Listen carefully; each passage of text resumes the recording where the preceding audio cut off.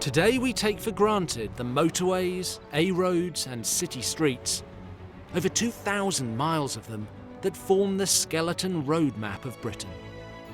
And all because of the Romans, with their ingenuity and dogged determination to conquer everything in their path.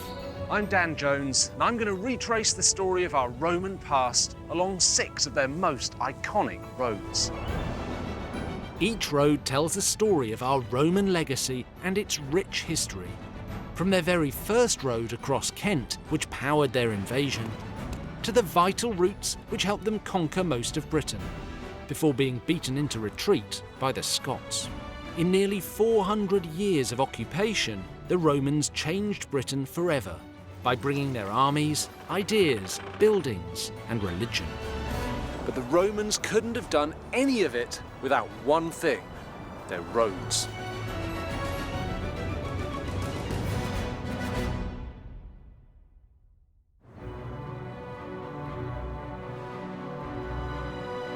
This week, I'm exploring Ermine Street, the Romans' straightest road, which runs north from their capital in London to what became their second city in Britain, York, founded in around 100 AD. Most of Ermine Street is still in use today, though we know it better as the A1. This is Bishopsgate, right in the heart of the City of London, and it's the start of Ermine Street proper. Now, about 200 miles in that direction is the city of York, and that's where I'm headed. The Romans used their roads to transport their armies and their culture and ideas. A journey along Ermine Street reveals a fascinating insight into Britain's religious past. When the Romans arrived in 43 AD, our ancestors, the native Britons, were mostly pagans who believed in numerous deities. But during 350 years of occupation, we inherited a few Roman gods and beliefs before eventually becoming a Christian country. Right at the start of Ermine Street is an important Roman religious site I want to see, but I'll have to go down a few stories to reach it.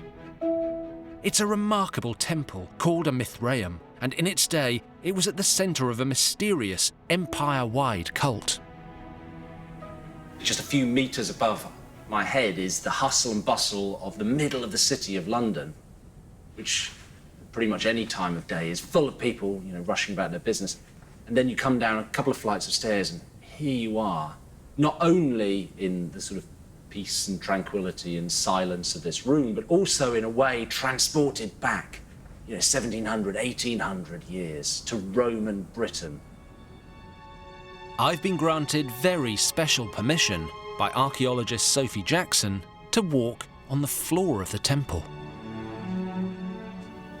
Right, Sophie, I know this is a Mithraeum, but what is a Mithraeum? Yeah, it's a good question. It's the temple, it's the space of worship associated with the cult of Mithras. So who was Mithras? Another good question. Mithras is a Roman deity who appears in the Roman world in the 1st century AD. By appears, I mean people start worshipping him.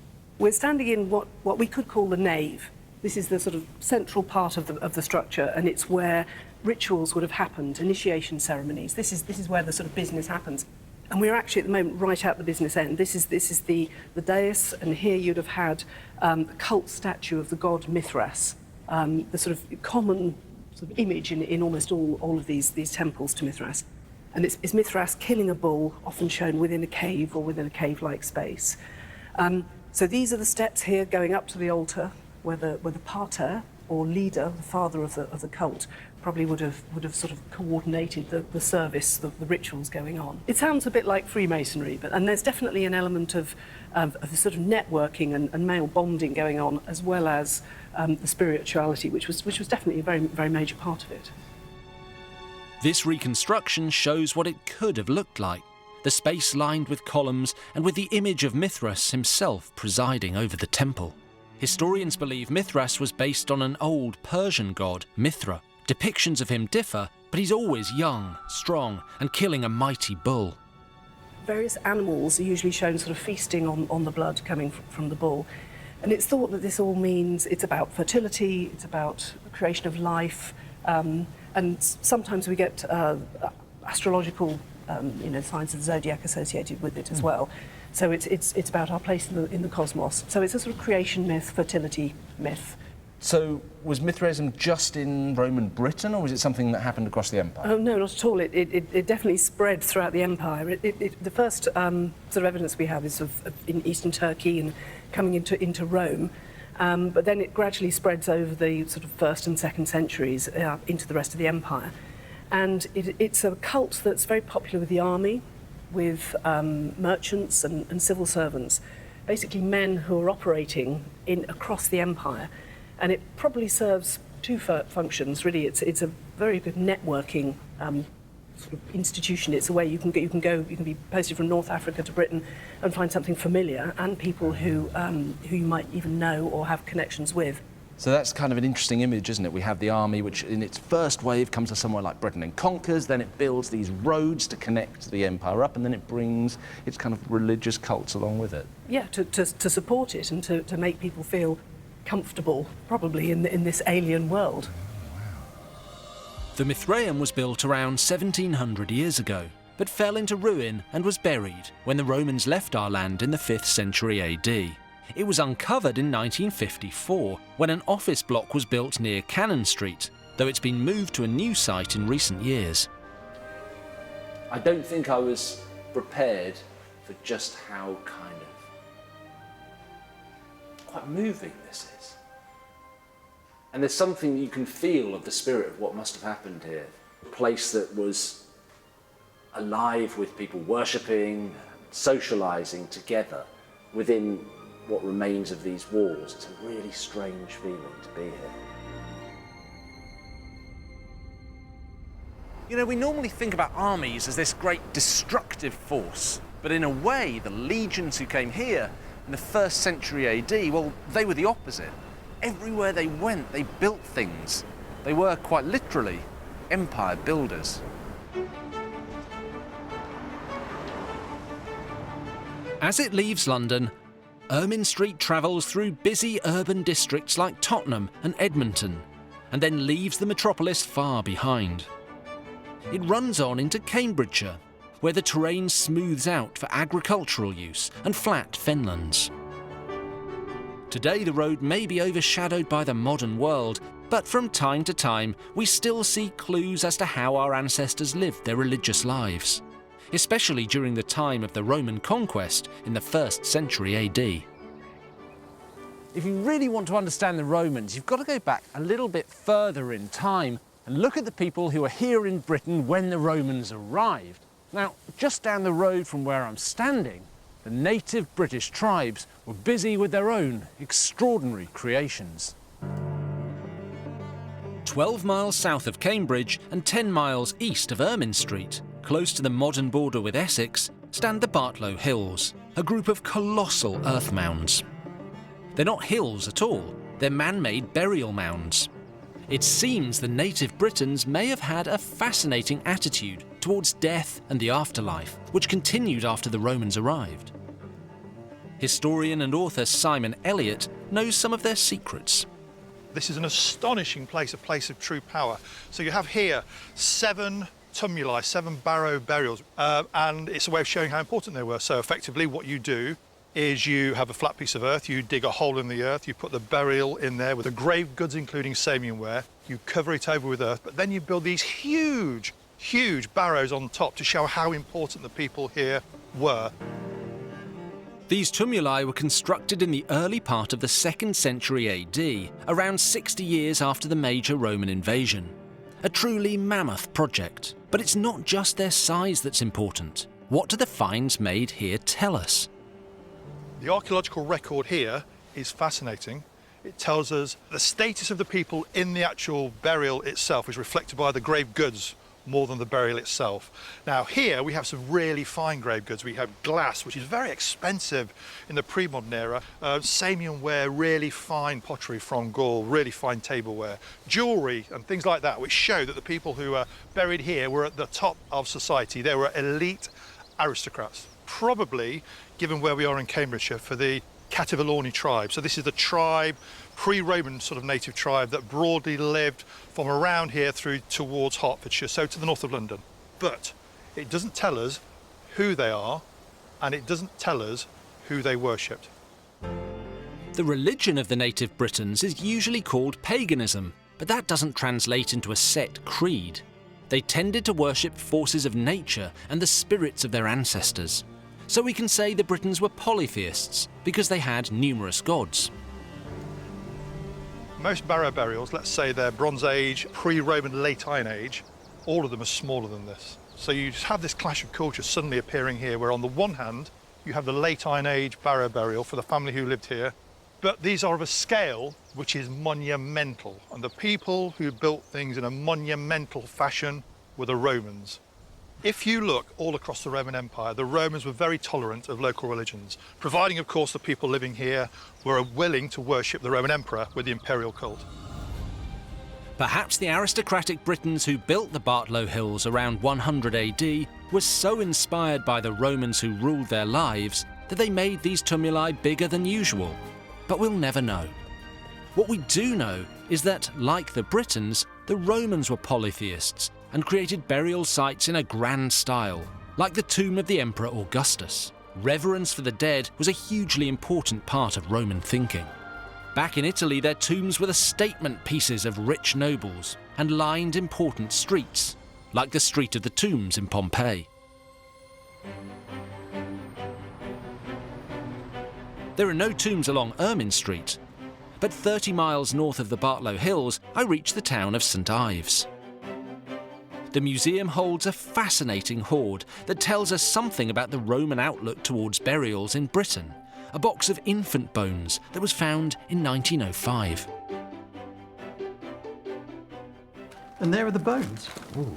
There are possibly even 2 infants here in the bag. I mean, you can see the size of the bones.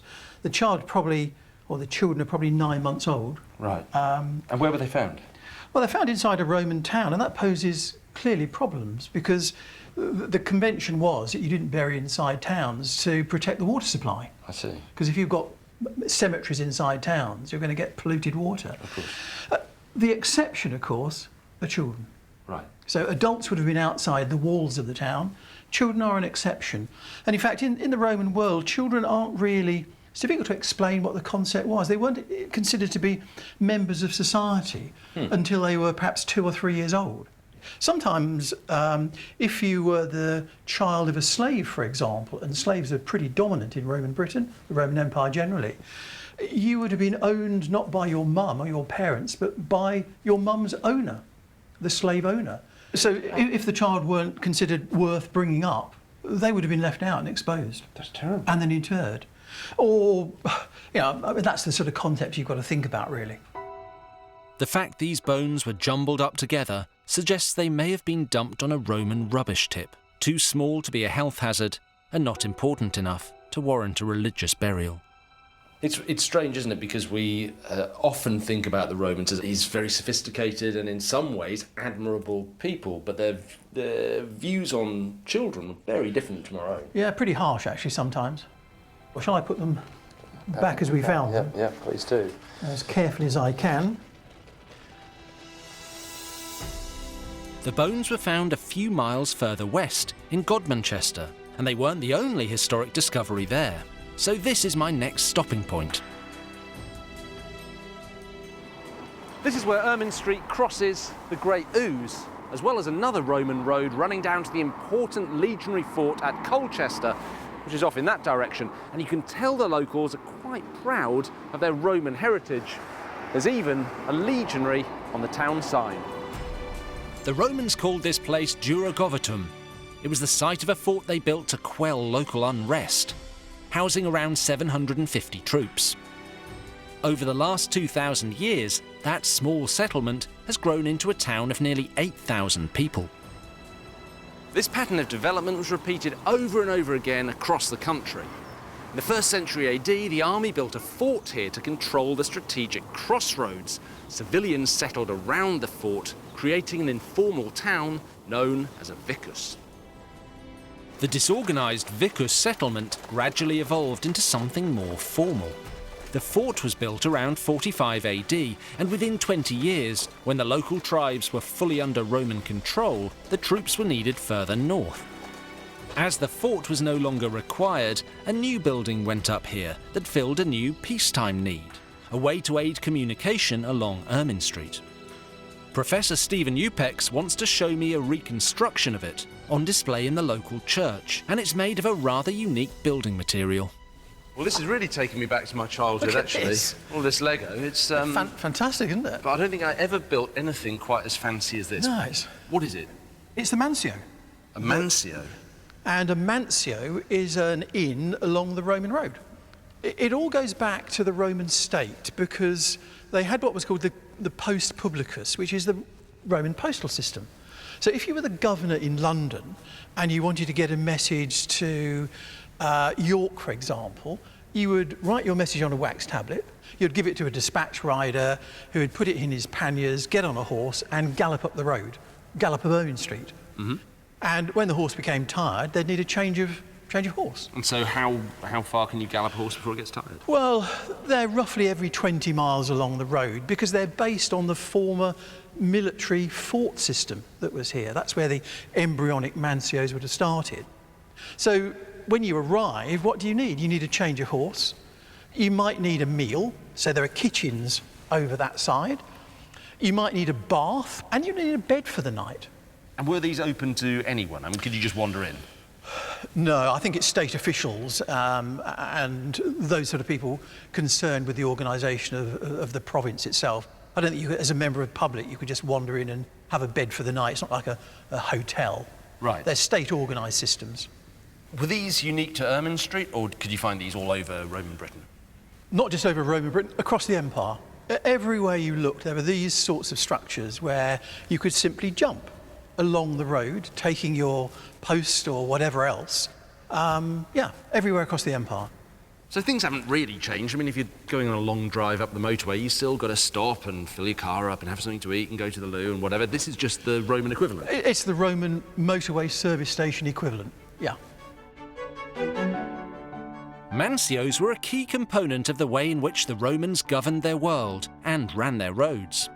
Wherever the Romans went, their religious beliefs were never far away.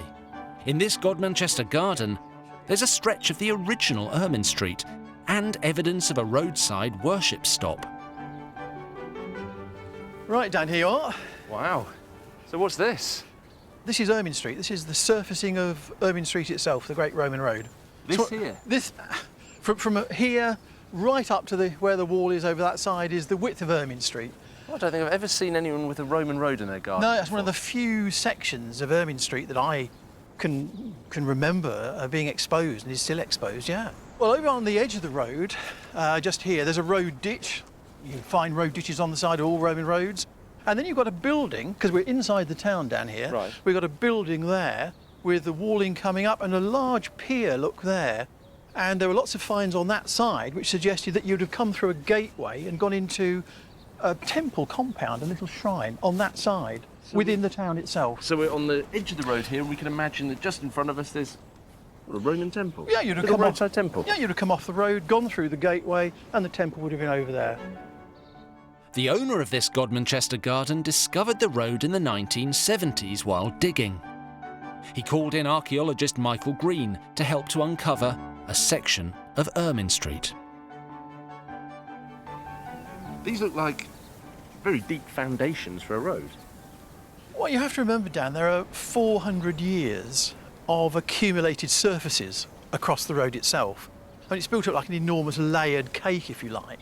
I think there are 6 major resurfacings. Right at the very bottom of the road is the Hadrianic layer. I mean, literally, the great and the good have walked along this very point. The Roman emperors have walked right through this rather lovely little garden. So you've got people like Hadrian coming to Britain in probably 121, goes up north to Hadrian's Wall, 122, because he organises the wall. He would have almost certainly, he wouldn't have walked along here, he'd have been carried or come in a cart or a litter of some sort. You've got a guy called Constantius, father of Constantine, and he goes up to York in, 305.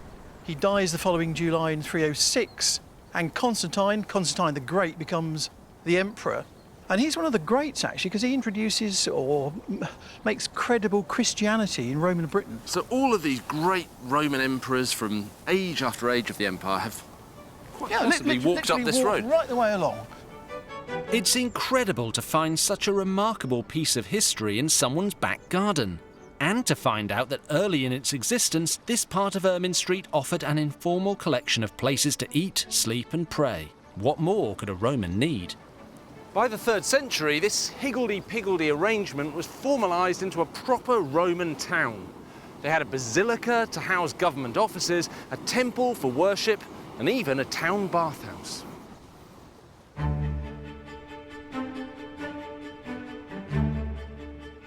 I'm travelling the Roman roads of Britain, and as I follow Ermine Street north from London, I've travelled around 100 miles into Lincolnshire. The Romans paved this route all the way to York, making one of the straightest roads they ever built, and shared their religious beliefs with our native tribes.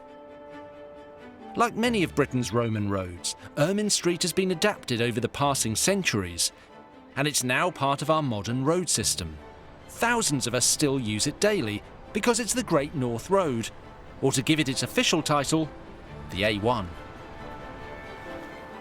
I don't think walking along the A1 is going to be that much fun, so I think I'll take the car.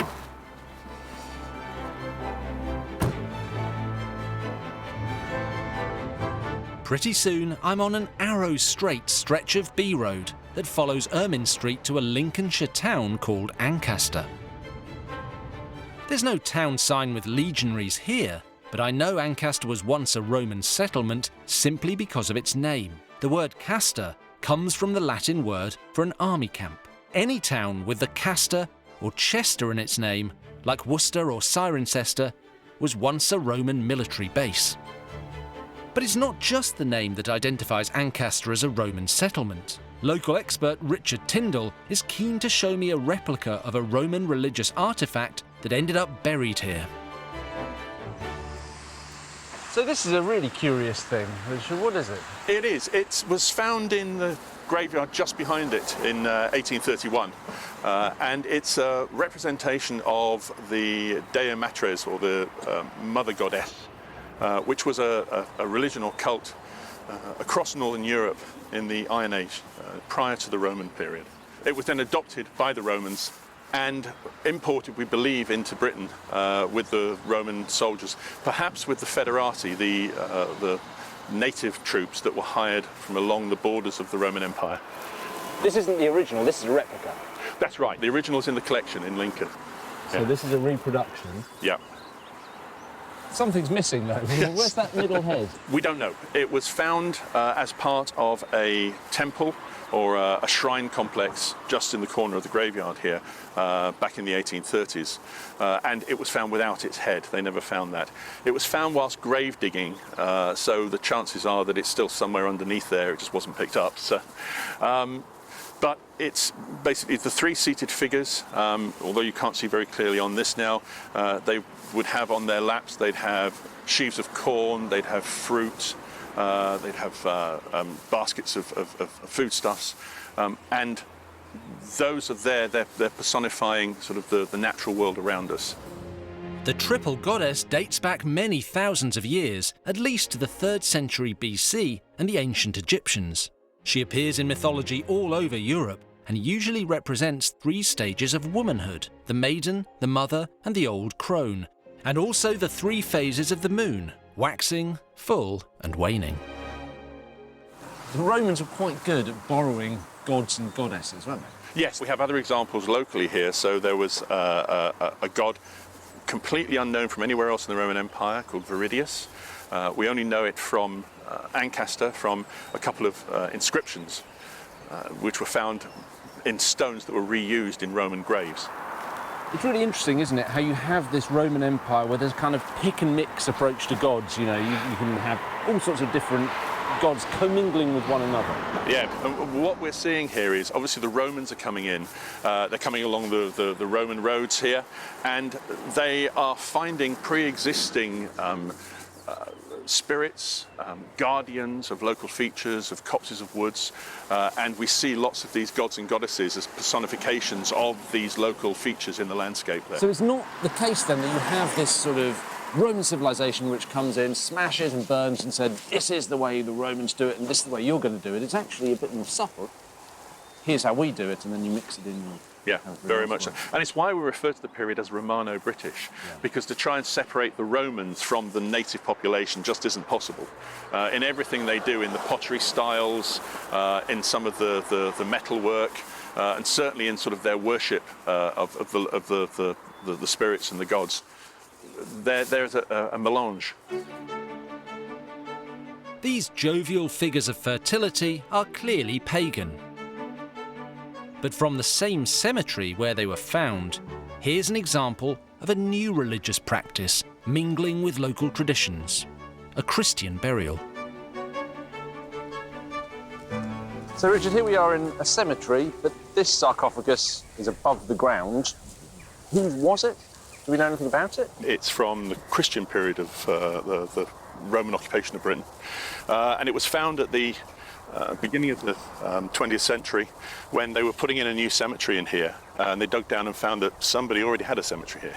Wow. So they found approximately 200 Roman bodies here, in many different forms. Some were buried in these stone sarcophagi, some were just buried as we would expect in a normal hole in the ground. Almost all of them were Christian. How do you know that a burial is Christian rather than traditional Roman and pagan? Two main reasons. One is the orientation of the graves. All the graves are oriented in the same direction, generally east-west. The other reason is the lack of grave goods. But in Christian burial, that's in Christian not burial, part of the practice. that's basically not the practice. Yeah, so that's stopped. This modest site on Ermine Street reveals not only how the multi-god faiths of Britain and Rome were starting to merge, but also the earliest days of Christianity on our shores. It didn't take off here until the 6th and 7th centuries, when the earliest churches were set up by saints like Columba, Aidan, and Augustine, who founded Canterbury Cathedral in the year 597 AD. But there were pockets of Christianity in Britain from as early as the 2nd century, perhaps because of missionaries from other parts of the empire spreading news of Jesus Christ along these very straight roads. There's not much doubting that this is a Roman road. It just runs off into the distance as far as the eye can see. But although this was the main road north in Roman times, it quickly fell out of use after the Romans left in the 5th century AD. And it's easy to see why.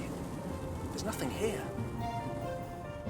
No matter what gods they believed in, for the Romans the key was getting between major towns via the shortest, straightest route possible. They had little interest in joining up useful local resources like springs and woods. So after they left, the locals moved away. Ermine Street went from being a main Roman trunk road to being the B6403, otherwise known as the High Dyke. Well, now I've come so far, I've even run out of tarmac, so I guess I'm going to have to follow in Roman footsteps with my own 2 feet.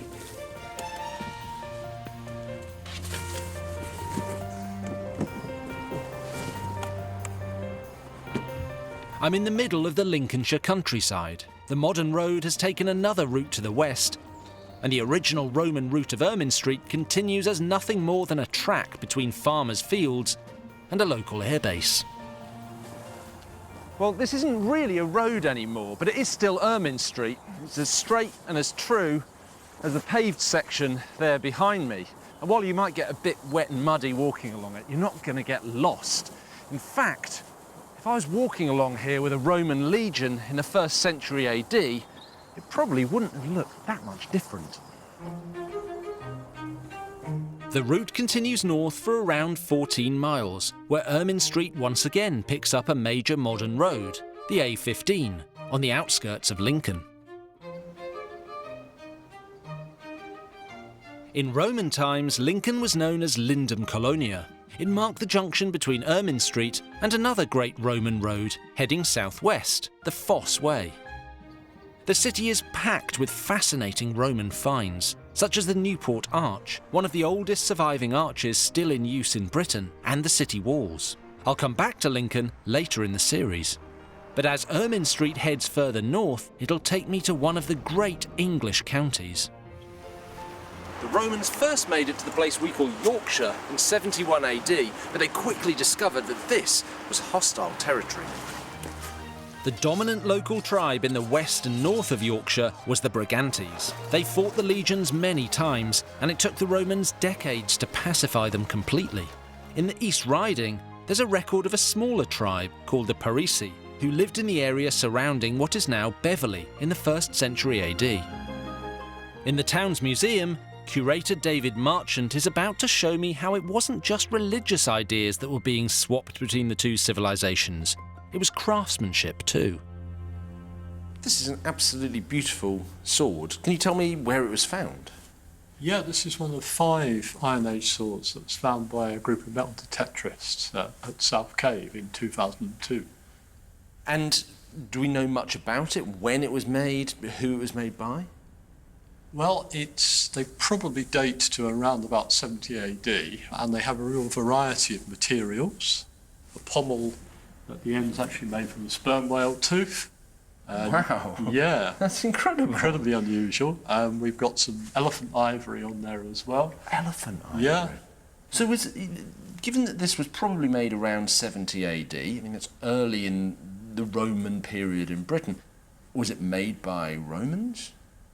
No, these are probably made by local people, and some of the materials, they're going to have to have traded or imported. So obviously no elephants wandering around East Yorkshire. No, not then and not now either. So this is not the sort of thing that we would associate with kind of a backward barbarian tribe. I mean, this looks like it's come from a really sophisticated civilization. Absolutely. These are really well-made artefacts. Would it be very expensive to make something like this? There's lots, hundreds of hours of crafts and time, probably. So these belong to, significant people in the tribal society. This sword shows that 50 years after the arrival of the Romans, local people were making use of the finest material the empire could provide. It's amazing, there's just so many different parts to a sword. We sometimes think of a sword as just, a bit of metal with a handle that you pick up and use the pointy end on someone, but actually you've got the different materials in the scabbard, the hilt, in the blade itself, which you can see at the bottom. It's an astonishingly fine piece of craftsmanship. After more than 17 centuries in the ground, the original sword is far too delicate to be handled, but this reconstruction can give me an idea of what it's like to hold a weapon like this. Now, I can tell this one hasn't been buried for hundreds of years. It's a replica of this, right? It is, exactly, yes. Do you mind if I pick it up? Please do. I'll be very careful. Oh, it's heavy. So, I mean, is this made out of similar materials? What's the story behind it? It's made pretty much to the right scale. There are some compromises in material. We obviously couldn't use elephant ivory, for instance. Of course. We couldn't use whale tooth. So we've actually used moose antler. Moose antler. Obviously, I think this is very fine, but this is really what it would have looked like in its prime. And, wow, is it sharp? No, it's not been sharpened, but it is still pretty heavy. Oh, yeah, look at that. I mean, you feel like a king just holding it, actually. This is a proper piece of kit. Was it expensive? It's about £3,000 for that. All right, okay. I might put it down again in that case. But that is really, really beautiful, and I suppose gives us a sense of just what a sacrifice it would have been to put something like that in the ground all those years ago, because if that was mine, I'd never want to put it down, let alone bury it for someone else to have. I'm travelling the route of Ermine Street, the straightest road built by the Romans to run north of their capital, Londinium. For the last 200 miles, as I've passed through the fen counties of Cambridgeshire and Lincolnshire, I've seen how the Romans fused native British religious beliefs with their own, and even burial practices from the earliest days of Christianity. Now my final destination is in sight, the city of York, which was known by the Romans as Iberacum. In its day, it was the second city of the Roman province of Britannia. The great trading port of Londinium was all about the money, but Iberacum was about the military. This was, first and foremost, a garrison town, founded by one of the finest fighting forces in the Roman world, the 9th Spanish Legion. It's a legion that's passed into myth and legend. It arrived with the invasion of AD 43 and disappeared from the historical record 70 years later. The most popular theory is that it was wiped out by the native tribes in Scotland in around AD 120, possibly prompting Hadrian to build his famous wall. Eventually, York outgrew its military origins to become a major city in its own right. Sometime around the beginning of the 3rd century, it became the capital of its own Roman province, every bit the equal of London down south. And like London, it was a very cosmopolitan place. It drew soldiers and civilians from every part of the Roman world. And as we've seen all the way along Ermine Street, they brought some very distinctive beliefs and tastes. Adam Parker of the Yorkshire Museum is going to show me the remains of one rather unusual individual. So it's a skull of a man. It's a young man when he died, and he was buried wearing a lot of female jewellery. We know from looking at lots of the other graves in Roman Britain that men have got a certain type of jewellery that they're buried with, and women have a certain type that they're buried with as well, and this is reflecting what they wore in life. So this chap, he's got a big Whitby jet bracelet that would have ran all the way around his wrist, a few other bits of jet jewellery, he's got a copper alloy anklet on, and there are about 3 burials in Roman Britain of men with jet within them. This one had more than anything else. And why might it have been dressed like this with this kind of jewellery? So we think he's probably a Gallus priest. In the 3rd century, there's a cult that comes from the eastern part of the Roman Empire, the cult of Cybele. Cybele's lover in the myth was Attis.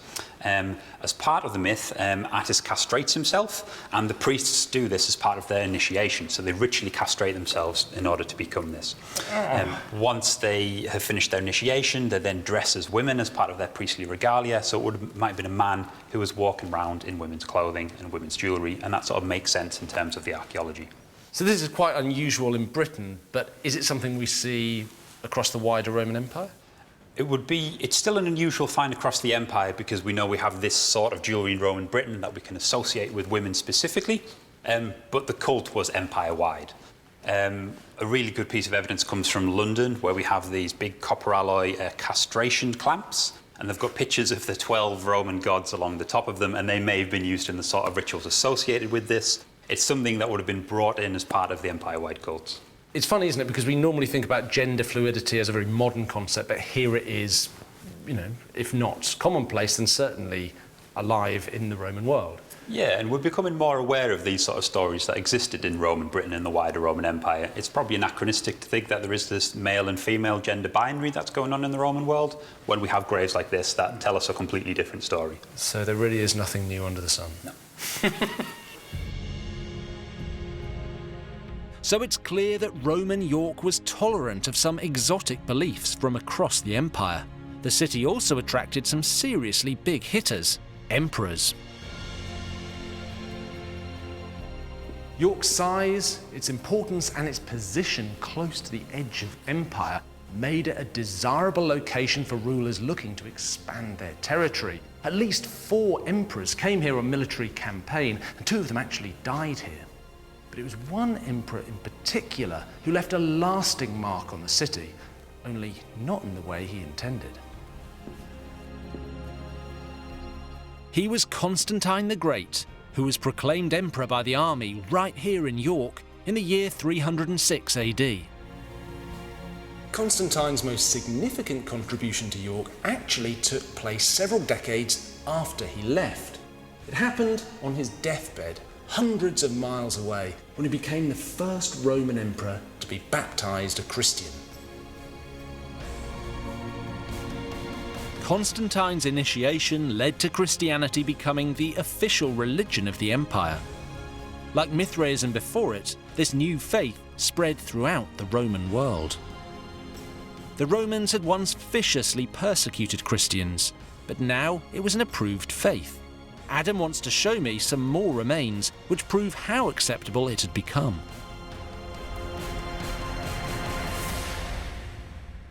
So who's this?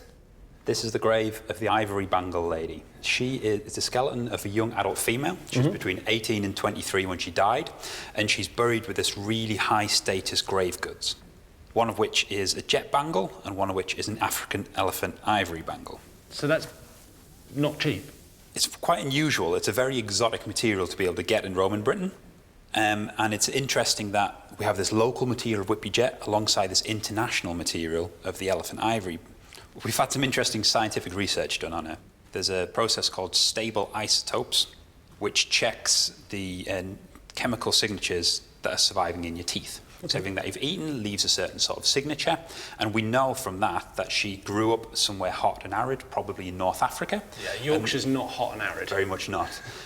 And then in her late teens, she moved to Yorkshire, and she's obviously died here and been buried here as well.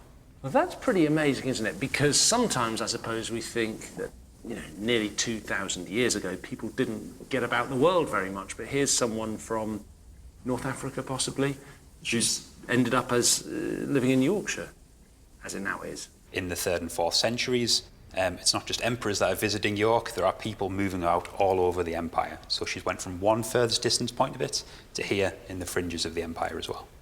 But I suppose that given the grave goods, elephant ivory and Whitby jet, some local, some international, but they're all of high value, to move about the empire was a privilege in itself. Yeah, and it wasn't a privilege that was available to everyone. She may have been associated with the army, perhaps through a partner or family member. Certainly, the nature of her burial here suggests that she lived a very wealthy life when she lived in York. There's also an interesting plaque up here, which reads, Soror Ave Vivas in Deo, which means, Hail Sister, may you live in God. This is Christian text, and that doesn't work entirely well with this traditional pagan sort of burial. It tells us that the ivory bangle lady probably knew somebody in a Christian community, but not that she was herself Christian. But it still tells us that there was this time in the Roman Empire where you had pagan beliefs and Christian beliefs all intermingling with one another, and pagans and Christians rubbing shoulders together, right? Yeah, so Roman Ibrahim is definitely a boiling pot. We've got all the different cults of Britain, of the Roman Empire, of the East, commingling with the early Christian communities as well, and they're all getting along.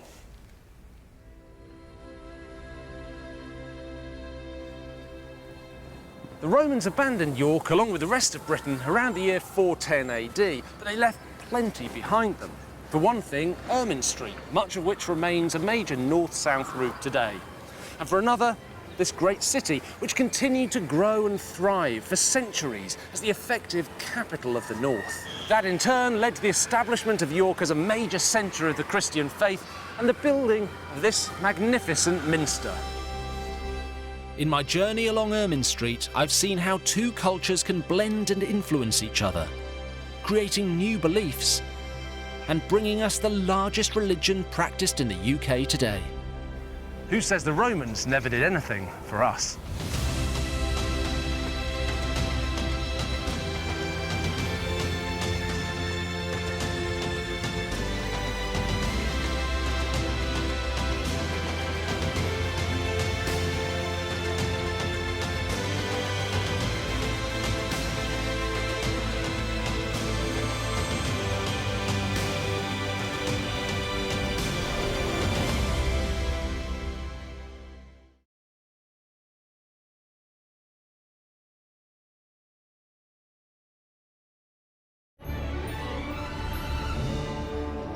Today we take for granted the motorways, A-roads and city streets, over 2,000 miles of them that form the skeleton road map of Britain. And all because of the Romans, with their ingenuity and dogged determination to conquer everything in their path. I'm Dan Jones, and I'm going to retrace the story of our Roman past along 6 of their most iconic roads. Each road tells the story of our Roman legacy and its rich history. From their very first road across Kent, which powered their invasion, to the vital routes which helped them conquer most of Britain, before being beaten into retreat by the Scots. In nearly 400 years of occupation, the Romans changed Britain forever by bringing their armies, ideas, buildings, and religion. But the Romans couldn't have done any of it without one thing: their roads.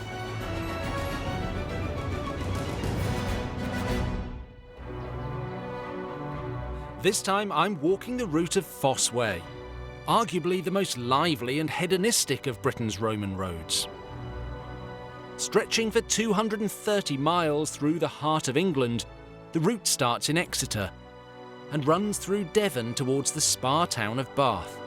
Then it's on through the Cotswolds and the West Midlands, roughly following the route of the A46. It ends at the cathedral city of Lincoln. A journey along this ancient road reveals so much about life in Roman Britain, from high-minded culture to populist entertainment we would now consider barbaric. Fragments of their civilization have survived at the very start of Fosse Way in Devon.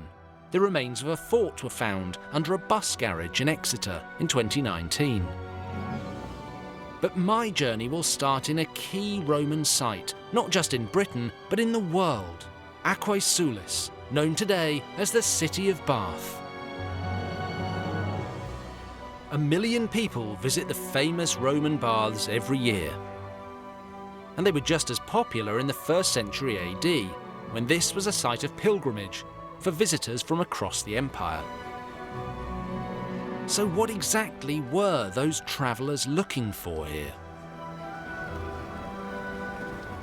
Archaeological evidence suggests that the Roman bath's main spring was treated by the native Britons as a shrine to their goddess Sulis, who the Romans identified with Minerva. Now, that name Sulis continued to appear in Bath's Roman name, Aquae Sulis, literally the waters of Sulis. Like the native Britons, the Romans venerated sacred springs. They recognised Aquae Sulis as a place of worship and had built their own temple here by 70 AD. Over the next 300 years, the site developed as an enclosed bathing complex used for religious and health purposes. Now, what you're looking at today is not what you'd have seen 2,000 years ago, because the Victorians rebuilt these baths from rubble. And unlike the Romans, they decided they didn't want a roof. And that's why the water is this murky colour, because the sunlight comes down, helps algae to grow, and that's what turns the water green. The water arrived from the natural spring at a temperature of 46 degrees Celsius, warmer than the average bath. An elaborate network of lead piping would have channeled it to basins throughout the building. Roman engineering at its very best. Historian Dr. Jane Draycott knows the secrets of Roman bathhouses and personal hygiene. Before the Romans got to Britain, did everyone just stink? The particular Roman style of bathing, I think, is a change. And it is something that we see spreading around the Roman Empire. As Rome conquers territories, moves in, we do see these bathhouse buildings appearing where they weren't before, where there wasn't anything sort of similar before. Why was bathing so important to the Romans? Well, first and foremost, it's about cleanliness, of course, because the vast majority of Roman people did not live in accommodation that had any sort of running water, any sort of bathing facilities. But gradually, bathing stops being purely a utilitarian thing, and it becomes luxurious, I suppose is the word to use. So for the Romans, they have their work, which they call negotium, and they have their leisure, which they call otium. And bathing becomes a huge part of otium. So the Roman working day starts first thing in the morning, very, very early with daylight, and it stops around about midday. And so you've got basically the entire afternoon just free. So, you've got a good few hours to fill. So it starts off this sort of, yes, let's get clean, let's get tidy. But it becomes so much more than that. So the baths become places where you can relax, you can keep fit, you can socialise, you can have some culture. Unlike today, where we usually keep ourselves clean in private, bathing in Roman society was a very public affair. Was this just something that was for elites? No, absolutely not. One of the really key things about Roman bathhouses is that they are, to all intents and purposes, open to everybody. So you go along to the baths, you get anointed with oil, you get rubbed down, you do some exercise to build up a sweat, then you actually start the bathing process, where you start off in a medium hot room, and then you progress to the hotter rooms and the very hottest rooms, all the time sort of sweating to sort of work out all the dirt, all the impurities. Then you're scraped off with a strigil. What's a strigil? It's essentially a scraper. It sort of looks a bit like a hook. It scrapes off all of the gunk, and then that's discarded on the floor and on the walls of the bathhouses. And apparently ancient doctors used to collect it, and they'd use it in their medicines. Oh my God, that's totally disgusting. And so you're clean, and you take your cold plunge. And then, in addition to that, you maybe get anointed again with perfumes and things. And that's when you can sort of sit around chatting with your friends, having a snack, listening to some poetry or some music, watching entertainments. You have people like jugglers and performers who ply their trade in the baths as well. So as well as getting cleaned, I mean, could you get any, like, spa treatments, sort of eyebrows done or back waxed? People would have all sorts of cosmetic treatments done at the bathhouses. So, for example, the Romans are not fans of body hair of any kind. Why do they hate body hair so much? Basically, it's seen as quite uncivilized, quite bestial. It makes you appear like a satyr or some other sort of oversexed wild creature. So the Romans, like most men and women, remove all of their body hair. So how do they do it? Depilation. Okay, but what do you use? Those things right there in the bowl. Walnuts? Yes. So how do you use a walnut to wax someone's back? Your guess is as good as mine, but apparently it involved singeing off the hair. What, does it heat the walnuts and singe the hair off? I think so, yes. That sounds quite painful. The public baths were renowned for luxury and beauty, but they also had a more perverse reputation. What kind of deviancy was going on in the baths? We have all of these stories about people using the baths as places to pick people up, for example. So, because people are seemingly bathing naked and men and women are bathing together, we do have a lot of suggestions that people were either on the lookout for prospective hookups. Yes. There are suggestions that when you are having your anointing and your massage, that potentially your masseur or your masseuse is giving you a little bit more than the standard. There are suggestions of people actually, having how should I put this? Sexual escapades at the baths, maybe the occasional orgy. Yeah, it's hard to imagine that all bathhouses were just full of sort of noble citizens discussing philosophy and not a bunch of naked people doing what naked people generally do if you leave them alone long enough. The two things are not mutually exclusive. You can have intellectual foreplay and then the rest. Despite the sexual escapades, these public baths are among the finest examples of Roman civilization brought to Britain. And the Romans used their roads, such as Fosse Way, to extend their cultural activities across our land. Numerous bathhouses were built here, as in Buxton, where they exploited the warm springs dedicated to the native goddess Arnemetie. I'm following the Roman road of Fosse Way from Devon towards Lincoln. The route reveals the secrets of the luxury lifestyles lived by the native Britons while under Roman rule. Also, how the Romans introduced their concept of civilization to Britain, from creating new towns to teaching us how to relax. Our ancestors didn't always warm to Roman ways, but there is one technology that they definitely embraced: glassmaking. Once the Romans discovered it, they used it in every way they could think of. With the invention of the tube blowing technique, they were able to produce glass in great quantities, and thanks to their road network, they spread it around Britain.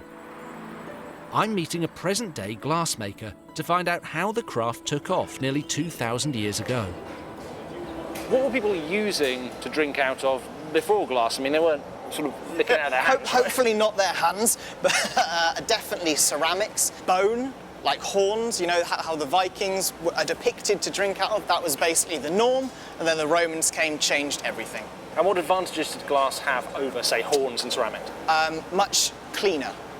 You don't have sort of mould and other gunk getting in there, as well as you can actually see the liquid that you're drinking. If it's in ceramics or horn, then you're sort of trusting that what you've got is actually, you know, what you've been told. But with glass, you can see, and you don't have to trust your neighbours. They're not going to poison you. What do you think it must have been like for the native British to suddenly see glass arrive with the Romans? I mean, would they have been wowed to see this new technology? Absolutely. It's basically the iPhone of the 0 century. It changes everything. You suddenly have vessels and artwork, which is this whole new material. And was there a native British glass making industry, or did you have to import it all from the other places in the empire? It initially was brought over. And then as the Roman Empire faded away a couple of hundred years later, that's when the glass blowing stayed. So basically the Romans brought it over and showed us how to do it. They had their time, they made the use of us, and then when they left, when their empire collapsed, there were fringes of it all around the empire. How did the Roman road network help with expanding the glass-making industry and then moving glass products It's the about? materials. Did it make it easier to transport around the country? Yeah, I think, well, the materials that made glass initially were soda, which is basically salt from a seabed, and sand. So obviously the UK doesn't have a lot of either of those, so that will have been imported from warmer climates. So the roads will have helped massively in that, yeah. There's evidence of widespread glass production in Roman Britain. Debris has been found in places such as Colchester, Manchester and Leicester. Why was the punty so important in developing glass making in Roman times? So basically it's a second metal pole. And so you've got the first one You've got the first one that you use to blow down, and then you create the air inside of the glass, which allows you to shape it from the inside. The punty allows you to attach a second pole to the base of that glass that you're working.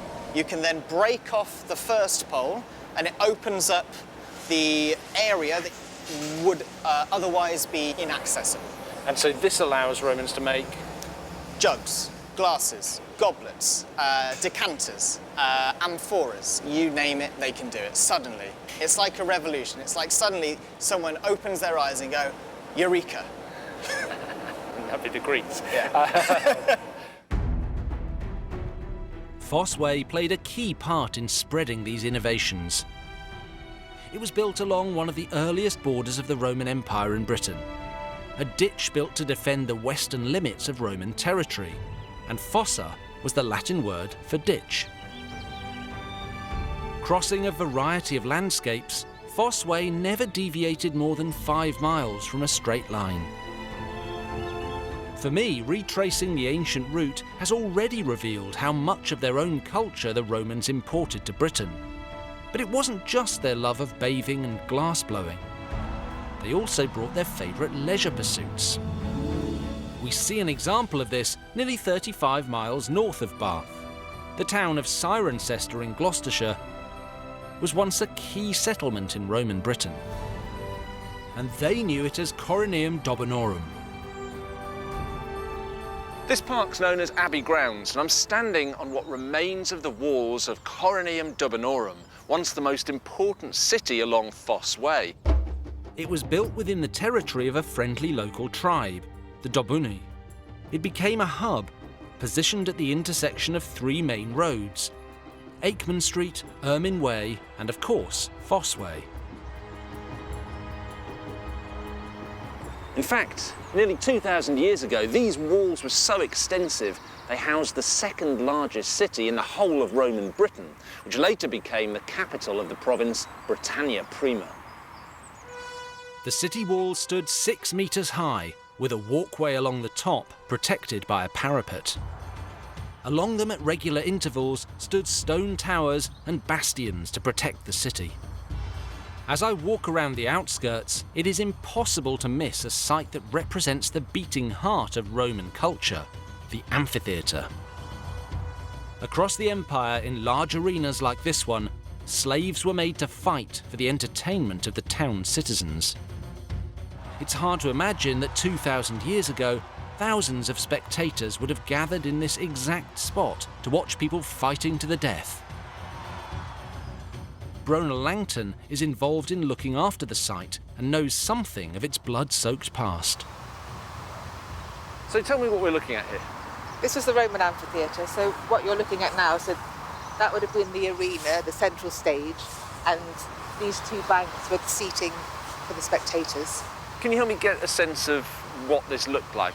Yes, so on this two side? entrances. Two entrances. And banks of seating? Yes, banks of seating. So originally this site was a quarry, so they were quarrying limestone to build the town, and so they sort of utilised the natural lay of the land, and the town was over there, and you would have sort of come out of the gate along the road. There would have been stalls and a bit of a market, so you could buy some food and stuff, and then come and watch the show. Sounds like quite a nice day out to me. Yes. What sort of thing took place inside the amphitheatre? There would have been wild animal hunts and slaughters.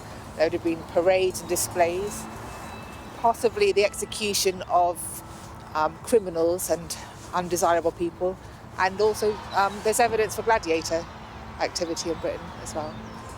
What was the capacity here, and what would it have been like when the amphitheatre was full?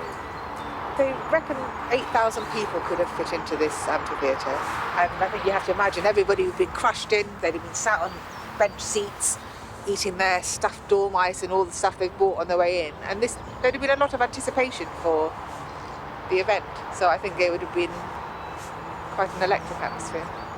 Did amphitheatres come to Britain with the Romans, or was there some form of this that existed before? I would say this is totally a Roman invention. It's their form of almost like social control, and for spectators to come and be controlled and see the power of Rome, and by killing animals or criminals or things, you're showing your authority. Why do you think big civic public games were so important to Roman culture? It's a bit like going to a football match, I suppose. It's part of being a Roman citizen, and it was great fun. It was free, so you would come here for your entertainment.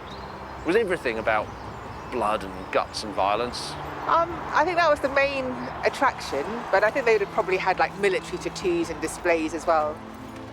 Based on the surviving records, it seems that nobody ever questioned whether it was right to arrange or even just watch such brutal sports. In fact, gladiators enjoyed a celebrity status. What was life like for a gladiator? Well, from what we know, gladiators had they were very popular and famous, and they were worth a lot of money. So I think if you had a successful gladiator, a lot of them were slaves, so somebody owned them all. And if they were really good ones, they were worth maybe like 20,000 denarii, whereas a Roman soldier would have got paid 300 a year. So it's a pretty dangerous profession with a fairly certain end. Yes, I think it was one-way ticket. Gladiators would fight an average of 10 matches in their careers, but these were often short-lived, and their life expectancy was just 27 years old. Why do you think the Romans were so into blood sports? I think it was a violent society, and they were always at war. You got your honour and your glory through physical prowess. What was at the heart of this business of men fighting beasts? And that's showing the civilised Roman world overcoming the wild, untamed, uncivilised world. And the Romans quite liked to demonstrate their power in that way. So even with an amphitheatre, there would have been a strict seating order. So, the most important people would be sat at the bottom, and as you sort of move up the slopes, the least important people at the top. I'm following the Roman road of Fosse Way, northeast towards the city of Lincoln. Arguably the empire's most hedonistic road, Fosse Way's story includes everything from blood-soaked gladiatorial combat to bathhouse orgies. But it's also a story of luxury living and how the Romans implemented their concept of civilization in Britain. My next stop is the Roman city of Leicester, known in the Iron Age as Rattae, a small town that thrived after the Roman invasion. There's really not much left of Leicester's Roman past, but you know it was Roman simply because of its name. The st in Leicester derives from castrum. That's the Latin word for an army camp. And the same goes for Gloucester, Worcester, Manchester, Lancaster, Doncaster, and many more besides. They were all military bases that evolved into civilian towns. In the Iron Age, Rattay would have been a poor settlement. But the Romans made it a strategic point along Fosse Way by a river crossing. They developed it into a thriving town, following a similar layout to many other Roman cities, with a central grid system. By the 2nd century AD, the town was reorganised with a new street plan, new buildings including a forum, basilica, bathhouses and a temple. This wall behind me was part of the town's redevelopment. For centuries, historians thought it was a gatehouse or possibly part of a temple, but the latest thinking is it was actually part of a palestra or gymnasium. So nearly 2,000 years ago, young men practiced boxing and wrestling right here. Gymnasiums were very important to the Romans because most of their favourite sports involved fighting. Activities like wrestling were seen as forms of entertainment and used as training for young men joining the Roman army.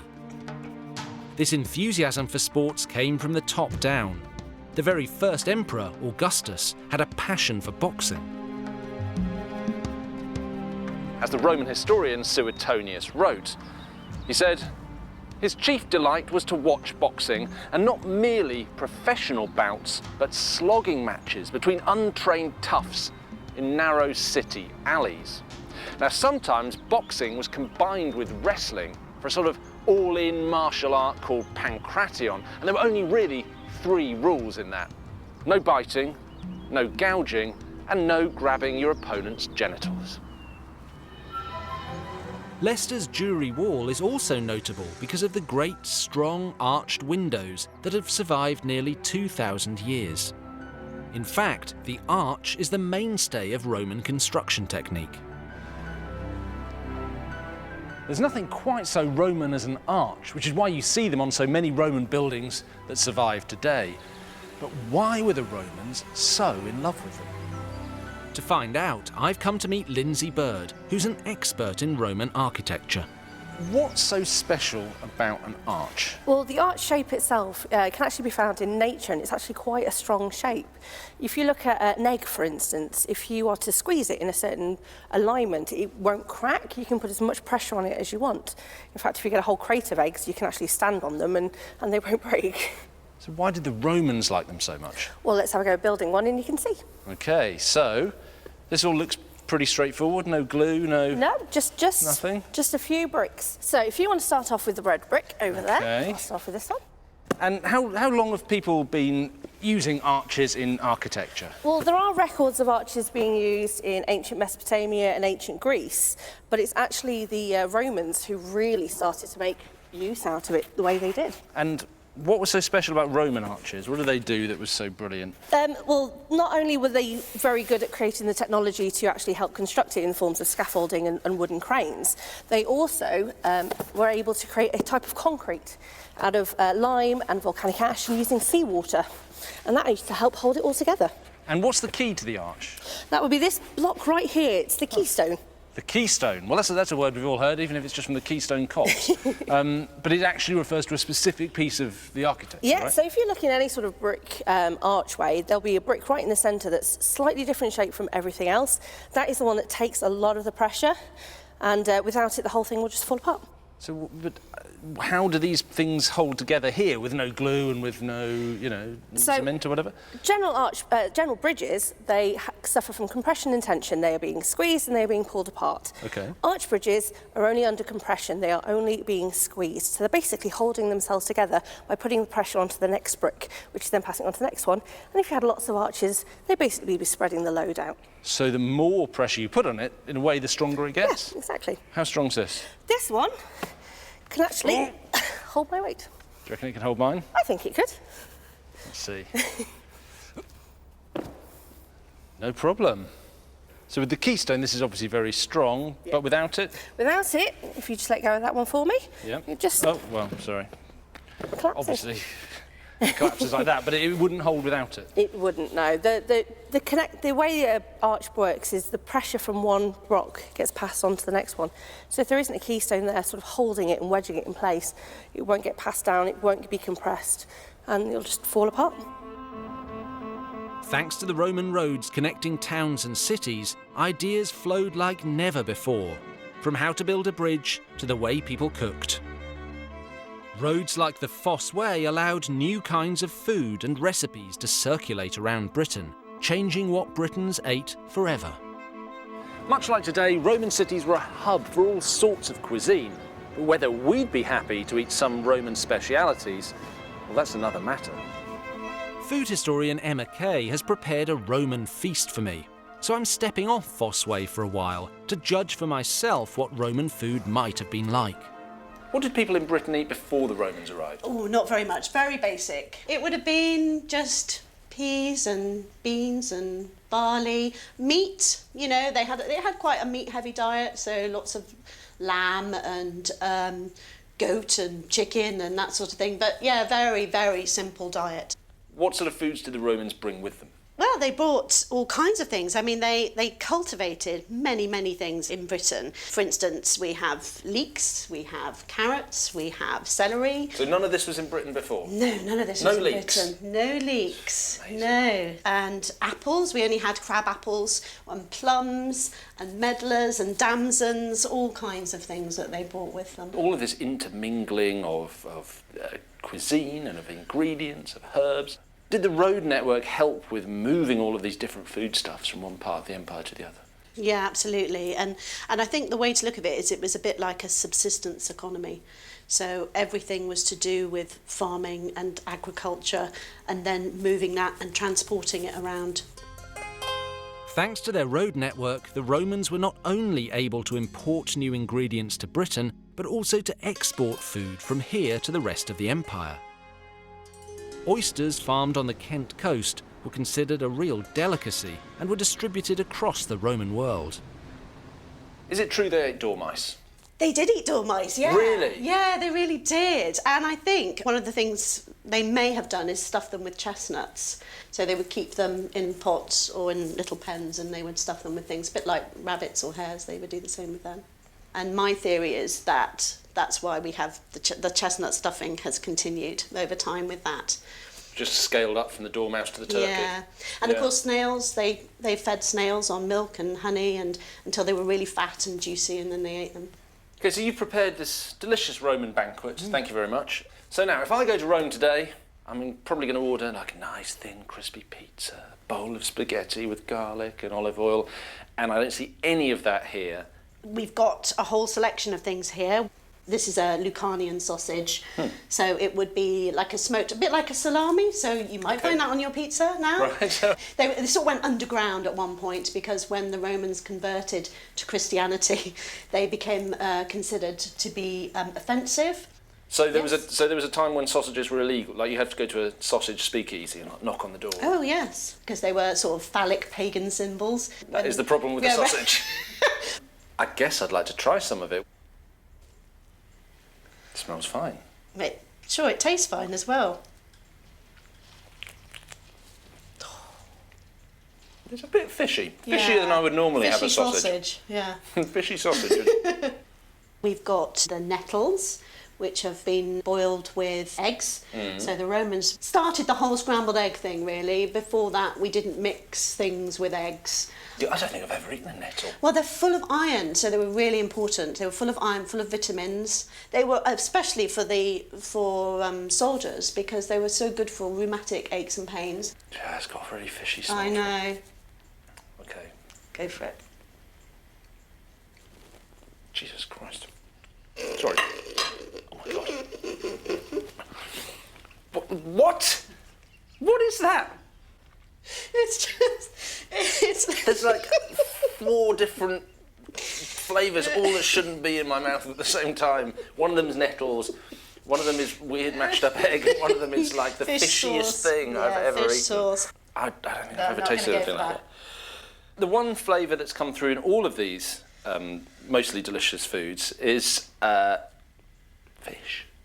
Fish. What's that? Where am I getting that fish? It tastes like that Thai fish sauce. Well, fish sauce is in a lot of different countries, but What was the Roman version? The Roman version was called garum or sometimes liquamen.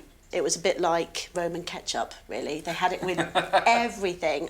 The fish would come out of the water, be gutted immediately, and the intestines would be left to fester for about 3 months in the sun. Garum comes from the fish garros, which is what they used to make it out of. And garros is a fish that seems to have disappeared. No one can really identify it anymore. But they think the nearest thing to it is a mackerel. And very handily, you've just got some fish guts sitting here.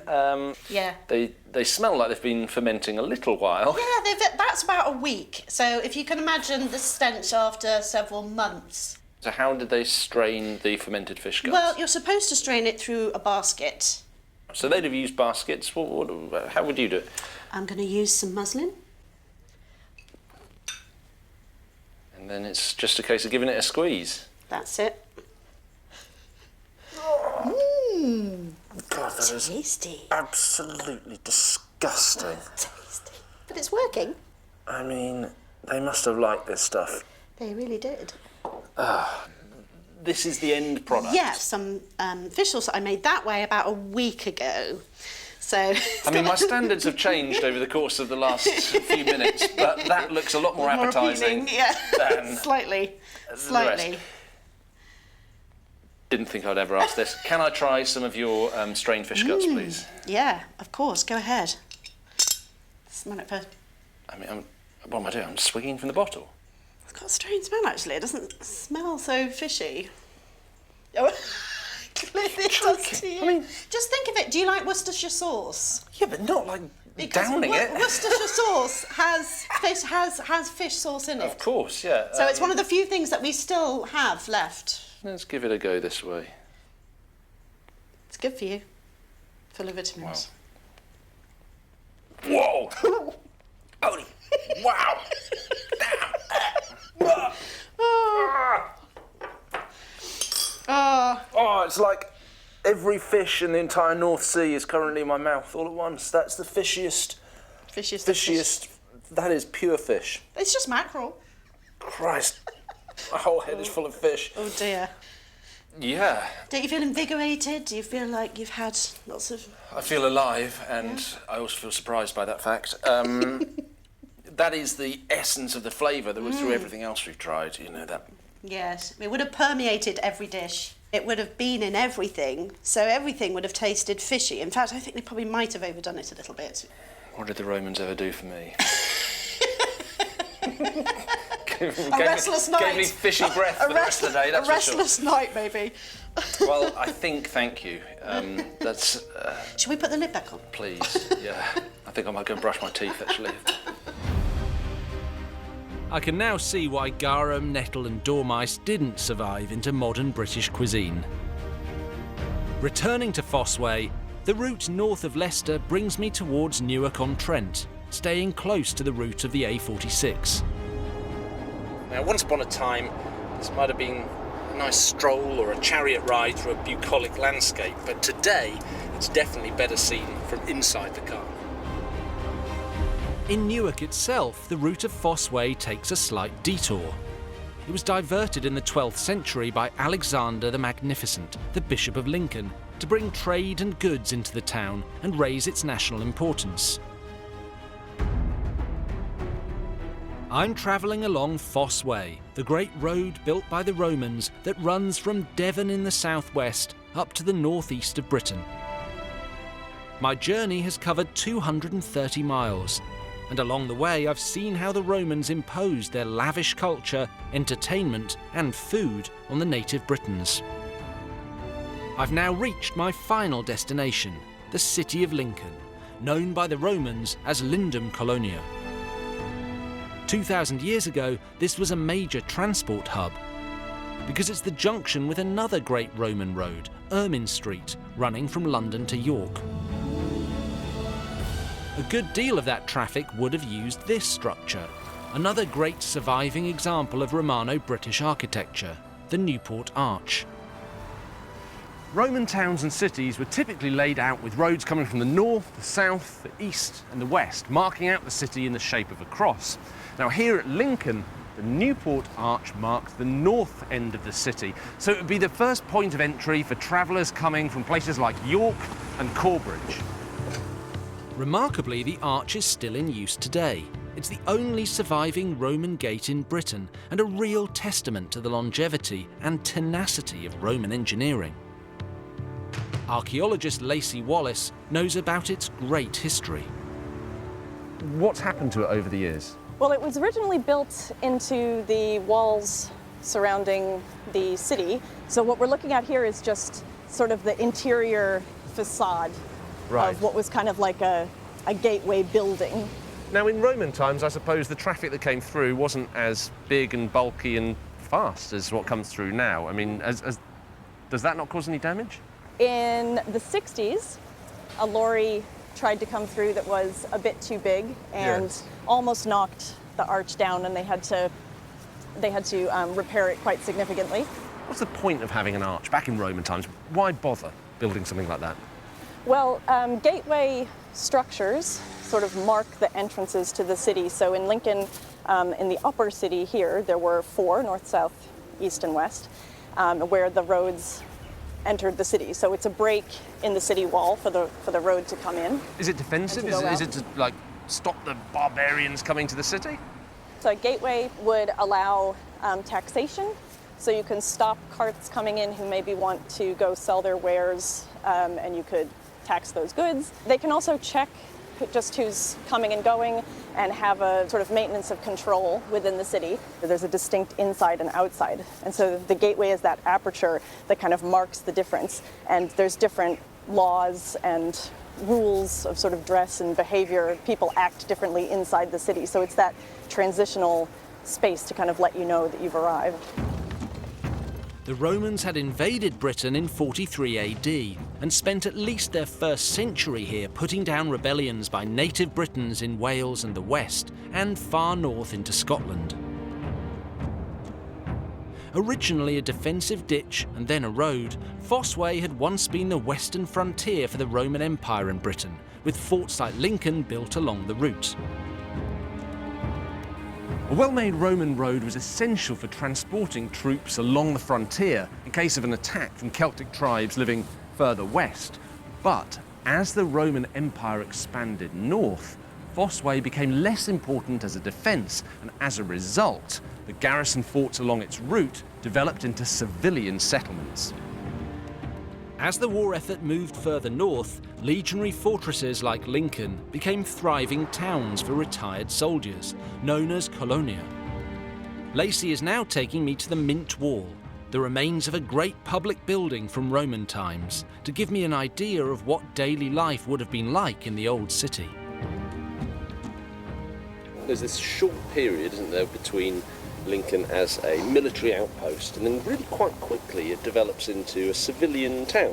Yeah, so the Legion moved on, they went to Chester, and the structure of the city here is it's a good spot, and there were already buildings and roads, so it was a sensible place for a veteran colony to be constructed. And a veteran colony is a civic space, but obviously occupied by former military personnel. Compared to where we're standing right now, where is Fosse Way? So Fosse Way is down the hill on the other side of the river. They excavated a bit of 2 roads, Ermine Street coming up from London and Fosse Way coming up from the southwest. The intersection of Ermine Street and Fosse Way, just south of where we're standing, created a large open space that was used as a centre of military power when Lincoln was a fortress. The same area was then turned into the Forum when Lincoln became a colony. And it takes up a significant chunk of space where there were maybe statues of the emperor, statues of local people advertising their wealth and status or their beneficence in dedicating buildings, that kind of thing. Somewhere you would go to meet your friends, to see and be seen, to listen to political speeches, to buy goods. This building was probably the basilica at the north side of the Forum, and this stretch of wall is just that northwestern exterior wall. In the basilica itself, you would get dispensations of justice, you could hear your grievances for a magistrate. This is pretty big for a Roman wall, right? I mean, we don't normally see them going up this high, do we? For the wall of a structure rather than the city walls, yes, I think this is the tallest standing wall of a building, of a Roman building in Britain. So it's pretty special. Half a mile from the impressive Mint Wall stands Lincoln's famous Guildhall. In Roman times, this spot would have been just outside of the city walls. That makes sense, because the Guildhall is not a Roman building, it's medieval. But it contains a great artefact from 2,000 years ago, standing at the perfect point to conclude my journey along Fosse Way. This is St Mary's Guildhall. It's one of the oldest buildings in Lincoln. It was built in the Middle Ages. It's about 900 years old. But beneath it, underneath this glass floor, is something that's twice as old again. It's the actual remains of Fosse Way, the Roman road that ran from here in Lincoln all the way down to Exeter. Now, if you look really closely, you can see wheel ruts, and you can imagine carts going back and forth the length of Roman Britain, carrying money and foodstuffs and people and animals and pottery and lots of other things. Now, when this road was built, this whole area was marshland, but the Romans managed to run their road through it all the same, and they did such a good job that 1,000 years later, this road became the foundation for this building to be built upon. That is Roman engineering at its finest.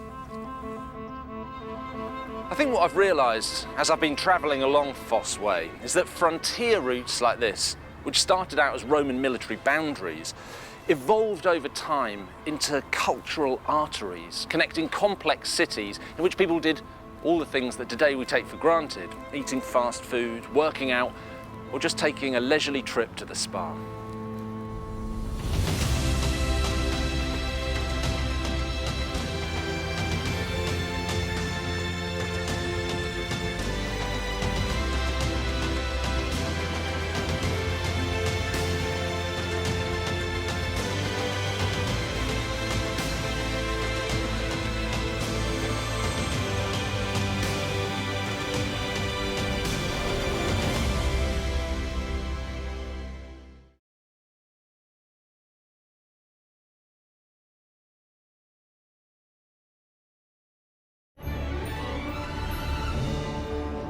Today we take for granted the motorways, A-roads and city streets, over 2,000 miles of them that form the skeleton road map of Britain.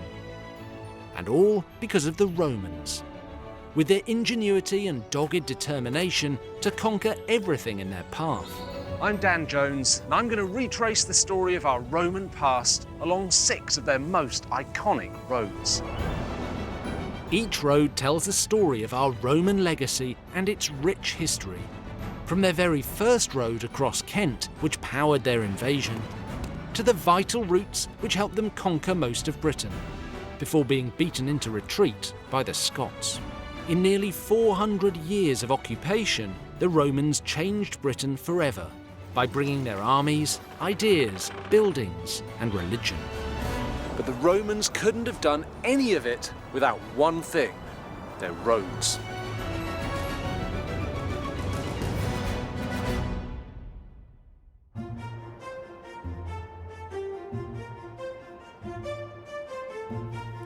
This time I'll be looking at 2 important roads which intersect in the northeast of Britain: Deer Street and Staingate. Together, they were integral to the expansion of the Roman Empire here. Deer Street runs for 226 miles. It heads north from York and loosely follows the route of the A1. When the Romans built Deer Street, their aim was to extend their territory as far as they could. This road goes to the furthest reaches of their entire empire. Deer Street runs all the way into Scotland, where it dissolves into a series of byways, but before it gets there, it crosses Staingate, a key east-west route. So when I reach that junction, I'll explore some of Staingate too, because the Romans built their great stone barrier across northern England right beside it.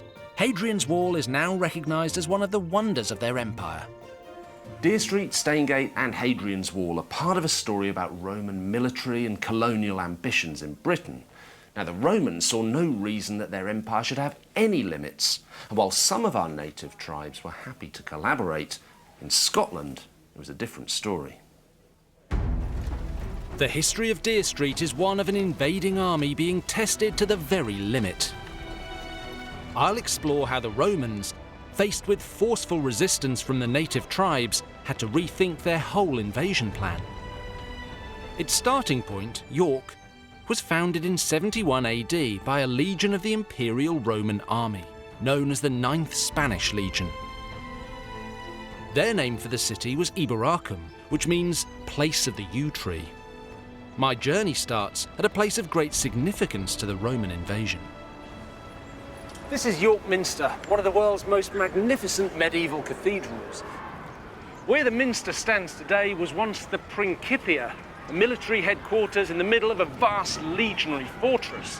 Now, this column was found in excavations under the minster. It's one of 16 that once held up the Principia's Great Hall. And I suppose it's ironic that a place where today people pray for peace was once filled with Roman centurions planning for war. When York was founded, the Romans had already been in Britain for 30 years. In that time, the southern tribes in our land had been mostly pacified. But the north remained a contested and rebellious region for centuries.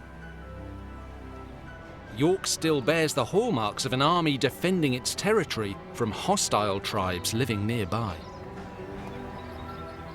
This is the Multangular Tower. It once formed a corner of the fortress. Now, that top part was rebuilt in the Middle Ages, but you can still see the bottom section contains the original Roman bricks. Now, archaeologists believe it would once have stood 9 metres tall, and for local people who mostly lived in single-storey buildings made of thatch, wood and mud, that must have been quite a sight. Adam Parker of the Yorkshire Museum knows the history of the Roman civilization here and of the tower. Why is there this massive wall in the middle of town? So the Multangular Tower and the city walls that come off on the side of this is the legionary fortress at Iberacum. It was first constructed in AD 70-71 by the 9th Legion and was originally a big timber fortress. And this is designed to house 5,000 to 6,000 men of the Roman Legion whilst they're here in the north. So this is the launch pad for the rest of the invasion further north past Yorkshire. So why did the Romans need 5,000 or 6,000 men right here? Geographically, we're between 2 big Iron Age tribes in the region, the Brigantes and the Parisi. The Brigantes had a client relationship with Rome, which eventually broke down in the middle of the 1st century AD, requiring greater military intervention on the part of the Romans. So you're between these 2 dangerous tribes. Are the walls then just to keep them out? This was a big monumental imposition in the north of Yorkshire. So it's a place to house the troops and then they're going to move forward beyond it. It was never really designed to be a place where soldiers are fighting from the battlements down onto an invading group of people underneath them. So the walls here just to impress people? They have several functions, one of which is to impose initially the dominance of the Roman Empire in this part of Britain, but they also serve to show the power and the importance of the legion in this part of Britain. And it had some pretty illustrious visitors as well. At least 4 times the city of Iberacum was visited by Roman emperors. So the Emperor Hadrian, he's the great builder, he's on a great tour, he visits different parts of the empire, and then this is the furthest fringe in the north. In the 3rd century, Septimius Severus comes here because he's on a military campaign further north into Scotland, and Constantius Chlorus comes here to impose some more Roman dominance on the region. Why would an emperor feel the need to come all the way to the ends of the empire? Why not just sit in the middle and send your generals? It's important to be able to deal with regions that are politically unstable as quickly as possible. York was founded because of this unrest with Brigantes, and it could very easily have, the history could have been very different if there were different political uprisings against people against Rome. Having the emperor here, with leading the front of the army, bringing additional troops in as well, very much stamps that down. 10 years before York was founded, the Romans quashed a rebellion led by Boudicca, queen of the Iceni tribe, at the Battle of Watling Street. They were determined to keep hold of their precious territory in Britain. York was a strategic place from which they could control the surrounding territory and, more importantly, launch expeditions further north. And to reach those wild lands, the Romans did what they always did. They built a road. This is more or less where Deer Street begins. Now, this archway is medieval.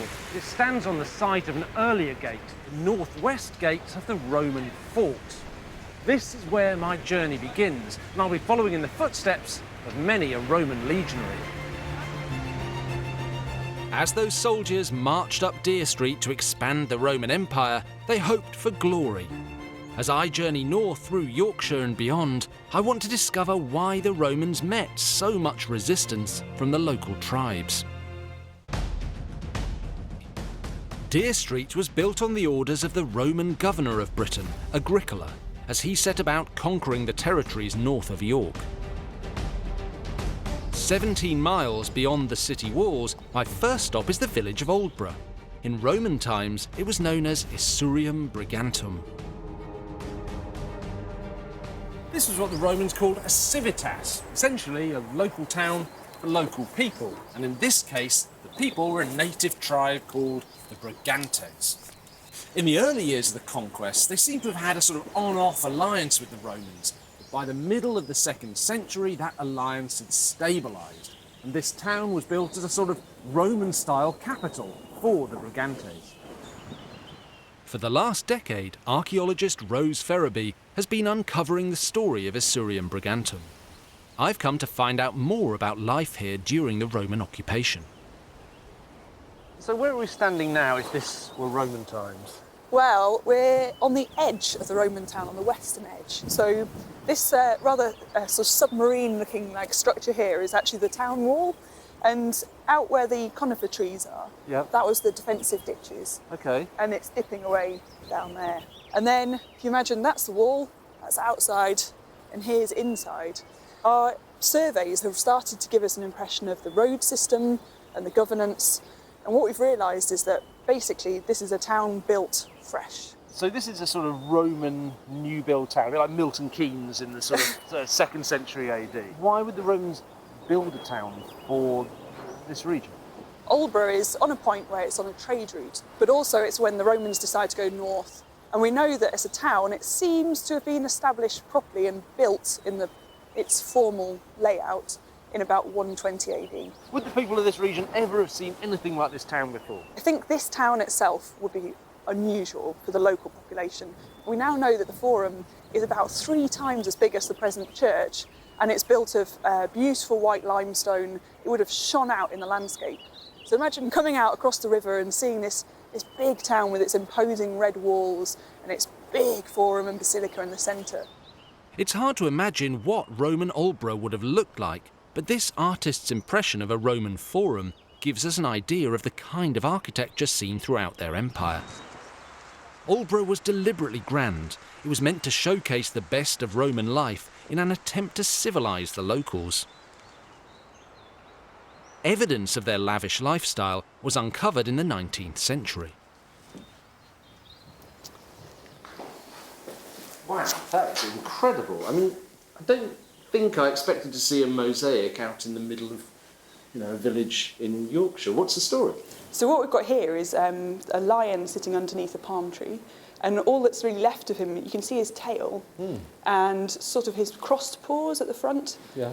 So the story is that someone was burying a dead calf in here, and they dug a hole, and that's when they came across the mosaic. So actually, quite a bit of the lion is missing because of that. But we can see the general outline of it sitting under his tree. And what this is telling us is that the residents of Aldborough, far from being at the far-flung edge of the empire, shivering in the cold, were well off. They were part of a sort of wider Roman culture. And they were doing things like bathing. They had underfloor heating. Well, the best rule in the world. I don't think anyone in Yorkshire, particularly in Roman times, had ever seen a lion sitting under a palm tree. So this is probably giving us a sense of real cultural interchange within the Roman world. Exactly, and not just that, but the fact that there are very talented craftspeople coming through as well. The image of the lion may have come, that the craftsmen brought the image with them, but also there's the small chance that they may have seen lions in the amphitheatre which Aldeburgh has. And the fact that Aldeburgh has an amphitheatre is another indication of just how kind of well off its residents were. That's amazing, and what a picture this gives us of this town 15, 16, 1700 years ago as somewhere that was, you know, in its way, I guess like a mini Rome. An amphitheatre with lions and gladiators, similar to these ruins, it shows how important the town was. The Romans were able to build it here because the queen of the local Brigantes tribe had agreed to their governance. She was called Cartimandua. According to the Roman writer Tacitus, Cartimandua had an affair with a Roman soldier, was kidnapped by her jealous husband, and eventually had to be rescued by the Romans. Despite becoming a sort of client state, it seems that the Brigantes continued to revolt against Rome for more than a century. Now, it's hard to know exactly what lay behind the fighting, but seeing as the Brigantes controlled a vast amount of territory stretching from Derbyshire to Northumberland, it's unlikely that everyone within that was signed up to Project Rome. Like most native tribes in Britain, the Brigantes left no written records. Most of what we know about them was documented by the Romans, so the information is one-sided. Whatever the cause of the fighting, the Roman army was kept busy here well into the 2nd century. Forts were built along Deer Street to try to quell dissent. As I continue my journey through North Yorkshire, it's obvious that geographical and physical obstacles presented no issues for the Roman engineers who built this road. This is Pierce Bridge near Darlington, where Deer Street crosses the River Tees. Now, before Roman times, there would have been a ford across this river, but using it would have meant diverting the road, and that was simply not the Roman way. The Roman way was to build a bridge. In fact, they built two. The first was made of wood, crossing the river roughly where the George Hotel now stands. The second bridge, dating from the 3rd century AD, was built of sturdier materials. These stones are all that's left of the Roman bridge that once crossed the River Tees here. Now, in its prime, it was 123 metres long, held up by a series of stone piers. It may have looked something like this artist's impression of a similar bridge in Kent. Where's the river gone? Well, over the years, erosion has gradually moved it that way to the north, leaving this bridge stranded on dry land. Now, in Roman times, such a valuable piece of engineering would never be left undefended, so the Romans also built a fort here, staffed with hundreds of soldiers, one of their tasks being to maintain the bridge. That's a lot of effort to go to just to avoid a bend in the road. Further north along Deer Street, the modern A1 heads off towards the coast. It's the A68 which now follows the Roman route, deep into Northumberland and towards the Scottish border. At the town of Corbridge, I find the junction where Deer Street, running north to south, intersects with that other important Roman road, the Staingate, which linked the east and west coasts. As so often happened, where the two roads met, the Romans built a fort to control the crossroads. Over time, the fort grew into a town. This town was a bit different, because this was a town right at the edge of the Roman world. Corbridge stands 100 miles north of my starting point in York. It's probably one of the best preserved Roman towns in the whole of Britain, and over the years some extraordinary finds have been made here. They tell us a good deal about the Roman legions who built it and their plans for defending their empire. Dr. Andrew Roberts is one of the historians who looks after the site, and he's going to give me a private tour. Andrew. Hi, nice to meet you. How you doing? I'm okay. Bit cold, Bit but... cold. So here we are in Roman terms, right at the end of the civilised world. Why were the Romans here? Well, they were intending to conquer all of Britain. And Corbridge was an important part in a strategic networks of forts that was intended to help that happen. So what came first, the town or the military? The military come first, and they build a series of forts in the late 1st century into the 2nd century. And then sometime, probably about after AD 160, the military don't need it in the same way as they used to, and so a town grows up where the fort used to be. And how was that town connected to Deer Street? Corbridge sits at an intersection between the major north-south road, which is Deer Street, and also the major east-west route, which we call the Stane Gate. What the residents did was that they created effectively a high street at the point at which these two major routeways connected. A Roman high street is pretty much like a high street is today. You're going to get the butchers and the bakers, you're also going to get artisans, you're going to probably have some pubs here. There would have been some temples here to Roman gods, and so travellers might want to stop in and worship. So even though we are right at the fringes of empire here, there's still a sort of connection with the centre of the Roman world. I know things are fused with local culture and local styles, but this feels very Roman, even though we are, right on the way to Scotland. It does, and I think part of that is because of the communication network, the road system, because you still get the same kind of material culture, the same kind of objects, still the same of clothing, same kind of jewellery or pottery, and the same kind of cultural influences, such as architectural influences, travelling across the Roman world, and they even end up with a place like this, like Corbridge. Wherever you go in Roman towns across Britain, there seems to be quite a set pattern of town building.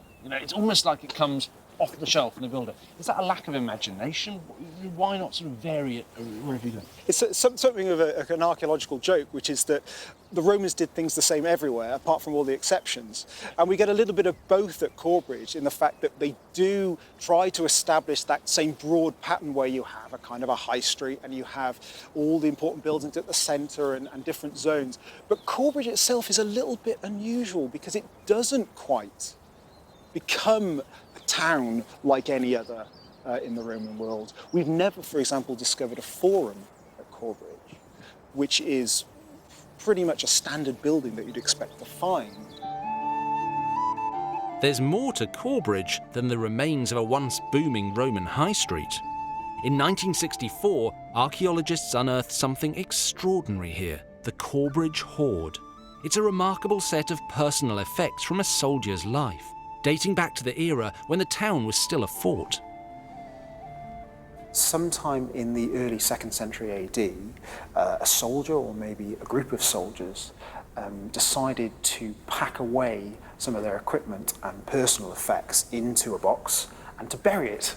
Any idea why? Any idea why? No, well, possibly they were posted somewhere else. So they were moving on, they couldn't carry everything that they wanted to carry, and they probably intended to come back for it someday. I'm really interested in this armour. Now, obviously, on the left-hand side, that's replica, but tell me about what this was made up of. Well, what you're looking at is the famous lorica segmentata, or the segmented armour breastplates. Now, until this was found, we didn't actually know how it worked. So we knew that they had segmented armour, we didn't really know how it was worn, how it fitted together. But because the hoard was so carefully packed away, buried and preserved, archaeologists could figure out how it was worn and how it was fastened. There's a huge range of weaponry and other tools here. Just talk me through what we've got. Well, we have bundles of different spears here. We've got some tools, including pickaxe.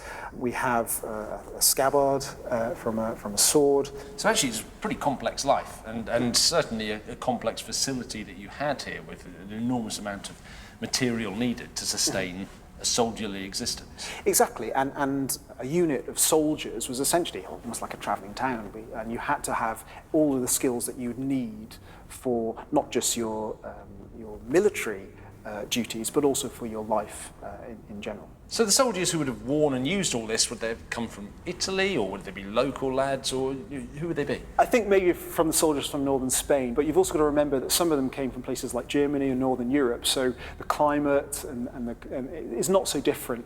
Once they were here, they probably remained here for the rest of their lives in many cases, and multiple generations of the soldiers and their families would have stayed here. By the early 2nd century, those soldiers defending Corbridge and the northern edge of the empire were stretched to the limit. In the face of the constant raids coming from Scottish tribes, the time had come for a big military intervention. I'm travelling the Roman roads of Britain, exploring 2 key routes that helped the Romans expand their empire here in the 1st and 2nd centuries AD, Deer Street and Staingate. I've travelled 100 miles north from my starting point in York through snowstorms and strong winds. In a sense, we're only in the middle of the British Isles geographically. We're sort of in the centre of Britain, but it feels like the end of the world. And it must have felt like the end of the world to people coming to this most northerly frontier of the Roman Empire. I mean, sometimes it can be perfectly nice and sunny and warm and actually quite picturesque up here, but when it's bleak in the winter, it's really bleak. I've turned off Deer Street for a moment onto Staingate, the Roman road built sometime between 77 and 85 AD to run from east to west across Britain. The reason for this detour is that I'm approaching a key landmark, one of the most famous and imposing Roman remains in their whole empire. In the year 122, the Emperor Hadrian came to Britain in person to sort out the problem of constant rebellions by the native tribes. His solution for peace was a particularly Roman one: build something and make it big. And this is Hadrian's Wall. Stretching for 74 miles, it's so impressive that it's a World Heritage Site. Unable to conquer the northern territories which form modern Scotland, Emperor Hadrian built this long barrier running from coast to coast across the narrowest part of northern Britain. It's a strange thing really, because today this is somewhere to walk the dog or go for a ramble or just come and inspect a piece of our ancient national past. But once upon a time this was a really serious piece of military engineering designed to overawe people on both sides of it.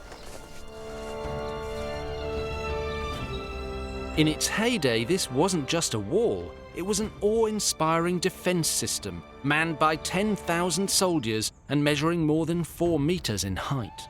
Every mile along its length, there was a gateway and small watchtower called a mile castle, with a dozen soldiers guarding it. And every 7 miles, there would have been a full-scale fort. I've come to a reconstruction of one of those forts, Vindolanda, to understand what life by the wall would have been like in Roman times. So in the 1970s, there was a replica of Hadrian's Wall built using original Roman techniques. And this is it. And actually, this is the first time that I've come face to face with what Hadrian's Wall really would have looked like for someone trying to get through it or even trying to get over it. I mean, there's just no chance. It's absolutely enormous. First of all, it's the scale of it.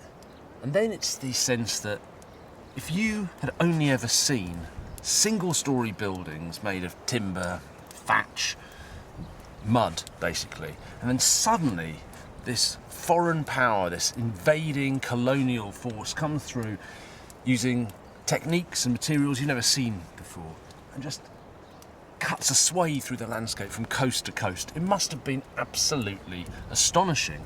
You stand here and even though this is a replica, you get the sense that Hadrian's Wall wouldn't just have been intimidating, it would actually have been terrifying. Dr. Andrew Burley runs the trust which looks after the fort today. He's agreed to reveal some of the secrets of the wall. This really gives us a sense of what life on the wall would have been like. Yeah, it gives us a sense of scale, which is so hard to see on the ground when you just see a little mound or an inverted monument or just a few feet high. So here we've got a tower that's about 8 metres tall, and this is what we think is a sort of typical height of the towers that are between the mile castles. So we've got the curtain wall itself, the main sort of barrier, the physical barrier, and then between every mile castle, and there's a little sort of fortlet or castle every mile with a gate, so you can go from one side of the wall to the other. We've recreated one of the towers here to give you an idea of scale and the sort of view you'd get from the top of the wall. So this is just really one of the smaller towers along the wall. Yeah. That's quite amazing to me because it's massive. How long did this take to build? This was built in the 1970s. This was 1974. It took about 6 months to put this up. Yeah, with volunteers, Yes. doing the bulk of the work. So when the original Hadrian's Wall was built, legions doing it rather than volunteers, how long would it have taken then? We can imagine that with their sort of whole military supply and scheme, everything around about them, it would take them 3 or 4 months to put up an equivalent section to this little bit that we're standing on. And not just towers and bits of wall, they've got to do the mile castles, and there are forts behind, and the road and the infrastructure. This isn't something that just the governor of the northernmost bit of Britannia would do. This is something that's centrally planned. Every single person paying taxes in the Roman Empire, a little bit of their tax is going into this. Wow. Did people complain about the wall at the time, do we know? Well, we know that tourists visited the wall because we have some tourist memorabilia that have been found as far away as Amiens in France, where you get little cups with Hadrian's Wall forts carved along the edge of them and the little names across the top. So there's, as it is a tourist attraction today and a landscape and a monument people come to visit, the same thing happened 2,000 years ago. It was such a big thing, such an event in this landscape, that people all around the empire got to know about it. How much did it cost to build this Hadrian's Wall? Must be massively Well, expensive. in modern terms, you're talking billions. Yeah, quite simply. Maybe it just sounded good. Maybe Hadrian's just like Donald Trump of the time. I want a wall, so build me a wall, and then we'll think through the reasons for doing it afterwards. Building this colossal wall required some 30,000 men, with a support network of a further 60,000 over the best part of a decade. For its entire length, a defensive ditch ran in front of the wall. This can only have increased its overwhelming appearance in the local landscape. Where did the people who came to build the wall, to man the wall, what parts of the empire were they coming from? They come from all over the Roman Empire. So this fort here, it's got mixed garrisons of Dalmatian mountain soldiers, but we've got Tungrians from Belgium, Batavians from Holland, we've got Spanish cavalry, we've got bargemen from the Tigris, we've got, it's the whole Roman Empire distilled on this narrow bit of land in Britain.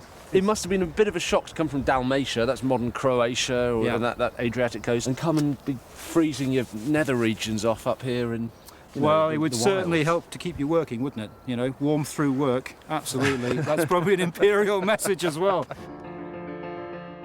Emperor Hadrian himself came to supervise the building of this defensive structure, unprecedented in the whole empire. In the very same way you get dignitaries inspecting, big public works today, you can imagine the Roman soldiers put on a good show, and some of the most impressive sections in the middle here, no doubt he inspected. So the emperor kind of shows up, puts his high vis and his hard hat on, lads, that looks all right, and off he goes back to Rome. And as soon as he leaves, they make some of the mile castles smaller, they make the wall thinner, they think, right, we've got to get this done.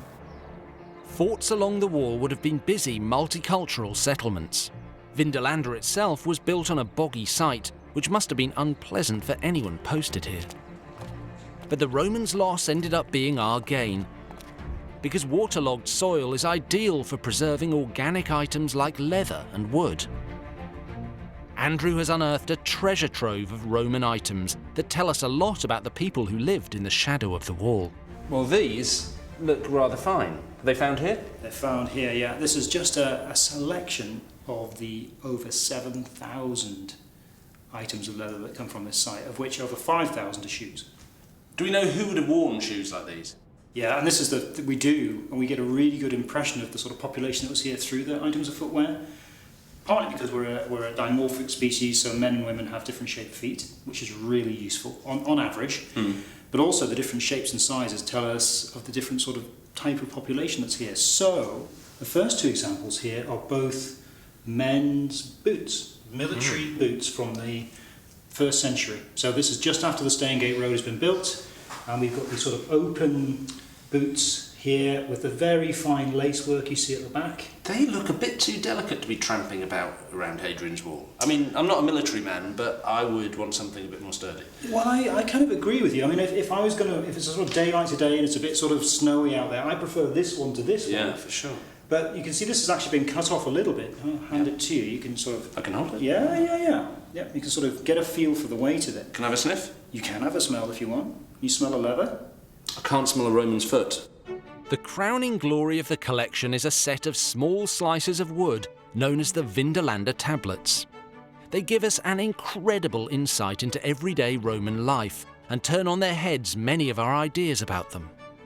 And so on the tablet you've got, it looks like someone's shopping list.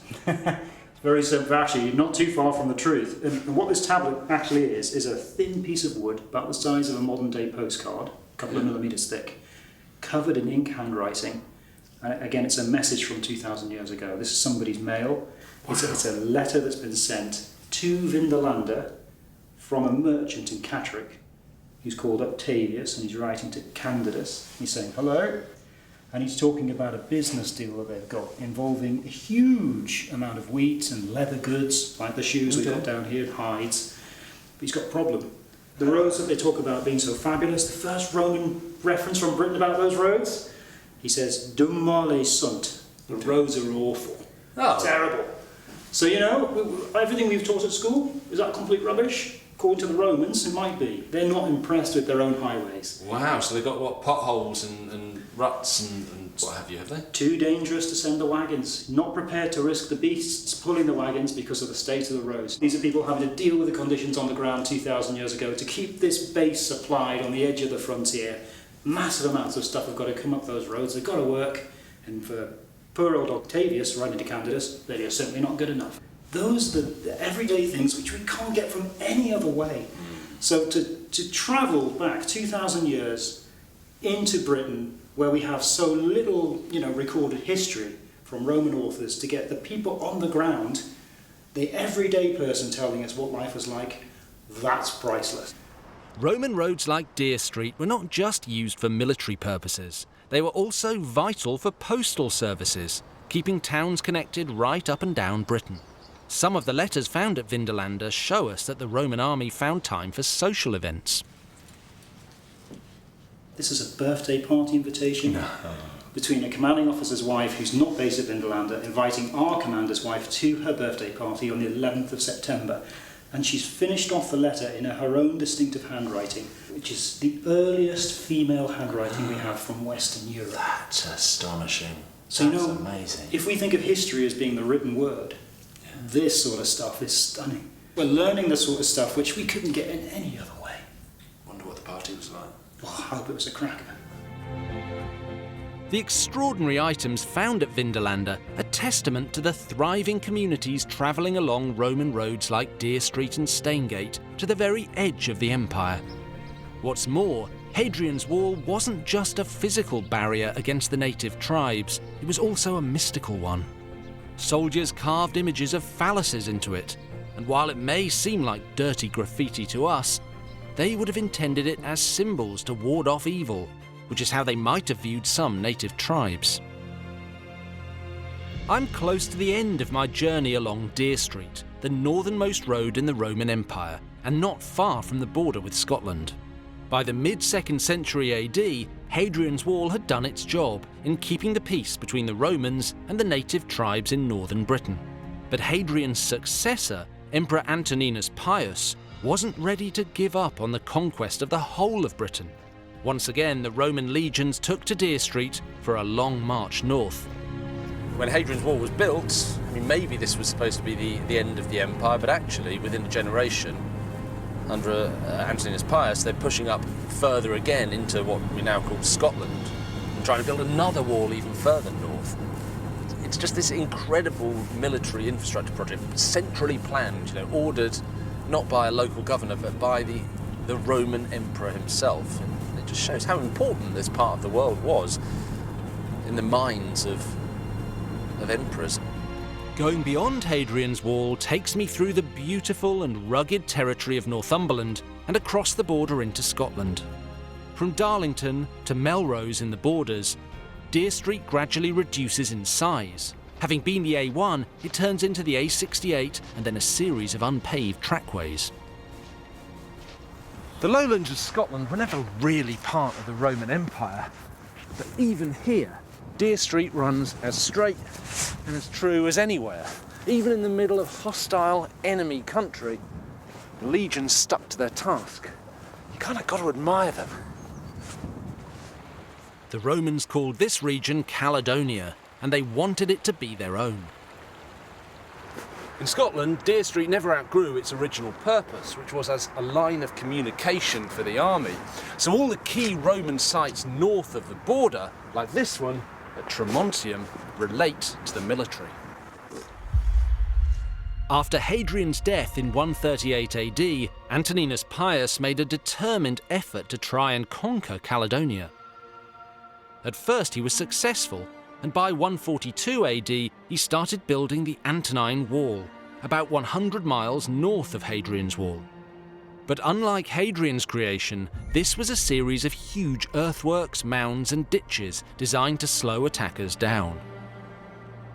Antoninus Pius tried to secure this territory using a series of existing forts built by his predecessors Agricola and Hadrian, such as the fort of Tremontium, 60 miles south of Edinburgh.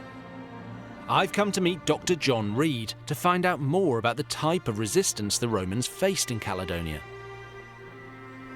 So traditionally this has been a fortified area? Yeah, I mean this was a native stronghold. Every one of the hills around here has got a hill fort on the summit. This is one of the densest areas of hill fort construction in Europe. So there are nearly 200 hill forts within a sort of 50-mile radius of this area.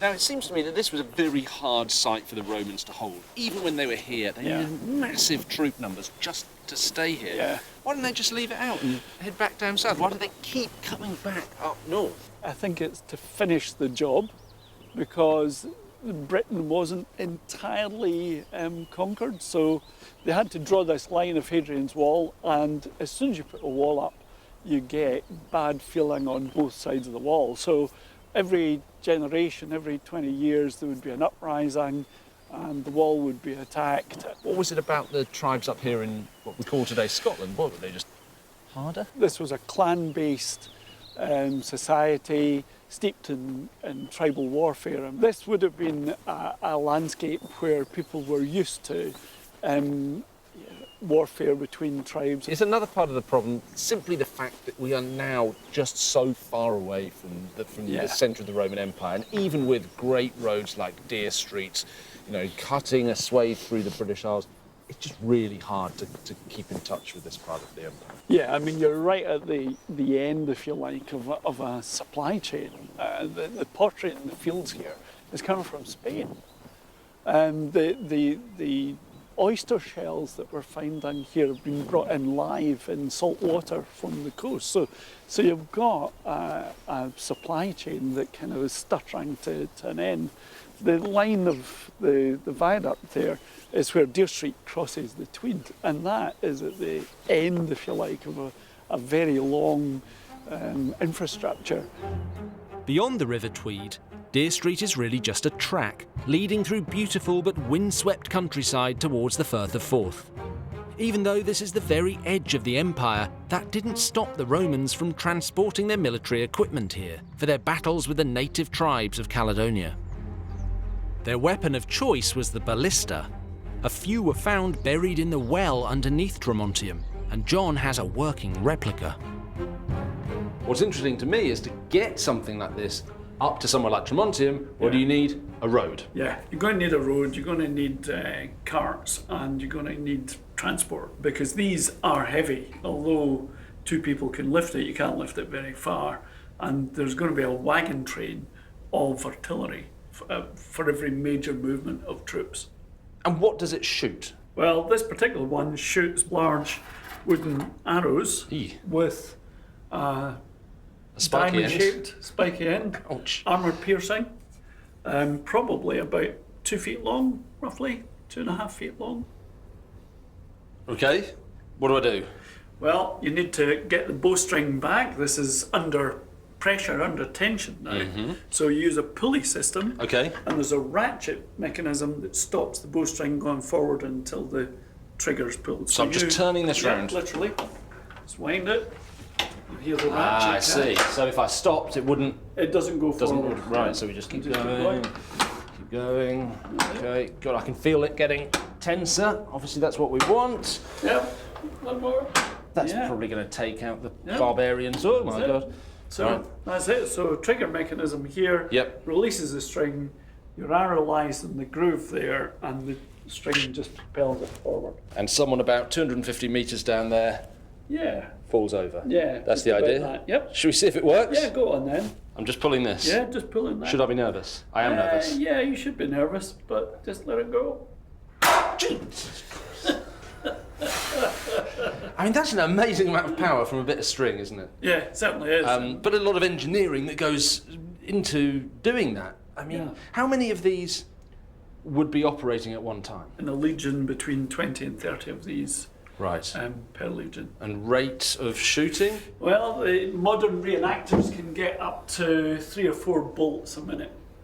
Right, so you've got 20 or 30 in a legion, 3 or 4 a minute. That's, my maths isn't good enough, that's a lot of arrows all coming at you.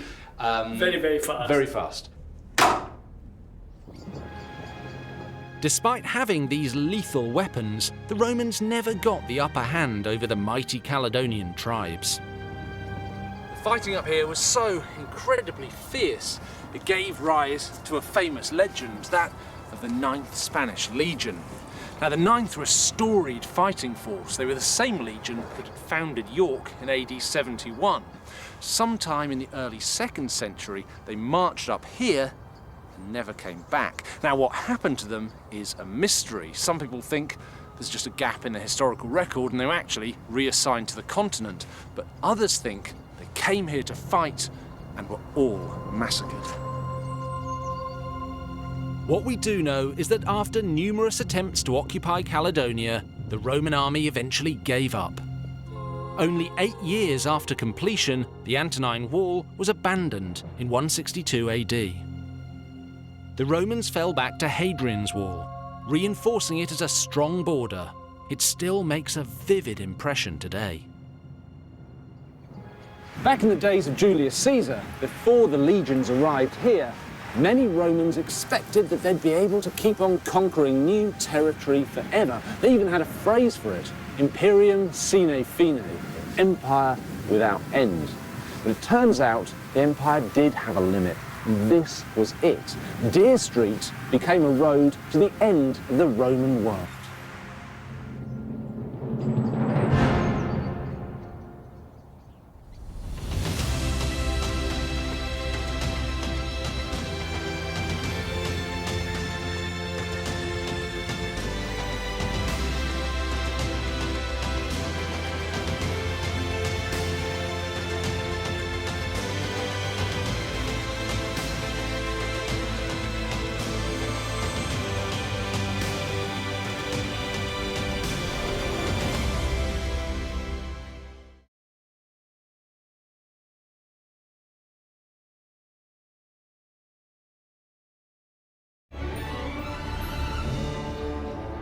Today we take for granted the motorways, A-roads and city streets, over 2,000 miles of them that form the skeleton road map of Britain. And all because of the Romans, with their ingenuity and dogged determination to conquer everything in their path. I'm Dan Jones, and I'm going to retrace the story of our Roman past along 6 of their most iconic roads. Each road tells the story of our Roman legacy and its rich history. From their very first road across Kent, which powered their invasion, to the vital routes which helped them conquer most of Britain, before being beaten into retreat by the Scots. In nearly 400 years of occupation, the Romans changed Britain forever by bringing their armies, ideas, buildings and religion. But the Romans couldn't have done any of it without one thing, their roads.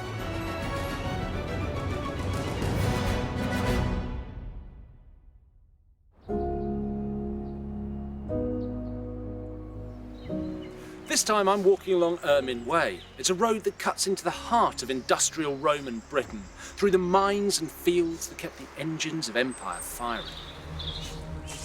Ermine Way stretches for around 75 miles and was effectively the M4 of its day. It starts in Silchester near Reading and runs west through the Cotswolds towards Cirencester and Gloucester. From there it links to the road system built by the Romans in Wales to exploit the valuable mineral resources there.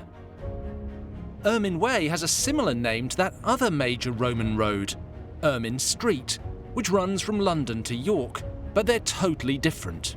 We don't know how the Romans referred to them because they acquired their current names centuries later. Ermine Way is arguably the most industrial of all our Roman roads and reveals how the Roman conquest of Britain wasn't just about military glory. Our land had resources in abundance: iron, lead, clay, wood, and manpower. The Romans gave us the impetus to exploit them on an industrial scale for the first time and showed us the skills to transform them into valuable goods. The Romans weren't just here to rule, they were here to industrialize the natives for the good of the empire and line their own pockets. People often ask, what did the Romans ever do for us? But I want to find out, what did we ever do for the Romans? My journey starts at Silchester, or to call it by its Roman name, Caleva. Just 10 miles from Reading, it's been called the British equivalent of Pompeii. When the Romans left Britain, no town sprang up on top of it, which means Caleva is very well preserved under the soil. Archaeologists have been excavating it for more than 100 years. The city would once have covered 99 acres, surrounded by a defensive wall, one of the few Roman remains visible above ground today. Professor Michael Fulford has been studying Caleva for 20 years. I'm hoping he'll tell me how the road network helped make this prosperous and well-defended settlement possible. Tell me about these walls. I mean, they seem enormous and they go on for, what, a mile and a half. Why were they built at such scale? They are fantastic, and also a tribute to the road system, because the stones which are used for these levelling courses, these come from literally all points of the compass. So you've got stone coming in from the direction of Swindon, along the roads from there. You've got stone coming in from the north, from Oxford, Farringdon, that area, from the southeast, from the Western Weald, sort of the Hampshire-Surrey border. The nearest material is the flint here. The nearest source is, 6 or 7 miles down south towards Basingstoke. So it's a tremendous tribute to the effectiveness of the road system that this wall is here at all. So I suppose when they decided they wanted to build this wall, it was a call in all directions for stone wherever we can find it. Yes, yes. And then the carts to carry it, because we're talking about tens of thousands of cartloads to bring the material for a wall which is at the base. It's 10 Roman feet thick at the base, and it narrows a bit as you come up towards the top. How did the road network help with Silchester's prosperity, and which roads came into the town? Well, you've got the main road coming out of London coming through here, and that's the road basically which takes all traffic to South Wales and all traffic down the southwest right through down to Exeter. So Silchester was very well linked to other towns in Roman Britain? Yes. And was that part of Silchester's prosperity? I think so, yes, very much so. It drew on its hinterland for agriculture. The people with the wealthy townhouses presumably had estates out in the country, and that was part of their wealth. But yes, the traffic going to and from must have been a really important part of Silchester's life. The town of Caleva sat on an important crossroads. A road now known as the Devil's Highway connected it with the provincial capital Londinium. From here it divided into other roads, heading west to Devon and Cornwall, important production centres for food and tin. When the Romans abandoned Britain in the 5th century AD, their buildings were not maintained by the population left behind. The native Britons cannibalised the stonework to use on their own, more modest buildings. Michael's 20 years of studies to uncover the Roman town here have mixed traditional excavation techniques with modern technology. Geophysical soil surveys have revealed the layout and treasures on the site, many of which are still undiscovered beneath the surface. We're looking kind of over there, looking towards the north side of the town and the north gate, more or less directly opposite us now. And roughly in the middle and dominating the town is the Forum Basilica, the main administrative building of the town. Down here, close to us where the ground is at its lowest, where the public baths were located, the water being sourced quite locally. And then in front of us, you've got a range of houses, all sizes, Just over to our left is this big building for the imperial postal courier system, the Cursus Publicus, that's just here. I mean, the great thing about this town wall and the wall is you get a sense of how big the kind of average Roman town was. So yeah, everything encompassed, and then running across it, you've got the big main highway, the road running out west. One of the great treasures of Silchester is its amphitheatre. During its heyday, 1700 years ago, it's thought to be one of the most impressive in Britain, with a capacity of up to 9,000. Were there really things, gladiators here in little old Britain, the fringes of the empire? I'm sure that tradition carried on right to the limits of empire. I mean, this amphitheatre was rebuilt on several occasions, and this last occasion when they rebuilt the walls in stone as opposed to wood, I mean, that might have coincided with a visit of an emperor. Emperors did come. Hadrian came to Britain, Septimius Severus came to Britain, and you would think that this would be the place where the emperor might be entertained with the British version of whatever. It would be quite a poor version, I think, but the local version of what happened back in Rome. From here, Ermine Way heads west, past Newbury and over the North Wessex Downs, similar to the route of the modern M4 motorway. I'm travelling the Roman road of Ermine Way to find out how the empire relied on its transport network to exploit the resources of its newest province, Britain. But I'm taking a slight detour, 10 miles south of Ermine Way, to the museum at Devizes in Wiltshire. Now, I've heard that in this museum there's an amazing artefact found just off Ermine Way that'll help shed light on how the economy of Roman Britain operated. Museum director David Dawson has evidence that the Romans weren't just quarrying stones and minerals to trade and export, they were literally mining resources to mint money. So not far from where we are today, there was a pretty important find of Roman coins, wasn't there? Tell me about it. Yeah, that's right. It's at the Roman town of Cannetio, which is on the road, and there were 55,000 coins found. It's the largest ever hoard of Roman coins found in Britain. 55,000. How much was 55,000 Roman coins worth, or how much would it be today? Each of these would have been worth, in today's money, about £1, Okay, give or take. 55 grand under the ground, It's quite a considerable amount of money. You wouldn't want to lose that in a hurry. Why would anyone put 55,000 coins under the ground? It's insane, isn't it? It's always assumed that the reason for that is that you want to keep it safe. So maybe you're a banker, you're lending money to people, or you're scared that someone's going to take it off you. Today we put coins into a well for good luck. Yeah. And the Romans would have done the same. So it may have been for luck, it might have been sort of like superstition, or it might have been actually a formal offering to the gods. When did the latest type of coins in the hoard date from? The latest one's around about 275 AD. Okay, 3rd century. So the Romans are still in Britain, they've been here a while? Very much so. Julius Caesar was the first person to show his face on a Roman coin in 44 BC. Later emperors followed suit, usually projecting a stern, austere image, as on this coin showing the authoritarian emperor Domitian in around 90 AD. How useful are Roman coins when we're trying to put together a picture of what happened in Roman Britain? Well, as archaeologists, they're absolutely vital because this coin, we know, was struck in AD 275. So if you have a wall and you find the coin under the wall, it means it gives you the date it was built. Right. So absolutely essential. But also the pattern of the coins, how many are found and where. So that if you're looking at a site like Cannetio and you pick up coins from the surface, it gives you the dates in which the town was in use. So really useful. But also it gives you an idea of the economic activity. So from about this time, about 275 onwards, you start to see a large number of coins in this part of the world.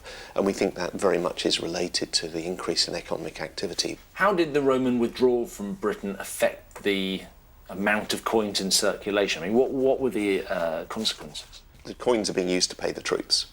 So when Rome says we're not going to pay the troops anymore, the troops have a choice.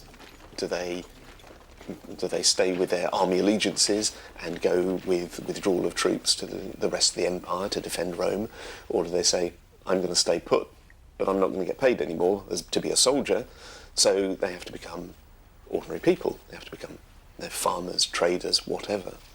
So things change from an army defending the people to the people defending themselves, but using the expertise that was built up from the Roman army. It's amazing how the concept and the basic design of the coin has remained the same from Roman times all the way through today. You know, you've got a ruler on one side and you've got a pretty picture on the other and a few words around it. I mean, it's the same thing. Exactly the same. In the 1st and 2nd centuries AD, coins were minted in Rome and imported here. But from around 270 AD, provincial mints were established in London and Colchester. The coins were the grease that oiled the wheels of the burgeoning commercial world in Britain, and the road network helped the wealth to spread all over the province.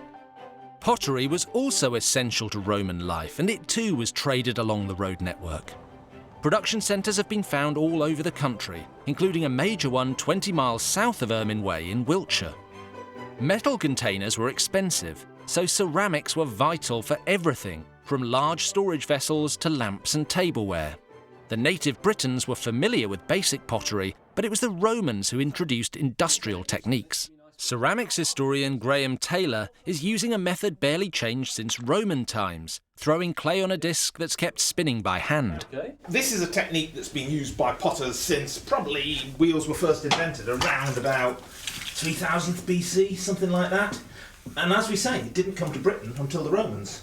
Look at that. But once you've got this machine, all of a sudden you go from a situation where pots are made over a period of hours to pots being made over a period of minutes. That's really amazing, the way it's just sort of emerging from that ball of clay. It is a marvel of Roman engineering, but it's a very simple marvel of Roman engineering. Where does the clay come from? Romans would have been digging clay wherever they were. In places like Oxfordshire, they find really good supplies of clay, and those good supplies of clay mean that industries grow up around them. What would a potter's workshop have looked like? You'd have had just this one-man band? There would have been quite big workshops, probably thousands of potters working in the same area, exploiting a really, really good source of clay. What sort of people were coming and buying pots? I mean, why do they need so many of them? Well, we know that if you excavate a Roman fort or a Roman settlement, what you find is a heck of a lot of pottery. It seems to have been considered relatively disposable, so the cooking pots and things would have cracked after a certain amount of use, and they would chuck them out and they'd go and get another one. We don't know how much it was, but it must have been relatively cheap. How did these sort of new mass-produced pots change the lives of people once the Romans arrived? You start to see pottery industries growing up very quickly, and you start to see those pottery industries expanding outwards. Interestingly, towards the end of Roman rule, once the Romans abandoned Britain, probably within 50 years of the end of Roman rule, potter's wheels almost completely disappeared again. How many could they churn out a day? Well, I mean, a jar like this, it would be pretty easy for a potter to be knocking out 100 a day, something like that. 100 a day? Yeah. And there you go. There's your pot. And as you can see at this stage, it's quite soft. So. You made this look easy. It is easy after the first 10,000. By the 2nd century AD, a domestic industry had grown that could compete with the continent. Kitchenware made in Dorset has been found at the empire's northern border in Germany. Graham makes pottery look easy, so I'd like to try my hand at this ancient Roman craft. So get that lump of clay and stick it in the middle of the wheel first. Oh, grab clay that. first, yeah. Whop that. Whop it? Yeah, give Technical it a term? Yeah. Technical term. That should do it.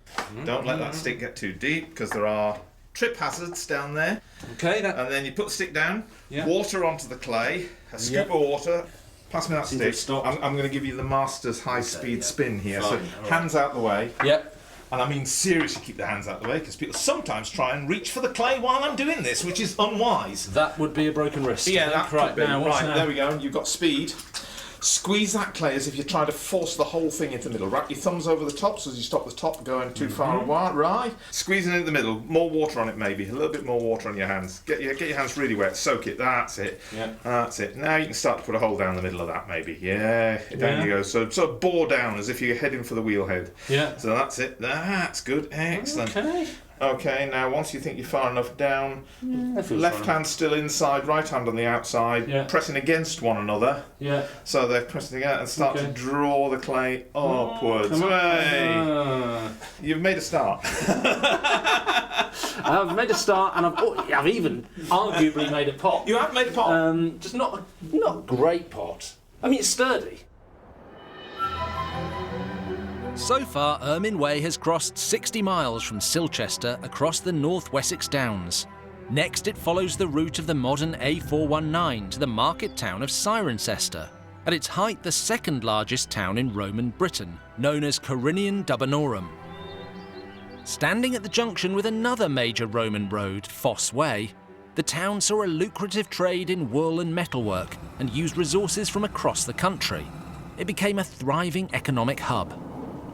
The Romans invaded Britain, at least in part, because of its valuable mineral resources, but just as important was its fertile agricultural land. And it wasn't long before Britain was known as the breadbasket of the Northern Empire. 17 miles from Cirencester, Ermine Way is referred to as Ermine Street, but it has nothing to do with that great road north from London to York. Close by stand the ruins of Great Whitcomb Villa. One of the largest Roman houses in Britain, it's part of a cluster of very wealthy villas in the highly fertile Cotswolds area. The great Roman historian Tacitus, describing the conquest of Britain by his father-in-law Agricola, described Britain's soils, and he wrote they are productive of crops, except for olives, grapes and other natives of warmer climes, and rich in cattle. Crops are slow to ripen but quick to grow. Both facts due to one and the same cause, the abundant nature of the land and sky. I'm meeting Susan Greeny, one of the historians involved in looking after Great Whitcomb Villa. I'm particularly interested in Roman Britain's agricultural past. So tell me what we're looking at here. So this is the remains of Great Whitcomb Roman Villa, and it was built around the end of the 2nd century AD, and it's one of the largest villas here in the Cotswolds, so it's the home of a really rich and wealthy and well-connected family. How important was the road network to getting this kind of agricultural wealth? We're about a mile away from Ermine Street here. It's not that far, you could walk to it very quickly. And that's the main road between Gloucester and Cirencester. And so for the people to go to work, if they've got administrative roles, if they're playing a part in Roman government, that's where they would need to go to work, in effect. But it's also where the markets were. So Gloucester and Cirencester both had big markets. They could take their produce that was grown here on the estate and take it very quickly to market. So the road system is really key to where this villa is situated. And would this have been a sort of one of those luxurious palatial villas, or is it something more functional? Basically, yes, it was a very high-class building. It had painted wall plaster, bathhouse, underfloor heating, lovely dining rooms. It was like a stately home, in effect. But it was also the centre of industry. So villas were not just homes for a family, but they were also the centre of an estate. And they were places where people would live as slaves and as free men working on the land. There's industry happening here. There's a big centre of agriculture here. So it's a working place as well as a retreat. What evidence has been found here to show that it had this agricultural function? One part of the villa near the kitchens is where there's a large barn structure, so that we know people were storing grain, probably spelt, and other products from the surrounding landscape. And we also know that there are many other buildings that form part of this complex down in the river valley, probably more barns, byres for animals, working platforms where people had industry. So there's a whole complex of activity happening here. And the barn and the other buildings tell us that these people were producing much more than they needed just for their own family. They were producing to export as well. What's so good about this particular bit of landscape? What makes it so suitable for farming? Well, you might be able to hear there's a spring running behind us. We have fresh water here, which is a brilliant thing that you need for any home. You're also in this beautiful secluded valley on the edge of the Cotswold Scarp, so we can see right down across what is now pasture, and that would probably have been pasture for cattle and for sheep in the Roman period as well. And then down in the valley you've just got incredibly fertile valley system where you've got lots and lots of nutrient-rich fields where perfect for growing the wheat and the grain that was needed. Grain was the fuel that kept the empire running. Spelt, barley and emmer wheat for bread had all been grown here before the Romans arrived, but never on such a grand scale. and the demand was high for these crops. It's estimated that at the peak of the Roman occupation, the soldiers in Britain alone were consuming 33.5 tons of grain each day. So Britain had this reputation of being the breadbasket of the northern part of the empire. Was a lot of the produce from here going abroad, or did it stay for the domestic market? Some of it would just have been for the family and their hangers-on here, as it were, but a large proportion of it would have been taken down to the markets, down Ermine Way, to Cirencester and to Gloucester, where there would have been markets to trade the produce. And there people would have purchased it for use in those towns, but also it would have been taken by the Roman army and by Roman administration off and perhaps exported to other parts of the empire. So did the broader Roman road network across, the whole of southern Britain help that trade, of grain and agricultural produce going out and money coming in?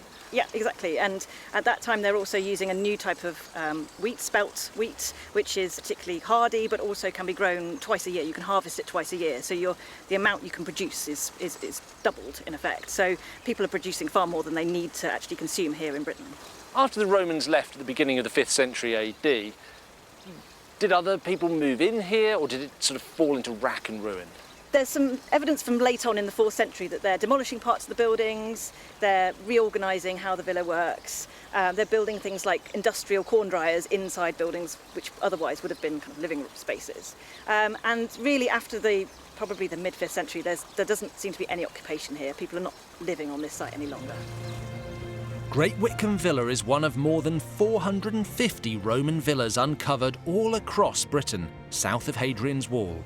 It shows that Roman agricultural expertise reshaped the British landscape and industrialised farming for the good of the empire, and generated enough income for the occupiers to live in style. I'm travelling the route of Ermine Way, the Roman equivalent of the M4. It starts at the historic remains of Silchester and crosses the North Wessex Downs into Gloucestershire. The journey has shown me how the Romans used their roads to bring industry to Britain and export our resources back to the larger empire. Those mineral and agricultural resources generated a vast amount of income for the occupying Romans. In turn, they needed things to spend that money on. There were crafts that existed before the Romans arrived that the native Britons excelled at and the Romans wanted to buy. Not far from Ermine Way, I've come to Tetbury in Gloucestershire to meet Tim Blades, an expert in Roman-era metalworking.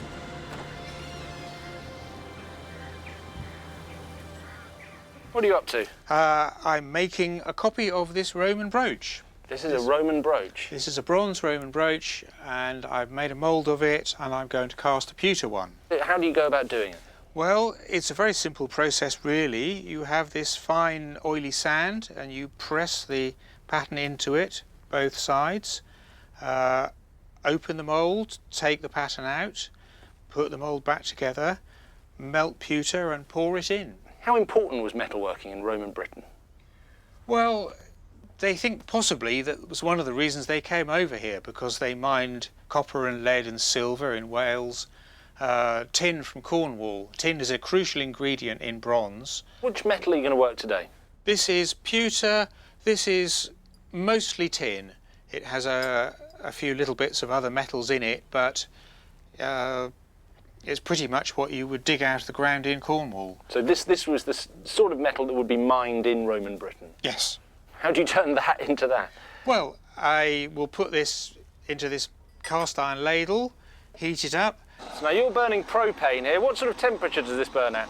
This goes up to over 1,000 centigrade, but the metal will melt and be usable at about 375. So in Roman times, what were they using? Charcoal? Charcoal, yes. Little charcoal burners. How do we know so much about Roman metalwork? Well, they dig it up all over the place. Things got lost. You know, your house burns down and bits drop into the ashes and aren't found. So you can see it's molten now. Wow, so it looks just like soup. You wouldn't want to drink it, obviously. You wouldn't drink it, no. Moment of truth. Let's see. Gone. That's it. Now how long does it take to cool? I can see in there that the top of it is just setting Now, So this is pretty quick manufacturing if you know what you're doing. making the mould is what takes the time. Actually pouring the metal is quite quick.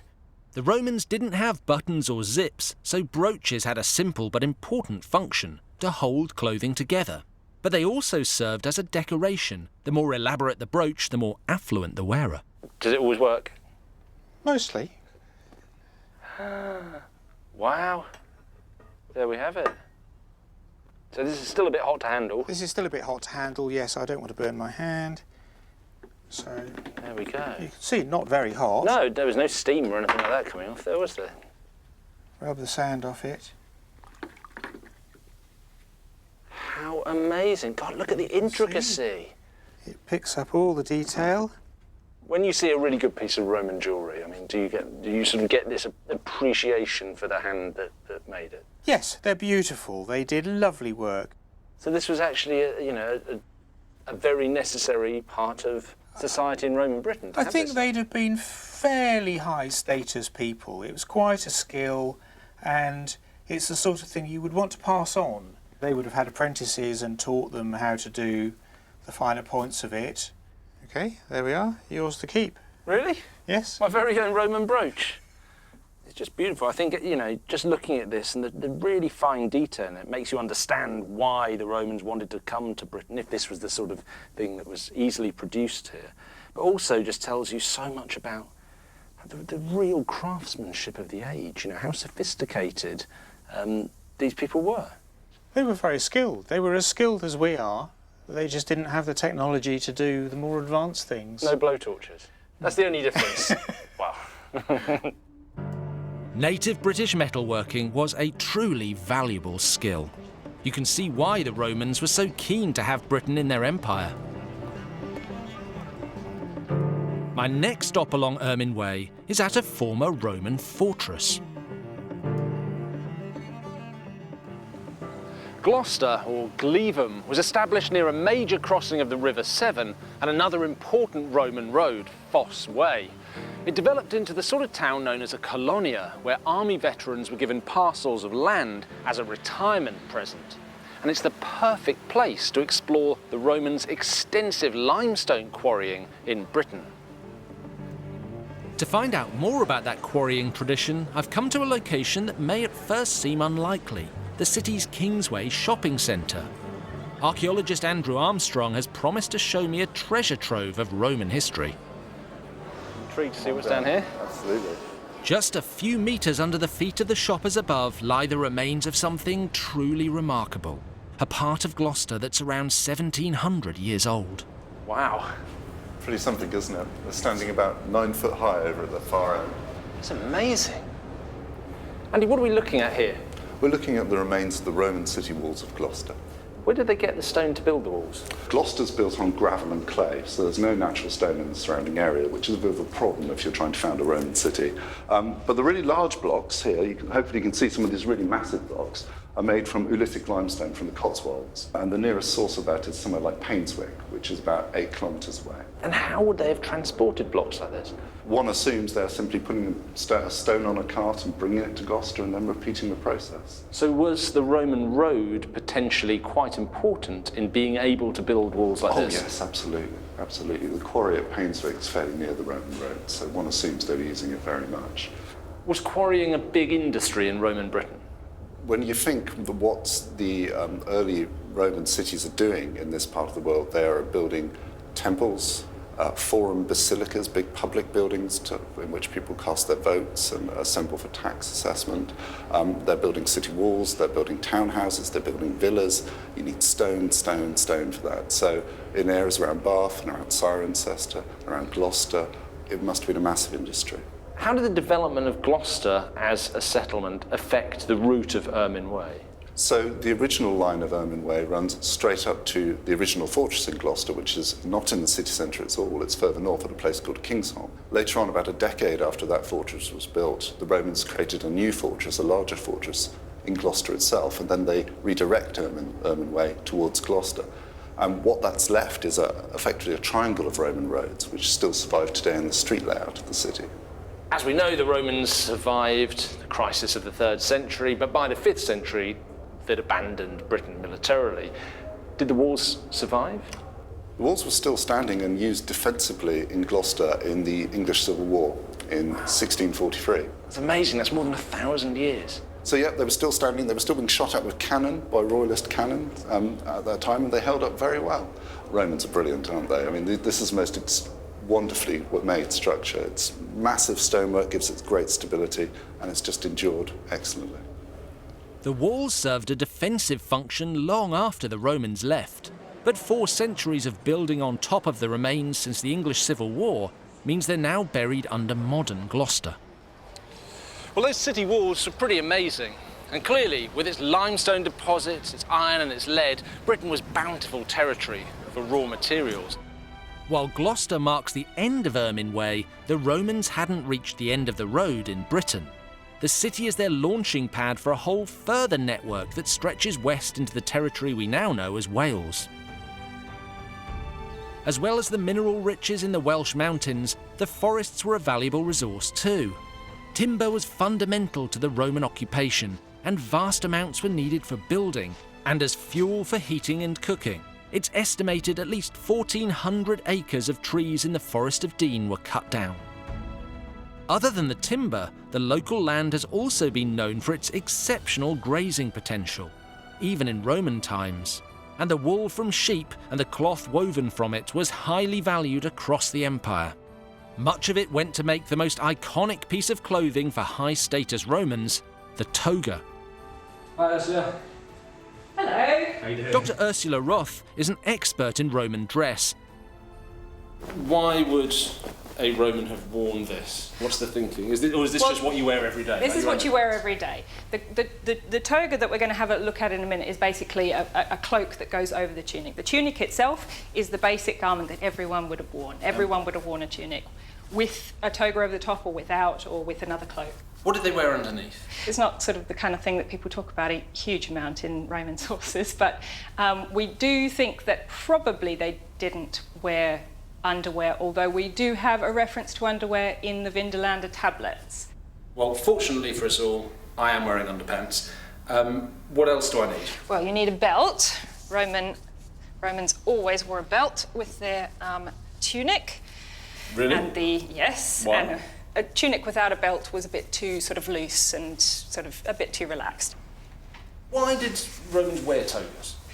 Well, the toga, as you'll see in a minute, not all Romans did wear a toga, but toga is a very distinctive garment. It's semicircular in shape, right. Which sets it apart from pretty much all the other cloaks of antiquity. It was a symbol of Roman identity and Roman culture, and we have reason to believe that only full Roman citizens, people who had Roman citizenship, that legal status, were allowed to wear it. Right, so I couldn't, if I'm just a sort of player that's sort of snuck in from Germania or from the north of Britannia or whatever, I couldn't just put a toga on. That would be a bad thing. That would be a bad thing. That would amount almost to fraud because it was almost like a wearable passport. Yeah.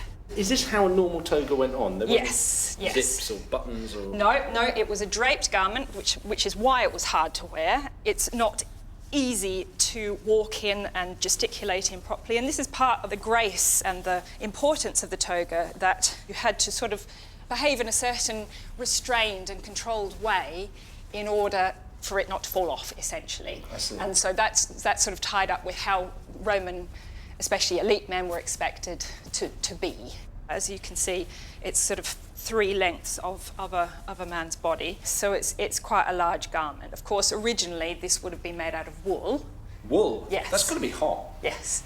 Why would they wear such a hot garment? Why do men wear suits and ties these days? Do they really enjoy it? Yes. Fair point. It's a status thing, and obviously you can't wear this and plough a field or work in a workshop, so this is a status thing as well. And do we see togas in Roman Britain? British people started to take on Roman culture, and their young Roman men started to wear the toga, and you could see the toga everywhere. So in Britain, this would have looked kind of unusual because only some men would have been wearing it. It would have been a sign that you were either a Roman official or that you were someone who had Roman citizenship. It was all about showing your rank in your clothes in the Roman world. If you were an equestrian, you would have had a thin stripe. If you were a senator, you would have had a thick stripe. You were what you wore. It was all about showing who you are through your dress, yeah. So Roman men were quite bitchy about what each other wore then? We have a story where Cicero, having heard that Caesar had defeated Pompey in the civil war, apparently his first words were, "I can't believe that Pompey was beaten by someone who couldn't even tie his tunic properly." Wow. The prejudices you uncover. I know. Well, I think I look either like a ghost or like a very, very noble Roman. So thank you. You're very welcome. I've been travelling the route of Ermine Way, one of the most industrialised roads in Roman Britain. I've travelled 75 miles to Gloucester, and it's here that Ermine Way ends. But spreading out beyond the city are many more Roman roads that made it possible to exploit Britain's mineral wealth. Travelling into the Forest of Dean takes me to a stretch now known as Blackpool Bridge Road. It reveals just how long the Roman road network here has endured. Today this is a pretty nondescript bit of country road that runs under a railway bridge, but if you stop and look by the side of it, what you can actually see is an amazing 85-foot stretch of Roman road. It's really hard to see, and you could drive past very easily without knowing it's here, because we're in the middle of the Forest of Dean, and as you can see it's grown over. But if you pull it back a little bit, you can see these amazing Roman paving slabs. These were laid down nearly 2,000 years ago to connect the mines that are all over this area to local towns like Gloucester, and ultimately it was built to help the Romans extract that amazing mineral wealth, which was one of the big reasons they'd come to Britain in the first place. In Wales there was gold, in Cornwall tin. Yorkshire and Shropshire held abundant lead deposits. It's long been argued that the main reason the Romans invaded Britain was to access its exceptional mineral wealth, gold and silver, lead, tin and iron. And the reason they knew about all this was because they'd been trading with Iron Age miners in places like here, the Forest of Dean, for centuries. And one thing's for sure, as soon as the Romans did arrive, they set to extracting as much as they possibly could. A little deeper into the Forest of Dean, right on the Welsh border, there's another example of how the Romans used local knowledge to access raw materials. They needed iron ore to use in their weapons and buildings, and to keep their horses on the move. At Clearwell Caves near Monmouth, very close to the Roman road network, the native Britons had been mining iron for 2,000 years before the Romans arrived. Jonathan Wright has agreed to show me the remains of their old workings. How important was the Roman road to these mines? The road runs just in front of the mine, and Roman coins have been found by workmen during the 19th century. So we know that the Romans had used that road, and that would have been the way they transported the iron away from the site. So this must have been quite a lucrative industry, the iron industry, even before the Romans came along. The ancient Britons were actually mining before the Romans invaded this particular area, but they took it over and upscaled it quite dramatically because of the needs of their empire. Was the existence of mines like this one of the reasons that the Romans invaded in the first place? They were after the minerals throughout Britain, really, but this area was particularly rich in iron, and that was why they decided to move into this area. Iron was the automatic choice for use in weaponry, armour, vehicle fittings and spindles in millstones. Great amounts of it were needed for the Roman war machine. Britain was the perfect place to fill the need. What were some of the techniques that they used to get the iron out of it? You do see pickaxe marks all over the rock wherever you look. Can you see them up over there? Oh yeah, I can. You can see the scratches. The brush ore, which they would have wanted most of all, was very rich and very easy to break up, and you would have just hit it with things and it would have broken into small pieces. With no explosives available, the technique they used involved building a fire against a hard rock face, then quenching the hot rock with water so that the thermal shock cracked the rock and allowed the minerals to be extracted. What would the Romans have wanted this iron for? Horseshoes, that's a really important one. Nails. was also what they really wanted it for. But they also wanted to make armaments, and so it was used for spearheads. So this area was really the powerhouse of iron production in Roman Britain? This was an important place. When the Romans first came into Britain, I understand that they worked the Weald first because that's near the Channel. But very quickly they transferred up to the Forest of Dean because the iron was so easily accessible. The Roman author and historian Pliny the Elder wrote about conditions in Roman mines. He said, "Mountains are excavated by the light of torches, the duration of which forms the set times for work, the workmen never seeing the light of day for many months together.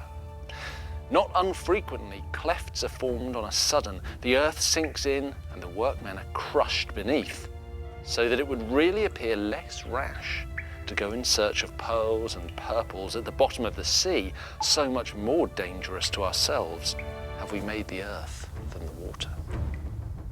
Ermine Way has brought me 75 miles from the thriving Roman town of Silchester, across the fertile lands of the Cotswolds, and into the woods and caves close by the border with Wales. Travelling along Ermine Way, I've learned that Roman Britain was a hugely industrious and productive place. It had road networks that stretched off into Europe, agriculture that supplied Roman troops as far away as Germany, and complex cities where cottage industries abounded. But when the Romans left, almost all of that disappeared, not to re-emerge until centuries later. That era used to be known as the Dark Ages, and with few written records from the time, we don't know why the native Britons forgot Roman production techniques so quickly. What we do know is that 2,000 years ago, the Romans didn't just come to conquer Britain, they led us into an industrial revolution, the Roman way.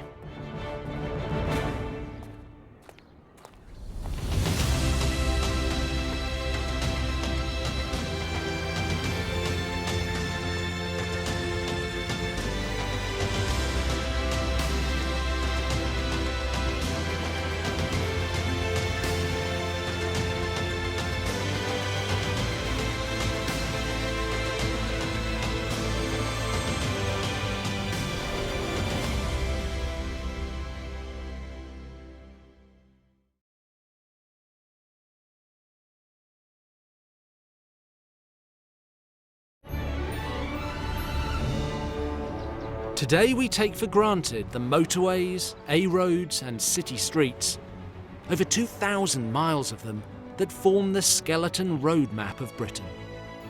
And all because of the Romans, with their ingenuity and dogged determination to conquer everything in their path. I'm Dan Jones, and I'm going to retrace the story of our Roman past along 6 of their most iconic roads. Each road tells the story of our Roman legacy and its rich history. From their very first road across Kent, which powered their invasion, to the vital routes which helped them conquer most of Britain, before being beaten into retreat by the Scots.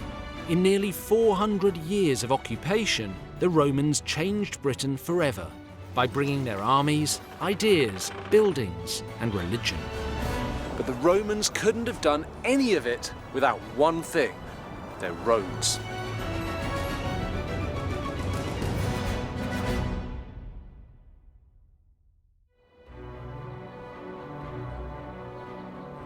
Sometimes when you're walking or driving around Britain, you'll find yourself on a road that's absolutely ramrod straight. And the chances are that route could have been originally laid down nearly 2,000 years ago by Roman hands, just like Watling Street. Running all the way from the Kent coast to the Midlands and on towards the Welsh borders, Watling Street has 2 defining features. It was the first road that the Romans built in Britain, and at 240 miles, it was also the longest. The story of Watling Street is the story of the Roman invasion.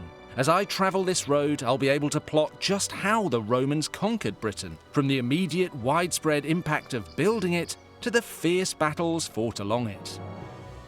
2,000 years ago, Britain was a great prize that had yet to be conquered by the Romans. The Roman Empire lasted for more than 1,500 years. During that time, the Romans invaded southern and eastern Europe and large parts of North Africa. Wherever they went, they took their language, their art, their religion and their government. Now, to keep this massive empire under control, they needed to be able to move their armies about quickly. And to do that, they needed to build roads. Before the Romans launched their full invasion, Julius Caesar came on a scouting mission in 55 BC. He landed with a small force of Romans on the southeast coast of England. Caesar came ashore somewhere around here at Pegwell Bay in Kent. Now, the way he told it, this was a heroic endeavour. Don't forget that in Roman times, Britain was the edge of the known world. Now, in fact, Caesar didn't stay very long, but while he was here, the locals made quite an impression. He wrote, "All the Britons paint themselves with a dark blue colour. By this means they appear more frightening in battle. They have long hair and shave their bodies, all except for their head and upper lip. Groups of 10 or 12 men share their wives in common, particularly between brothers, fathers and sons." Caesar made his mark by establishing trading links with the empire, but the Romans would ultimately return in force. I'm heading to the site of the key Roman invasion, where the story of Watling Street and Britain's Roman road network really begins, Richborough. At the time, it would have been a trading port for the Britons. When the Emperor Claudius sent his invasion fleet in 43 AD, this time the Romans really meant business. Claudius brought a massive army of 4 legions and 20,000 auxiliaries. They set sail from the coast of Gaul, that's modern France, and landed at Richborough. This was where the Roman armies gathered as they began their invasion of Britain along a road they were about to build, Watling Street. Dr. Andrew Roberts is one of the historians who looks after the ancient Roman remains where the road begins. This is Richborough. It is, it's wet Richborough. The Richborough site was founded at the time of the Claudian invasion. So, Andrew, we're now standing on the beginning of Watling Street. I mean, it doesn't necessarily look like it. Well, it was a bit grander in Roman times, but it's still pretty impressive today. We're standing on what was effectively a crossroads that sat beneath a monumental arch that towered over Richborough and probably would have been seen for some miles away. The Romans were master arch builders. We see them all over the empire. The arch on Watling Street might have looked something like this reconstruction. Arches similar to this have been found across Europe. And was the idea that when people came through this arch, they really knew that they were now entering Roman Britain? Absolutely. Part of the reason why the arch is built here was to mark Richborough as the Accessus Britanniae, the official gateway to Roman Britain. Was Watling Street essential to the success of the invasion? I think Watling Street was as part of the road network that was quickly formalised by the army. So Watling Street's very important for getting men and equipment and supplies further inland to the central parts of Britain. And then after that, Richborough becomes a port and a town. So it's going to be an important trade route for Roman goods coming from well across the empire. As I set off on my journey across the very first Roman road in Britain, it's amazing to think I'll be following the same route taken by Roman emperors, generals and centurions almost 2,000 years ago. As the Romans headed up Watling Street to conquer Britannia, they would have faced difficult journeys on foot or in chariots. As it won't be much fun walking in the pouring rain along the motorway that takes the same route, I'll cover some of this journey by car. From Richborough, Watling Street snakes its way west to Canterbury, and then on towards London. It shares a very similar route to what is now the A2. Parts of the road still use the same name. Watling Street would have brought the Romans to the first major obstacle in their invasion plan. I'm now in Rochester, which is about 35 miles from where the Romans landed during their invasion of Britain in the 1st century AD. And this is a crucial point in the history of Watling Street, because when the Roman army arrived here, they were faced with 2 major obstacles. The first was an army of native Britons, and the second was the River Medway itself. And crossing it would inspire one of the greatest feats of engineering in the whole history of Roman Britain. After defeating the tribes who were defending the river, it was vital that the Romans found a way to cross the mighty Medway, to avoid having to take a massive detour. The crossing of the river had been a major factor in the battle. How did they then go on to make that crossing permanent? Well, the key thing is they build a river crossing, and they build a river crossing here in Rochester. So Rochester's here because it's where the Romans decided to cross Watling Street over the River Medway. Do we know how they built the bridge? Maybe the first thing that was here was a bridge of boats, then maybe a temporary, semi-permanent wooden bridge, and finally, when they got their act together, the Romans built these fantastic stone-built bridges. And what was so good about this particular position? It's basically where Watling Street actually literally hits the River Medway. And it's a very good bridging point because it's got a very firm riverbed. How important was this bridge in the history of Roman Britain at large? It's one of the most important bridges in Roman Britain because remember, Watling Street is the Roman M1. So Watling Street is a major military trunk road. This bridge is a key element along it. Without this bridge, there'd be no Watling Street. Obviously, it was nothing like the modern steel bridge that's here now. It would have looked something like this artist's impression, a stone structure that lasted for hundreds of years, right into the early medieval period, when it was eventually destroyed by river ice. But there's another reason why Rochester is important in the history of Watling Street. In 2016, a great discovery was made in the basement of a shop on the High Street. I've heard that underneath this tattoo parlour, a little bit of Watling Street still survives.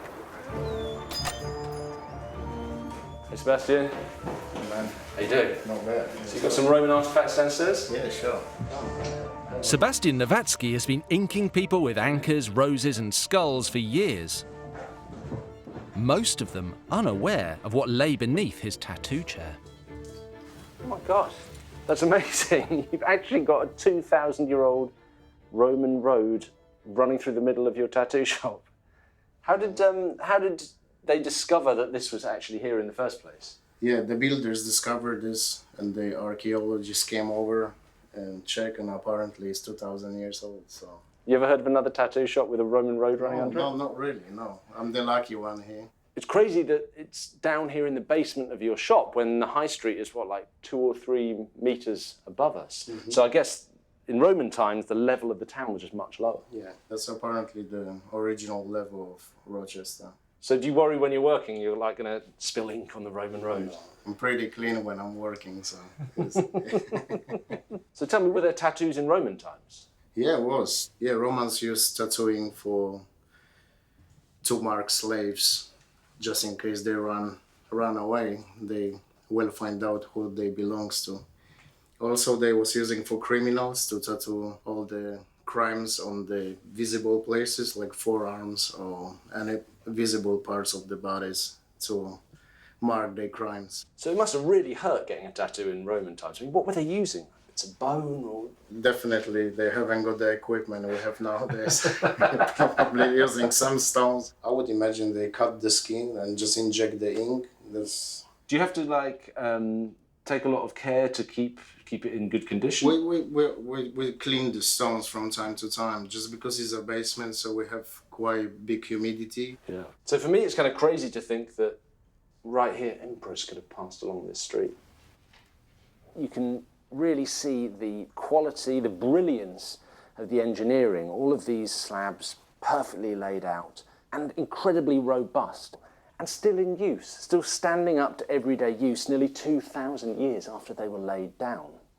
And of course, what you can also see, even in this very short stretch of Watling Street, is these beautiful parallel straight lines, absolutely characteristic of Roman road building.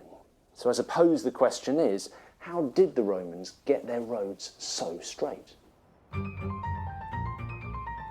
I'm uncovering the story behind the great Roman roads that have run the length and breadth of Britain for hundreds of years. My first journey is along 240 miles of Watling Street, the first of their roads in Britain, used by their army to conquer our land. But how did they actually go about building it? To find out, I'm meeting Andrew Hyam, an archaeologist from Leicester University who has studied Roman building techniques. So, Andy, imagine I'm a Roman. It's not too much of a stretch, I know. How do I get my road straight? It's a very simple principle. There's no GPS or anything like that. So long as you've got a good line of sight, if you've got 3 sticks, you can create a straight line. You have your surveyor and you have your assistant. Okay. The assistant has all the sticks. Right. The surveyor stands in one place. You set a stake at the far end where you want your straight line, and you'll get your assistant with your direction to lay out the sticks in between. And why did the Romans want their roads to be so straight? Well, firstly because they could. It's not like a modern road where it has to go around services and villages and towns. They could plough straight on through. But it also makes it the shortest line between two points. And is this something that was unique to Roman Britain, or did you see it all the way across the Roman Empire? No. I mean, in North Africa, in Germany, in France, in Britain, all the systems were very similar. So one rule generally applied across the whole of the Roman Empire. Okay, well, shall we see how it works? I think we should, yes. Well, then, there you let's go. I'll keep that one. All right. The lead surveyor was called an agrimensor, so I guess that makes me the agrimensor's mate. Okay, so we're going to build a straight line now for our road from our survey point just here towards that trig point. Right. So if you put out regular intervals, your poles, I'll tell you whether to go to the right or to the left or whether it's straight on. Is it pretty simple? It's that simple. Right. Okay, right a bit, good. Right here. Okay, put one there. When the Romans left Britain in the early 5th century, these simple but effective techniques were lost to the Britons they left behind. Left a bit more. It wasn't until the Middle Ages that we returned to anything like their level of sophistication. Okay, right a bit, good. Keep going, that way. Perfect. Spot on. We got a road. We have a road. As well as his simple Roman-style survey poles, Andrew has another piece of Roman road-building technology he wants to show me. So, we've built our Roman road. Now we want to build a town. Streets need to be at right angles. They do. We're Romans and these things matter to us. How do we do it? Still using very, very simple techniques, nothing complicated, but we need a slightly more advanced piece of kit. Right, so what's in the box? Another elegant piece of Roman surveying equipment, the groma. If you want to look after that. It all works again on lines of sight and gravity. And this is technology that we know the Romans had? We have evidence of tombstones with pictures of a Roman groma engraved on it. Really? Yes. So the Romans were very proud of this technology, I imagine? They really were. I mean, again, the Romans were experts at taking very simple techniques, standardising it, and using it to very good advantage. And then this is the actual working piece, which fits onto a peg at the top up here. How does it work?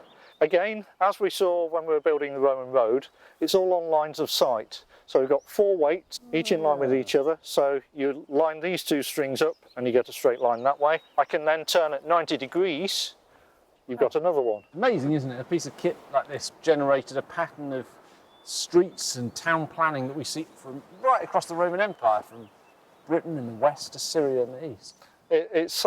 I'm always amazed at how simple it is.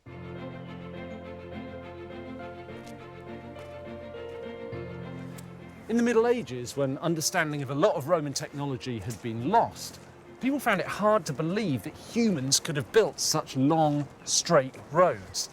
And that's why a lot of sections of Roman road have been nicknamed the Devil's Causeway. To the locals, with no knowledge of forgotten Roman skills, that supernatural explanation could have made sense. These aren't the work of the devil, they're the work of an agrimensor. Simple but effective techniques like these helped the Romans push Watling Street further across Kent as their invasion and conquest of Britain continued. The towns of Dartford and Bexley Heath now stand on this historic route, and in Bexley Heath it's now totally blocked by a superstore, so we have to turn off. Around 8 miles southeast of central London, the road reaches the high ground at Blackheath and then continues down into the Thames Valley towards the river, which means that Watling Street runs straight into the place that's grown to be our nation's capital. Historians are uncertain whether the land was occupied when the Romans arrived, but we do know that at the time it was a marshy area, threaded with small rivers and streams like the River Fleet. They're still there today, but deep underground. Fleet Street runs directly over the ancient watercourse. From this unpromising start, within 20 years the Romans had built a small town, roughly half a square mile in size, with a fortified garrison. Londinium rapidly became a thriving hub, providing road links across Britain and to the larger empire across the Channel. To learn more about the life the Romans created for themselves here, I've come to visit some fascinating Roman remains, buried under the city just north of London Bridge. 2,000 years ago, this site was a temple to Mithras, a Roman fertility god who inspired cult worship. I'm meeting historian Sophie Jackson to find out more about what was uncovered here. When the Roman armies used roads like Watling Street to colonise a place, they carried a lot of baggage with them. So this is an amazing display. What is it all? Well, this is a very small sample of the many, many thousands of finds which were excavated when the Bloomberg building went up. There are about 600 objects in this case. There were 14,000 back in the store. So everything that we can see here came out of the ground under our feet? Yes, yeah. Gosh, that's incredible. Is the amazing richness of all of this stuff to do with the fact that so many Roman roads connected through London? Yes, I mean the reason London is here is for a reason of transport logistics. It's the first place up the sort of Thames estuary that the river could be crossed, and that there was enough dry ground either side and suitable ground to build a road network. And you know, where we are, we're probably not more than 30, 40 metres from Roman Watling Street, which was one of the major thoroughfares. Goods are coming up to the Thames, they're being unloaded in the ports and then coming out of London to sort of feed the conquest of Britain. Tell me about some of the most intriguing ones to you. Well, there's so much to say. I mean, probably one of the most significant finds from the site were the Roman wooden writing tablets. They don't normally survive because they're made of quite thin wood and it normally rots, but this site was very waterlogged. Water normally keeps out oxygen, which causes decay. We've got some examples of whole ones, but this little fragment here is particularly interesting. You can still see writing on it. Yep, and it's actually scratched on the outside. So this is the address that would have been on the outside of the tablet. And it says Londinio Mogontio, and it's the earliest address in London. It says to Mogontius in London. This is probably, certainly one of, if not the earliest reference to London in history. That's anywhere. Amazing. This tablet has been dated to around AD 65, and it's just one of thousands of fascinating finds. We have some finds which are associated with the military, Roman military, so we have 4 iron spearheads. And we also have quite a few bits and pieces of Roman armour. When you think of Roman armour, you think of sort of really impressive bits of metal, but these are all the many, many sort of straps and hinges which we use to fix all the different pieces of armour.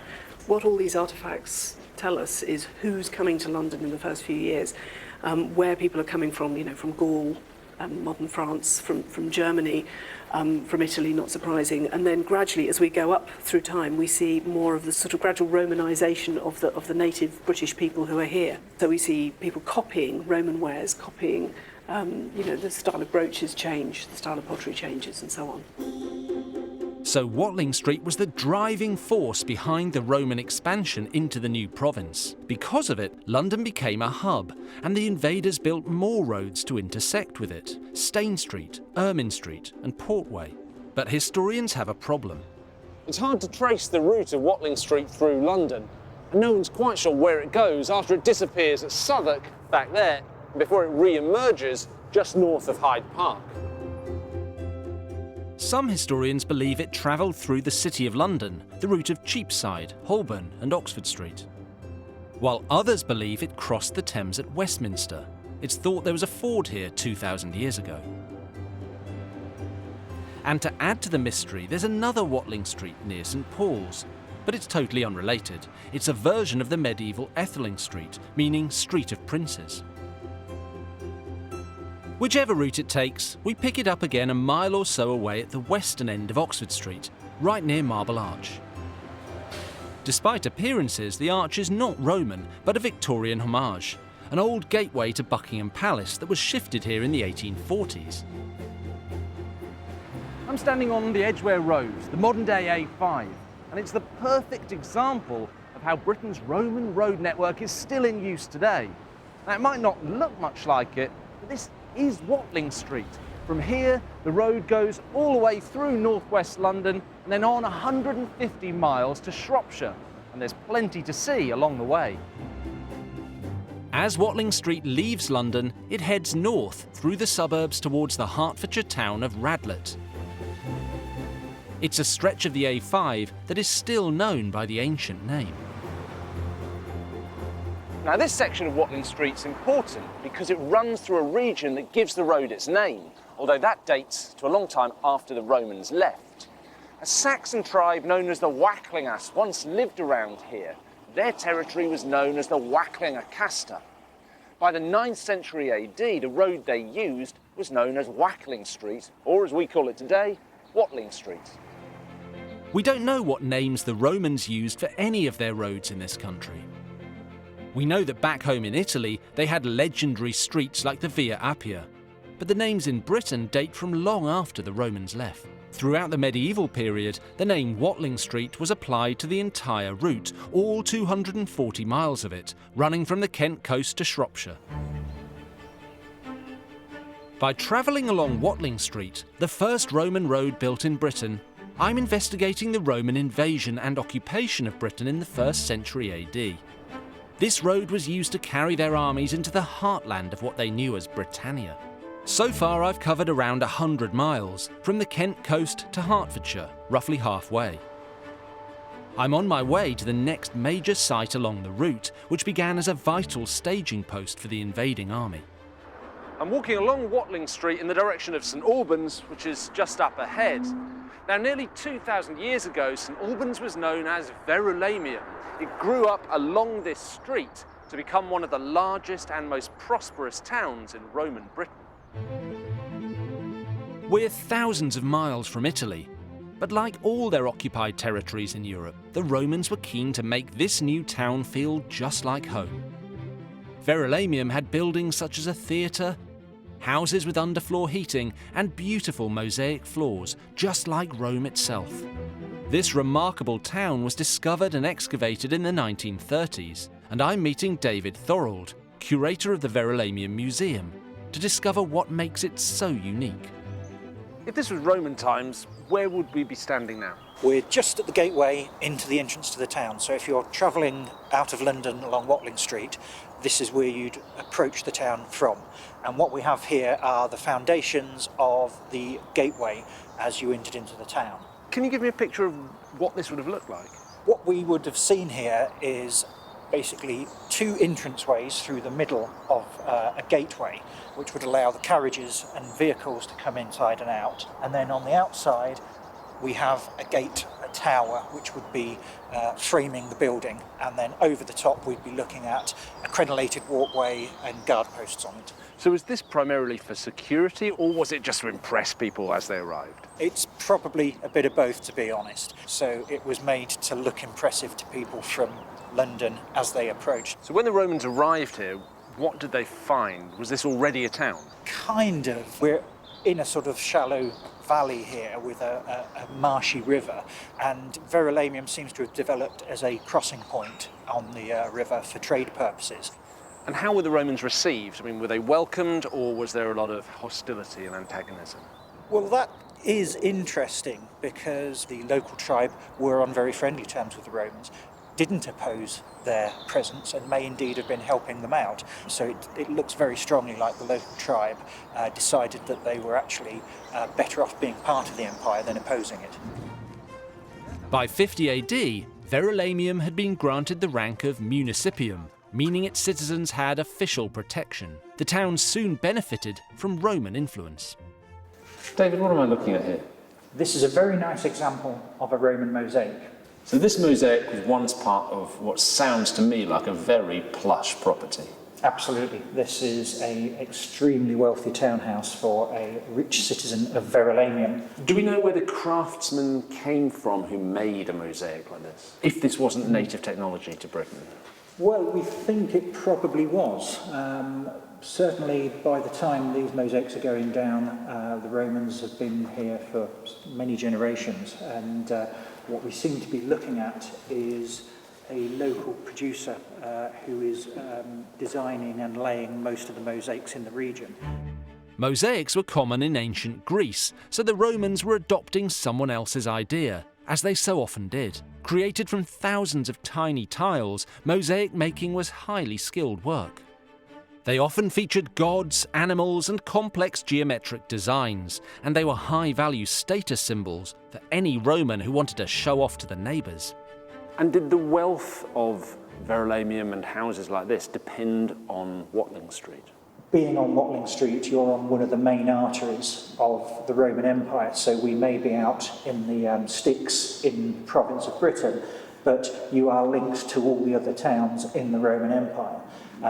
And Verulamium has an advantage in that it is very close to the port of Londinium, so we have a lot of business passing through. So you have merchants passing through the town, you have traders passing through, lots of buying and selling going on, and you've got goods going back out the other way as well. So it's a vital link in the business of empire. The locals in St Albans might have been compliant with this Romanisation, but northeast of here, there was a tribal queen who wasn't convinced that buddying up with the Romans was a good idea. Boudica was queen of the Iceni tribe who came from Anglia, and she wanted revenge against the Romans for the way they'd treated her lands and her people. Boudica's husband was king of the Iceni tribe, and when he died, the Romans forcibly seized his land, flogged Boudica, and raped her daughters. She wanted revenge. She rallied like-minded tribes, and together they went on a killing spree across eastern Britain. Now, the Roman historian Tacitus described what happened. He says, "The whole island rose in arms under the command of Boudica. They hunted down the Roman troops in their scattered posts, stormed the forts, and assaulted the colony itself, which they saw as the seat of their enslavement. Nor did the angry victors deny themselves any of the savagery characteristic of barbarians."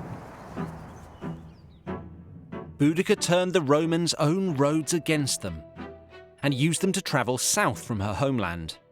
First, she attacked and destroyed the Roman city of Camulodunum, now Colchester, and then their capital, Londinium. Leaving London in ruins, Boudica's army continued their uprising and travelled northwest up Watling Street to Verulamium. The elegant town centre was burned to the ground and hundreds of citizens were slaughtered, but Boudica still wasn't finished.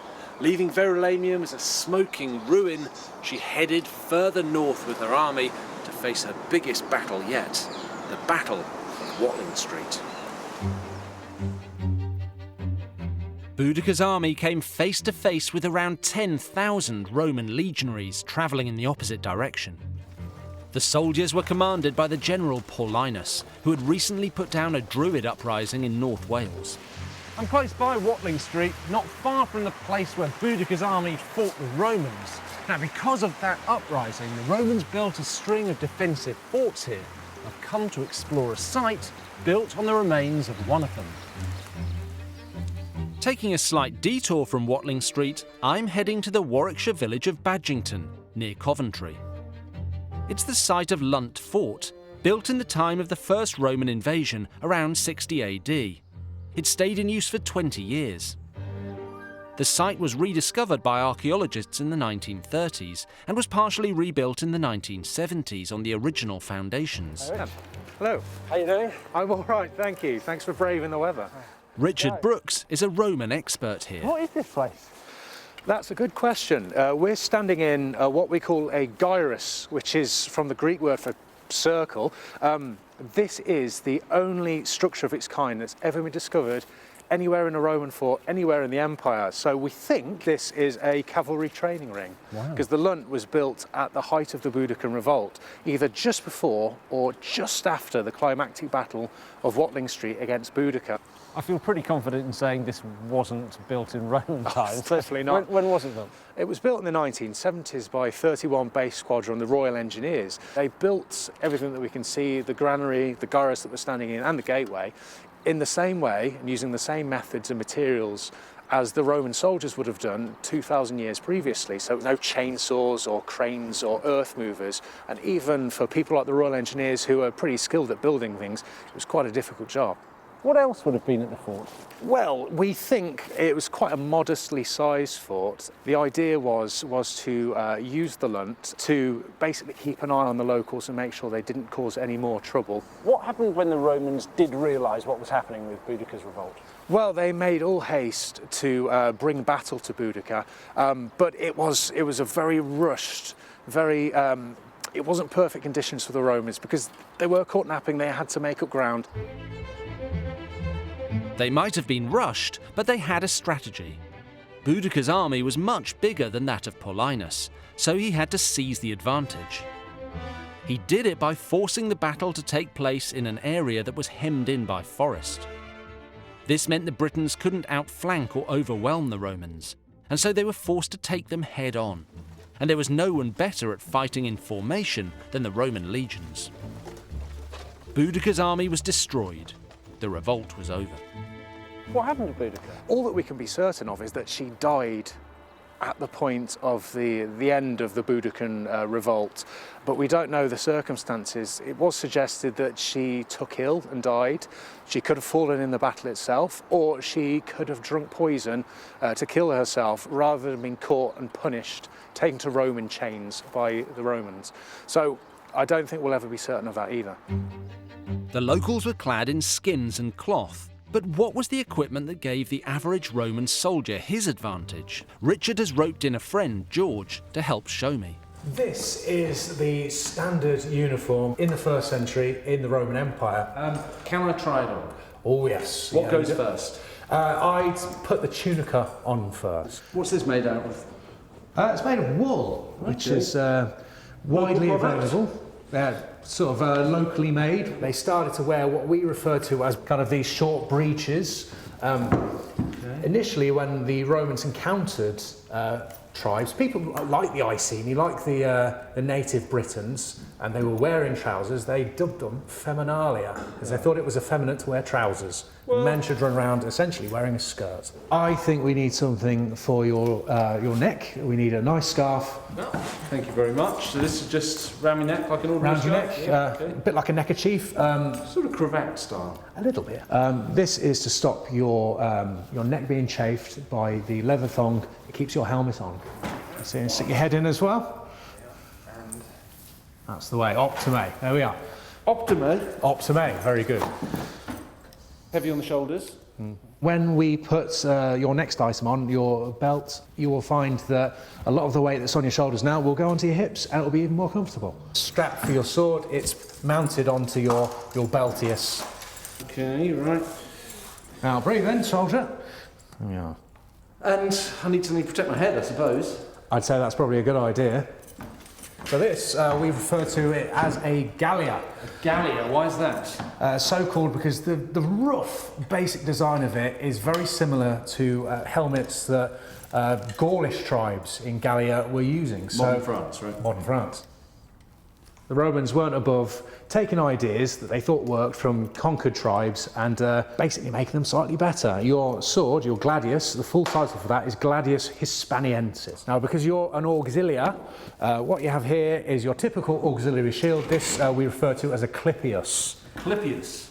It's from, we think it's from a Greek term. So it covers you pretty much from head to toe, especially you get into a fighting stance. Next, it's time for the main event, the great sword. The gladius is primarily a stabbing weapon. It's optimised for that. It's got a very nasty, sharp, tapered point. The thing about the way the Romans fought was they were all very close together, going forward towards the enemy. And if you were to swing a sword about and slash it and swing it when you're really close to it, people would be fighting each other. Exactly, you don't want to kill your own teammates. So you would thrust forward with it. And the good thing about that is not only are you not endangering the soldiers on either side, but you keep your shield in front of you to protect yourself at the same time. So you're really hard to kill, you're defending yourself and you're attacking at the same time. And this is what Boudicca's warriors experienced in the Battle of Watling Street. They were forced into a narrow defile where their long chopping swords counted for pretty much nothing, and they just got in each other's way. So the Roman infantry who were used to fighting close and in a brutal fashion could just go to work. Boudicca's revolt may have been quashed on Watling Street, but the war between the Romans and the native Britons raged on. Many of the tribes who lived here didn't take kindly to being controlled by a foreign power. So Roman legions spent decades putting down rebellions in Wales, Yorkshire, the southwest, and Wales again. It took the Romans more than a century before they could claim that they truly ruled Britannia. My journey along Britain's longest and oldest Roman road, Watling Street, has taken me on a truly revealing route. Starting at the Kent coast in the southeast, I've travelled more than 200 miles across the heart of England, retracing the steps of the Roman invasion of Britain in 43 AD. Watling Street was the trunk road that enabled the Romans to push their conquest across the length and breadth of the land. And nearly 2,000 years ago, it came to an end here, a place that for the Romans really was the end of the earth. This is Wroxeter in Shropshire, which the Romans called Viriconium. Now, like many places in the 1st century AD, it started life as a Roman legionary fortress, but a civilian settlement grew up around it, and soon it was a bustling city. From here there were roads and trackways that branched out into North Wales and further north to Hadrian's Wall and beyond. But historians agree that Wroxeter marks the end of the line for Watling Street. Cameron Moffat is the curator of collections here, with expert knowledge of how the Romans and the British combined to become something new. So this is part of what was once then a very busy Roman town. Why did the Romans have a town here? It's very much to do with Watling Street and access to the important ports and the important places in the far southeast. And Wroxeter really is effectively the terminus for Watling Street. After the Romans arrive here in the mid-1st century, we've got a military base, but it quite quickly turns into a civilian settlement. It does. I mean, first of all, you've got your military establishment, and there will have been settlements of local people on the peripheries. What happens is by the 80s AD, the military has moved on. They've conquered North Wales, they've moved the Legion up to Chester, and they don't need this for military purposes anymore. And what they do is they hand it over to the local tribe, the Cornovii, and they say, okay, here you go, make this into a town, and then we can come and charge you loads of tax. Tell me about this arch. It's absolutely enormous, isn't it? This piece of masonry is called the Old Work, and it's been called that for a few hundred years now. And this is what survives of the basilica. And this was an enormous exercise hall where people came and worked up a sweat. Like a gym? A gym, exactly, and with a few more functions as well. And it was very tall. Really, you could have seen this for many miles around. So this was an exercise hall. What else was going on here? You would get little traders who might be selling snacks. They might be offering to do your hair. If you've come and you've done your exercise, worked up a sweat, you cannot move on through what was a set of double doors into the bath suite, where you would then continue the whole process, going through cool rooms and then into warm rooms, having a slave scrape you down to get rid of all the nasty sweat. We're not in Pompeii, so I assume that wasn't buried. This has been standing since the Romans left it. That has been standing since the Romans left it, and it's really a tribute to their building techniques and the strength of their mortar. And those enterprising locals weren't averse to grabbing a bit of Roman luxury for themselves. Cameron's about to show me a reconstruction of the underfloor heating beneath the bathhouse. It sounds like a very modern idea. And so this was the hypocaust. So what happened here? Well, where we are standing now, we are below floor level, below Roman floor level. And this is where the heated air that was generated by an enormous furnace down at the far end of the building, this is how it moved underneath the floors and then came up into individual rooms through vents like we can see over there. So this is the famous Roman underfloor heating. This is it. Was bathing something particularly Roman, or would it have been familiar already to the local tribespeople? Well, bathing in this way, with all these elaborate facilities, this was definitely Roman. But I think it was appreciated by people wherever the Romans went. This is sort of the last bathhouse on Watling Street, if you like. Would there have been a sense that this was a frontier town, you know, end of civilization, if you like, for the Romans, or not? You know, the Romans, they got everywhere. And but this was the place in this part of the country where you had all the facilities that you could possibly need. And in addition to the baths, there was a huge forum over the other side of Watling Street where you would have the authorities and legal services, and everything is concentrated here. What started out as a military invasion in 43 AD, less than 100 years later, had resulted in a new kind of civilization, one in which the Romans and the Britons were living side by side. This wasn't just about rest and relaxation for Roman soldiers struggling through a harsh British winter. This was built by and for the local British population, enjoying all the comforts of Roman civilization here at the end of Watling Street. The road that was built for invasion and conquest, whose story is littered with bloody battles with native Britons, eventually reached its end in a town where the Romans and the Britons found themselves forced to live in harmony and share cultures, and even bathtubs.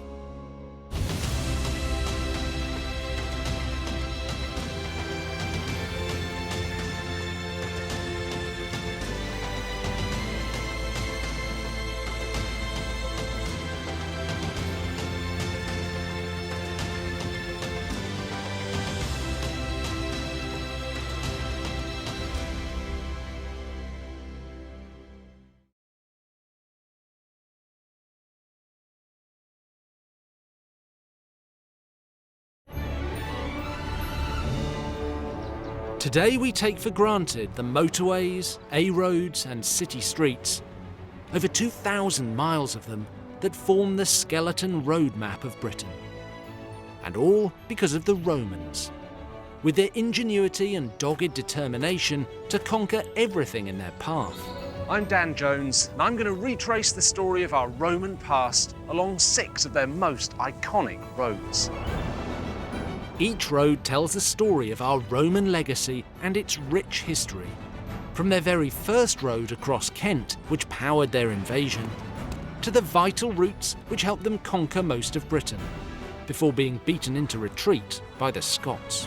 In nearly 400 years of occupation, the Romans changed Britain forever by bringing their armies, ideas, buildings, and religion. But the Romans couldn't have done any of it without one thing: their roads.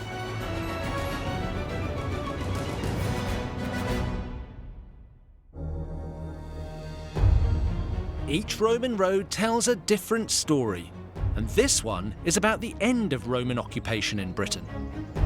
This time I'm on Stane Street, which runs from London all the way down to the south coast. This is a road that'll take me from the dizzy heights of wealth in Roman Britain to the depths of its last days. The Roman Empire stretched across Europe, and they defended it fiercely at every corner. But by the 4th century, they had mounting problems. They'd occupied our land for more than 300 years, but they were being increasingly attacked by forces within Britain. While on the continent, northern European tribes were threatening the Rhine border. The Roman Empire saw that area as a priority for defence, and to reinforce it they withdrew troops from our land. In the end, the very roads they'd built to help them rule Britain now became their escape routes. I want to explore what happened when the Romans evacuated Britain, leaving it to be overrun by Anglo-Saxon tribes from modern Germany and Denmark. I'm hoping that a trip along Stane Street will give me an insight into the Romans' legacy in Britain. Stane Street runs 67 miles from London to Chichester. The route is closely followed by our modern roads like the A3 and A24. This short, straight road from capital city to coast passes through lands that we would now recognise as the home counties of Surrey and Sussex.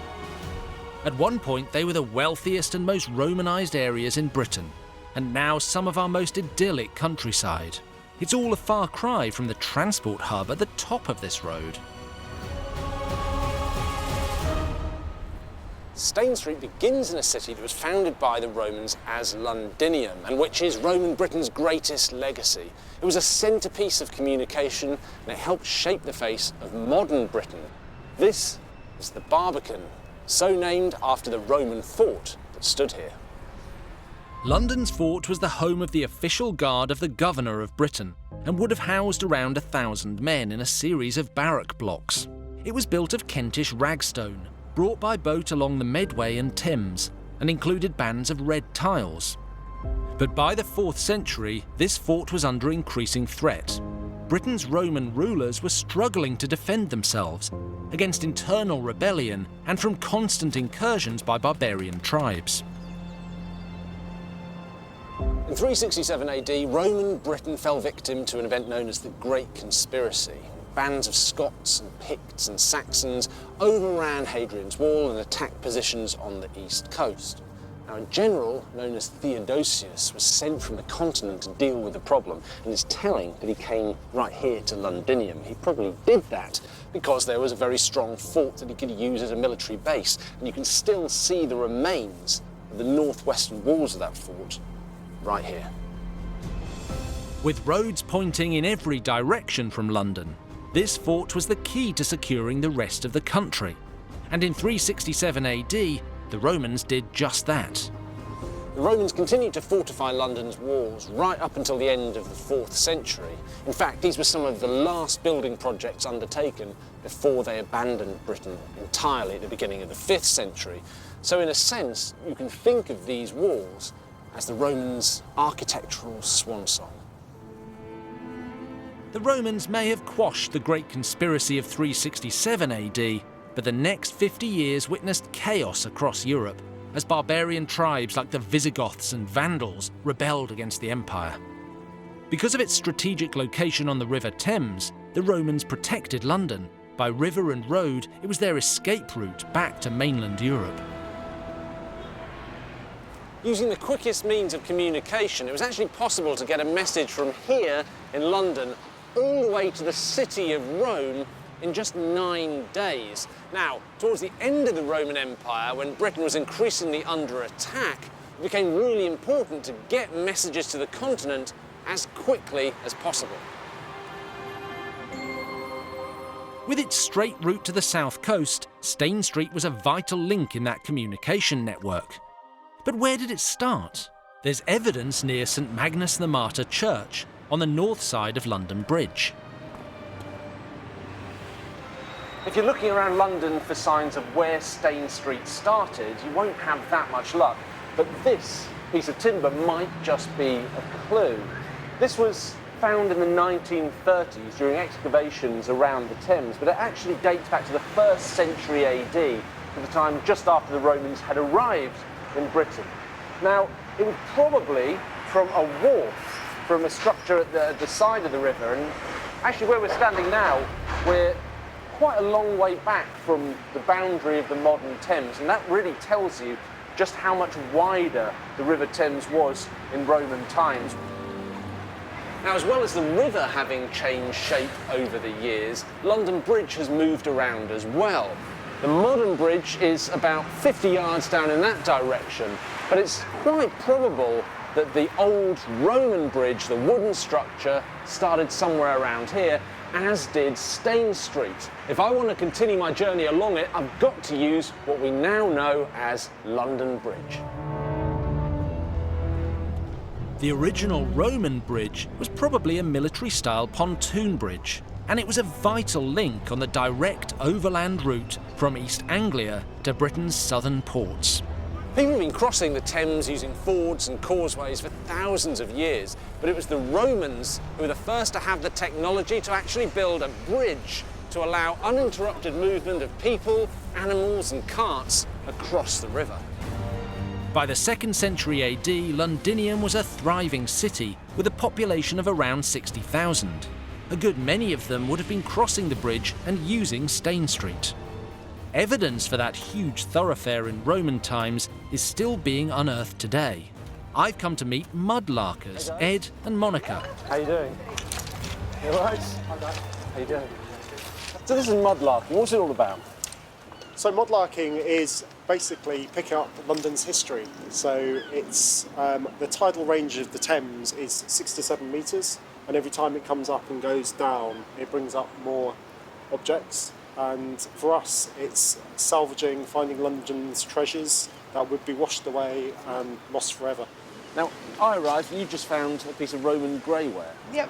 It's a bit of cooking vessel. It's a tiny little shard, doesn't show much, but we know it's Roman. How do you know it's Roman? It's very, very thin. It's grey all the way through. The profile? Profile as well, the shape of it, if you look at the side of the pot. That's probably a small dish, serving dish. How do you think this ended up here?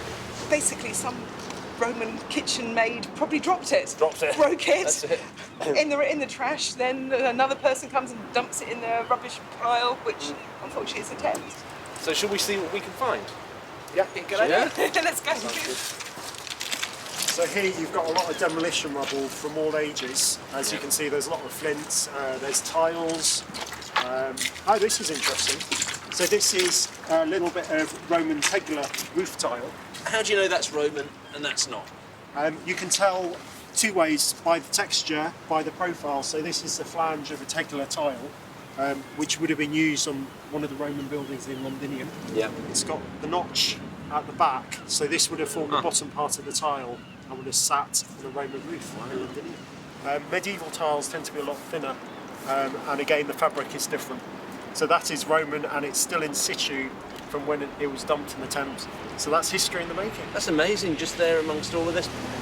You've got the eye for it. It's very impressive. There we go, we found something. We have. Mudlarkers like Ed and Monica have found thousands of objects on the Thames. Many of them tell us a lot more about Roman life near Stane Street than a simple roof tile can.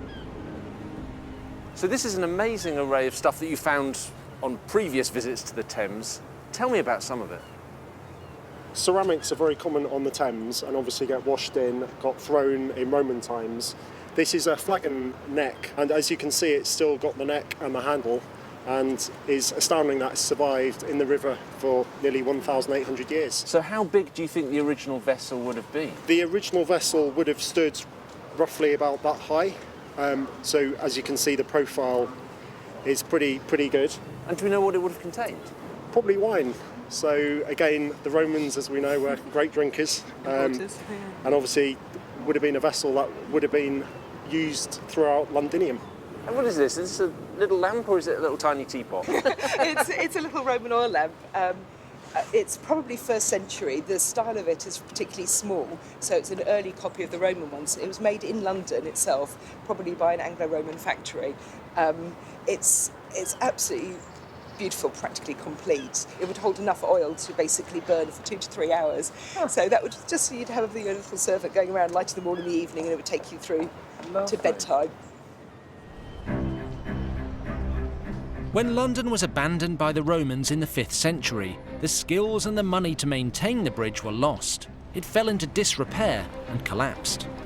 The techniques to rebuild it didn't re-emerge for at least another 400 to 500 years. The bridge seems to have been rebuilt by the year 984 AD. Beyond London Bridge, Stane Street heads due south, passing Borough Market and Elephant and Castle towards Clapham. I'm now about 2 miles from London Bridge in South London, and this is an absolutely classic example of how the Roman road network is still with us, just buried beneath modern roads and modern architecture. This is Clapham Road, the modern A3. And as you can see, it's wide, it's level, it's absolutely arrow straight. And we've got the Romans to thank for this, because this is Stane Street, and about 60 miles in that direction is the city of Chichester. That's where I'm going. I'm travelling the length of Stane Street, the Roman road from London to Chichester, to find out what happened when the Romans abandoned Britain and the legacy they left behind. 25 miles south of the capital, the road follows the route of what is now the A3 and A24. The journey brings me close to the Surrey Hills and the town of Dorking. The Romans may be long gone, but today Box Hill is still inhabited by examples of the wildlife they brought here. The largest land snails in Britain were introduced by the Romans who wanted to eat them. Their shells thrive off the calcium in the chalk around this area, and they're a protected species in England. And snails weren't the only delicacy the Romans brought. One of the goods the Romans imported to Britain in massive quantities was wine. And here today, just off Stane Street in the Surrey Hills, is somewhere where the legacy of Roman drinking habits still lives on.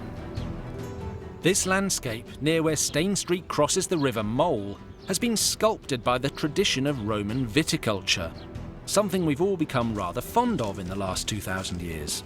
I'm meeting wine expert Paula Locke to find out more. How are you doing? Good, thank you. Nice to see you. So, Paula, the Romans were very famous for drinking wine. Did everyone drink wine, or was it just for posh people? Everyone drank wine, so from emperor to slave, and even the Roman soldiers had wine as a ration. Wine was really the drink that all of the Romans drank, mainly because the water wasn't always very good, so wine was a lot safer. So the alcohol helped to purify the water? Exactly. While most wine was imported from the continent, there's evidence the Romans produced it in our relatively chilly climate. They had a vineyard as far north as Northampton. Grapes were pressed and the juice boiled or baked to preserve it. As a sweetener, the Romans added honey and sometimes lead. Well, all this talk of wine is making me thirsty, and we've got several bottles in front of us. What have we got all together? Okay, this one is called Conditum, and this is a spice wine. And so, was that saffron? Yeah, you got some saffron, some black pepper. So I thought that might be sort of dirt, but actually it's pepper. Yeah, and it also had infused with the bay leaf and a date stone. And was that a typical Roman recipe? Yes, I mean all of these were fairly typical that I've done for you today. Can I try some? Please do. Oh, that's really sweet. Really sweet. Mm. Woo. Quite lemony. Quite tasty though, isn't it? It is tasty, yeah, but you would have typically watered this down, right? Absolutely, yeah. And were there particularly popular spice combinations in Conditum? Well, what I've done here is the classic, that we do actually have original recipes for that. And this particular drink was so popular, there was even a traveller's version. So if you were particularly picky about your mixture, you could mix up the spice element and the honey and take it along with you. And as you stopped off at an inn, you could just pour in your own spices. Love it. Winemaking goes back thousands of years, but it was the ancient Greeks who refined the art. As Rome expanded and took over Greek settlements in southern Italy in the 3rd century BC, they adopted their winemaking traditions, as well as Dionysus, the god of wine, who the Romans called Bacchus. OK, so what about this one, Rosata? Well, amazingly enough, it's roses.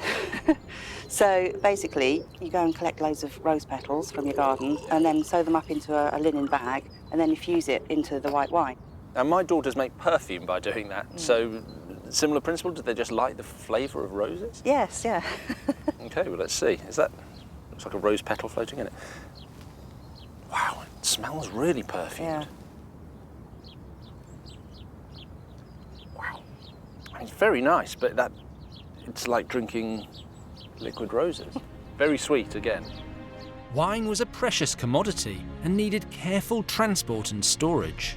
Both the Romans and the Greeks used large ceramic jars called amphorae to hold their wine. Each holds the equivalent of around 35 bottles. And finally, what do we have? So this is the passum. I'm not going to tell you what that's called in English, to see if you can work it out.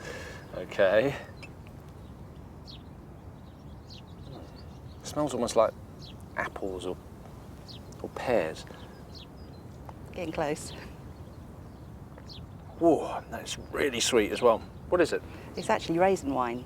Raisin wine? Yeah. So it's semi-dried grapes they used and then immerse into the wine and they pulp up and then actually you swizz the wine about and the raisin juice goes into the wine. So what are the main differences between wine in Roman times and wine today?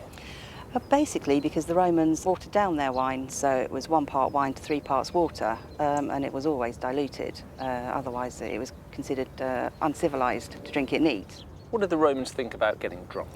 Well, it was a definite no-no. The elite were very snooty about drunkenness, although it seems they probably did also overindulge sometimes. Bars, in Pompeii, for example, there's over 150 bars just in that small city, and they were always described as being quite riotous and drunkenness, brawls, that kind of thing.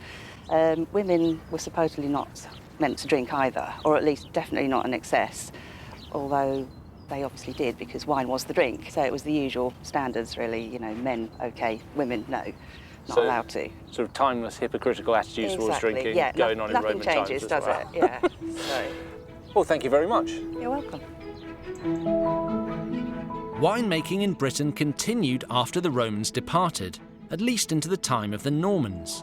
More than 40 vineyards in England are mentioned in the Domesday Book of 1086.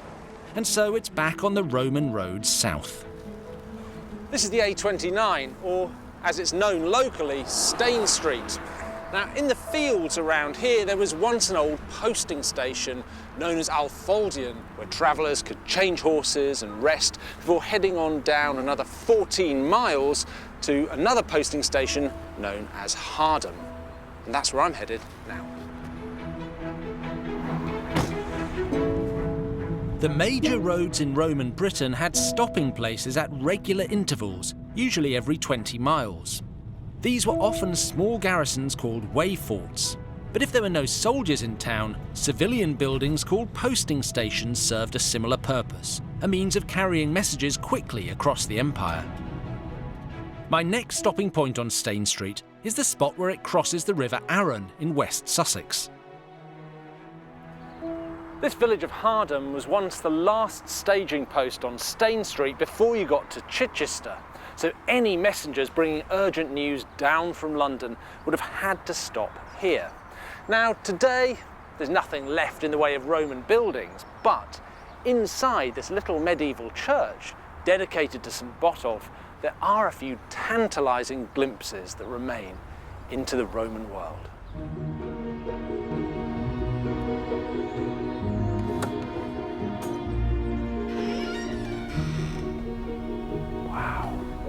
This ancient church contains some of the oldest wall paintings in Britain. It's like a medieval art gallery. The Reverend Peter Mallinson is vicar here. Hi Peter, how are you? Nice to meet you. So Peter, this is a lovely church, but it's not Roman, is it? No, it's Saxon, 2-cell Saxon church, round about 1030 to 1050 built. What's his Roman connection? Round here there was a way fort on Stane Street, which was destroyed round about that time, and this is actually built out of the rubble from the way fort. After the Romans left, their structures fell into disuse. It was common for the locals to cannibalise the stone. Masonry from the mighty Hadrian's Wall was used to build Hexham Abbey in Northumberland. Apart from showing me his church, built of Roman masonry, there's one fresco in particular Peter wants me to see. There's another Roman connection, isn't there? Because we have St. George on the wall. We do have St. George on the wall. This was originally St. George's Church, they believe, not St. Botolph's. And he was the patron saint of it. So the pictures here are very much dedicated to the life and work of St. George. According to some theories, England's patron saint was a member of an elite army unit, the Praetorian Guard, whose members were personal bodyguards for Roman emperors. He was beheaded due to his Christian beliefs and made a martyr. Here we have not only a building that's made from Roman materials, but on its walls we also have a kind of a recycled Roman built into a medieval saint. Because here he is. Well, I mean, what context do we see him on the frescoes? We see him fighting with his staff. They call pikes, don't they? Drawn and fighting. And I'm not sure if he's fighting the dragons or fighting the infidel, as was said at that time. And people still tell that story of St. George, even though they might not know the details of who he was, where he came from. But they have that attachment. They have that attachment to St George, which is understandable. But I always like the thought that he's probably not an Englishman. Eventually, Christianity became the official Roman faith. George was canonised by Pope Gelasius I and became England's patron saint in the 1340s. What do these pictures of St George tell us? Are they telling us a story? You have St George fighting the dragon, then you have St George being tortured by his torturers, and that one at the far end, you can see the brick arch, that's actually St George into his tomb. It tells the whole sequence of events of the life of St George. And so in a way this building is designed to be read, seen Exactly the like same as stained glass. They're stories you told because you didn't read and write. The priest told the stories from the Bible on a Sunday, but actually the walls of the building tell the story far more eloquently than any priest ever could. So for all of these generations and centuries of ordinary people who weren't taught to read and write, they'd still know these martyrdom stories and these stories that came from Roman Britain. Oh yes, because here they are. The Romans ruled Britain for nearly 400 years, but in the early 5th century they withdrew to defend other parts of their empire, as barbarian tribes ran amok in northern Europe.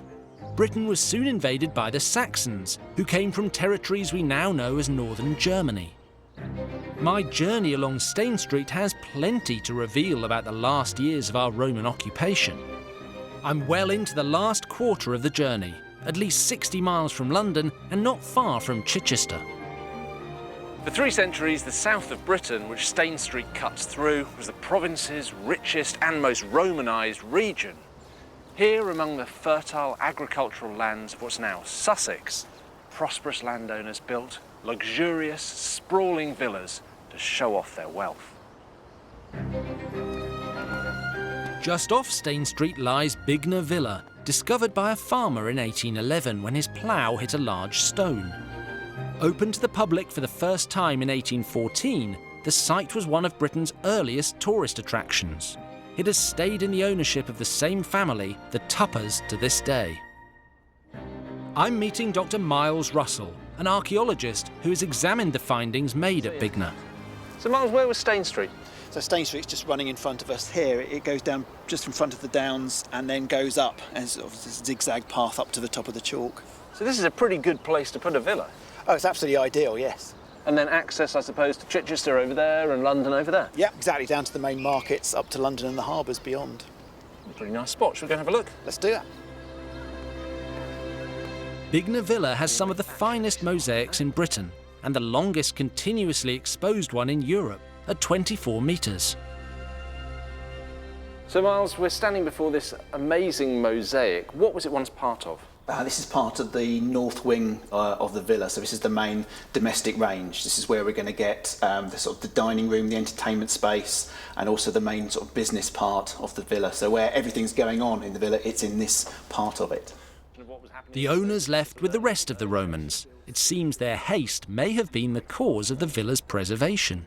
This sort of quality of mosaic is relatively rare survival-wise. We're fortunate that this particular site was discovered in 1811, at a time before there was deep ploughing or intensive agricultural activity across the South Downs. So the preservation here is really thanks to the fact it hadn't been disturbed by ploughing. It also, as far as we can see at the end of the Roman period, was abandoned relatively quickly.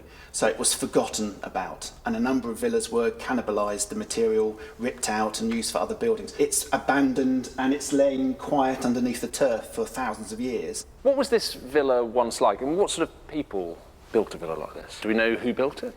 We don't know who built it, but we can say that right at the very end of Roman Britain, around about 340 AD, someone comes here with a vast amount of money and they're spending it in an extremely lavish way. Where would you get that kind of money in late Roman Britain? I think whoever's coming here is coming from another part of the empire, because I think when you look at a lot of areas of this part of the world, in Sussex and Hampshire, suddenly there's a huge influx of cash, and we're not really seeing it anywhere else in southern Britain. I think it might actually be possibly from Gaul or from another part of the Western Empire. What would it have been like for ordinary Britons to see a place like this go up in their midst? I mean, would there have been any benefit for them? Britons might be working here on the farm as labourers, they might be perhaps participating in some kind of trade here, but they're not living in this house, they're not benefiting from it, they're not really becoming Roman. Let's talk about the detail of some of these mosaics. We can see all these geometric designs here, but there are figurative designs elsewhere in the villa. Yes, there are. And I think the thing is about being a Roman here, it's all about showing off, showing your wealth, but also showing how integrated you are into Roman society. So you're showing scenes from Roman mythology. So we've got a fantastic mosaic over there that shows the scene of Jupiter in the guise of an eagle abducting Ganymede, the shepherd boy, for his own nefarious purposes. And then you've got a series of dancing girls around the outside and an ornamental fountain. The Romans didn't invent mosaics, they took the idea from the Greeks and expanded on it. The designs are often geometric, but from the 1st century AD they became more sophisticated.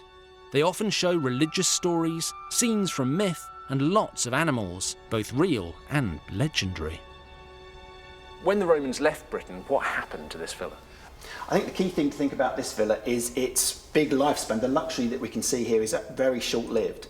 So at 340 AD, these floors are being laid. By 380, it's gone. So it's got a lifespan of about 40 years.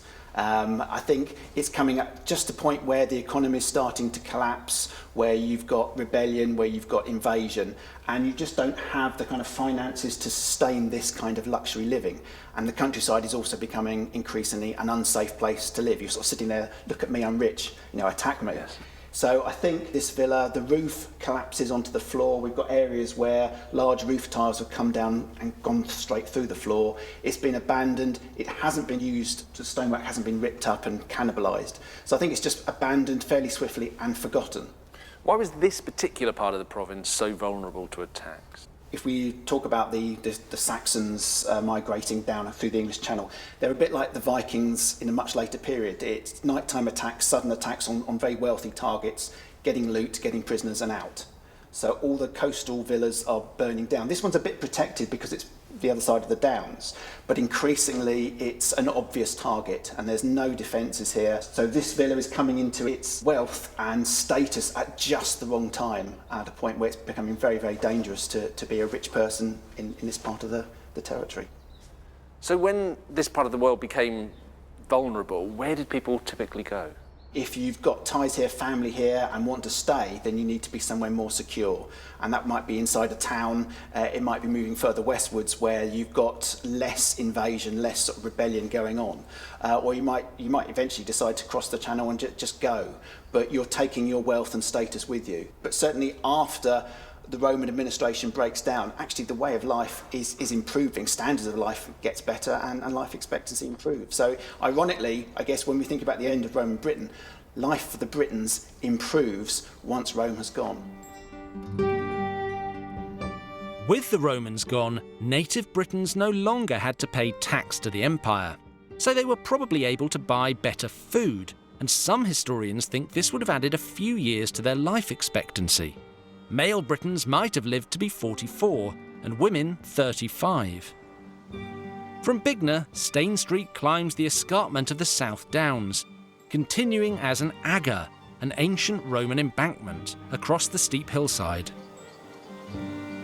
Most people think that the Romans' most visible legacy in Britain today is their arrow straight roads, just like this section of Stane Street. But do the Romans deserve all the credit? I'm meeting Dr. Steve Willis from the University of Kent, who's an expert on the ancient Celts. Steve, the Romans get all the credit for the roads we see all across Britain even today, but do they deserve it? They deserve it to a considerable degree. They had an imperial project to roll out their imperial policy across Britain. They needed to get their army where they needed to be fast. They needed to move economic goods around. So many of those roads are straight, but then in the Iron Age, many of these centres existed before the Romans, and they would have followed the natural grain of their land. Now, in many instances, that's what the Romans do too. And a lot of that is formalised in the Roman period. So is it more the case then that the Romans brought the hard engineering rather than the routes themselves? They bring hard resources, robust resources for road metalling, surfacing with flagstones, gravel, all these layers that go to make up a road like this. In the Roman period, we see straight lines all over the landscape. But why did the Romans build so straight? We've got to remember that the Romans had an imperial policy. They tended to overbuild things. It was part of their mindset, and then they were stuck with it. But it's also about economy, because if you're moving things and people on roads, it's about 20 times more expensive than moving them by water. By the time you've loaded up your cart and you've got your oxen and your horses, you want to make that journey as swiftly as possible, because the profit you'll make will be going down, because you've got to feed your animals, you've got to rest them, you've got to water them, you might have to stay overnight. So the quicker you can make this journey with your heavy resources from A to B, the better it will be. Stane Street, which we're on today, there isn't much in the way of any signs of there being prehistoric or Iron Age activity below, so it seems to be a new road linking Chichester with a new foundation at London and crossing the wild woodlands of Sussex and Surrey. So typically for the Romans, they seem to have taken what was already there, improved it and Romanized it. In this case, the ancient routes that crisscrossed Britain. This 2-kilometre stretch of Stane Street passes through Eartham Woods, part of the Slindon and Eartham estates. This section is also known as Monarch's Way, as it was part of the route that the future King Charles II used when he fled England for his life after the Battle of Worcester in 1651. From here you can actually see the spire of Chichester Cathedral. Now in Roman times, Chichester was an important fort and industrial town called Novio Majus Reginorum. And Stane Street makes a beeline straight for it, so I'm going to follow suit. Novio Majus Reginorum was first established as a winter fort in 43 AD, not long after the initial Roman invasion of Britain. The town first rose to prominence due to its natural harbour, which still exists 2 miles to the southwest, though it was much closer in Roman times. After a journey of around 60 miles from London Bridge, travellers along Stane Street would eventually arrive in Chichester here on the East Gate.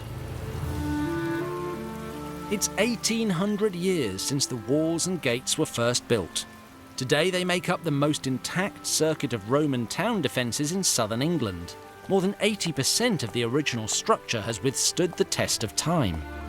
The original Roman wall was 2 metres thick and had a deep ditch. It was modified in the Middle Ages and again in the Georgian era.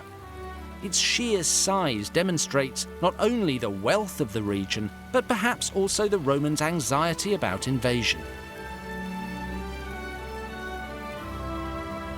This stone was carved during the 1st century of Roman occupation of Britain, and it harks back to a time when a native British king called Cogidubnus dedicated a temple to the Roman gods Neptune and Minerva. And that's really important because it tells us something crucial about the way the Romans occupied Sussex and the rest of Britain. It wasn't just about violent conquest. Alliances with native rulers like Cogidubnus were just as important. In fact, without those alliances, you could say that none of the settlements that thrived up and down Stane Street would have survived anywhere near as long as they did. Chichester's amphitheatre and baths suggest a thriving Roman city. But by the 4th century, Roman archaeological finds start to dry up, and there's a reason for this. By the 360s, Chichester really needed its defensive walls. Roman Britain was under regular attack from bands of Saxons, Picts and Scots.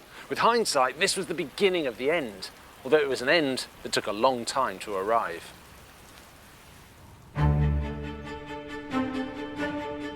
My journey along Stane Street has taken me on a truly historic route. From the heart of the capital, I've crossed London Bridge, traversed the agricultural lands farmed by wealthy Romans and Britons, and seen the city walls and east gate of Chichester. But my mission to find out how and why the Romans abandoned our islands isn't over yet. Just a few miles further west of Stane Street on the south coast lies a spectacular fortress.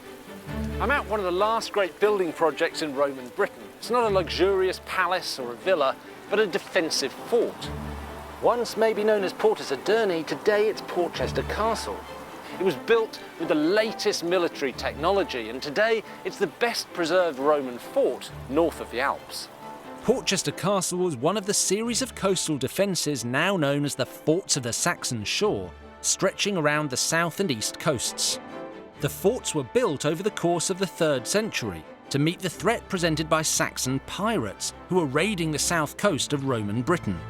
This chain of 9 great defences stretched from present-day Brancaster in Norfolk to Richborough on the Thames estuary, and from Dover in Kent right round to Portchester.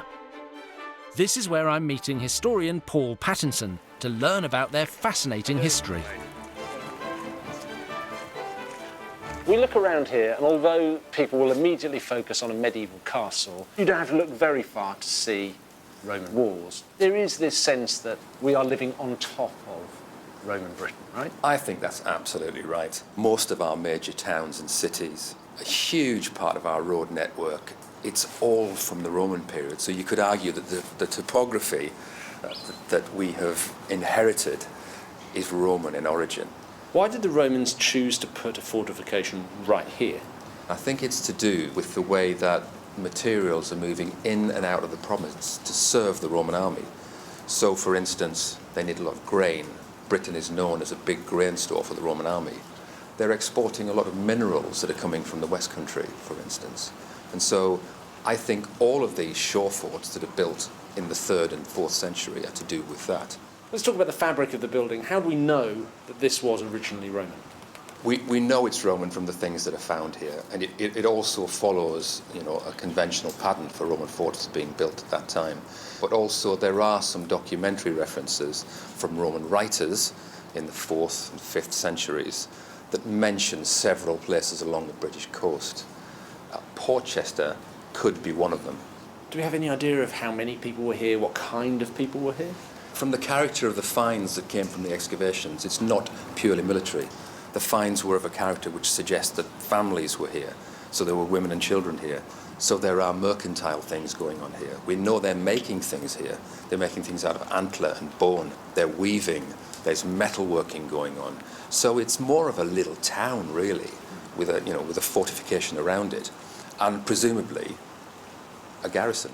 So we get towards the second half of the 4th century, and we see an increase in attacks on Roman Britain from people outside Roman Britain. What was happening? Well, the Great Conspiracy is a good point to start. 367 AD, there's this massive, apparently collaboration between a number of peoples on the fringes of the Roman Empire.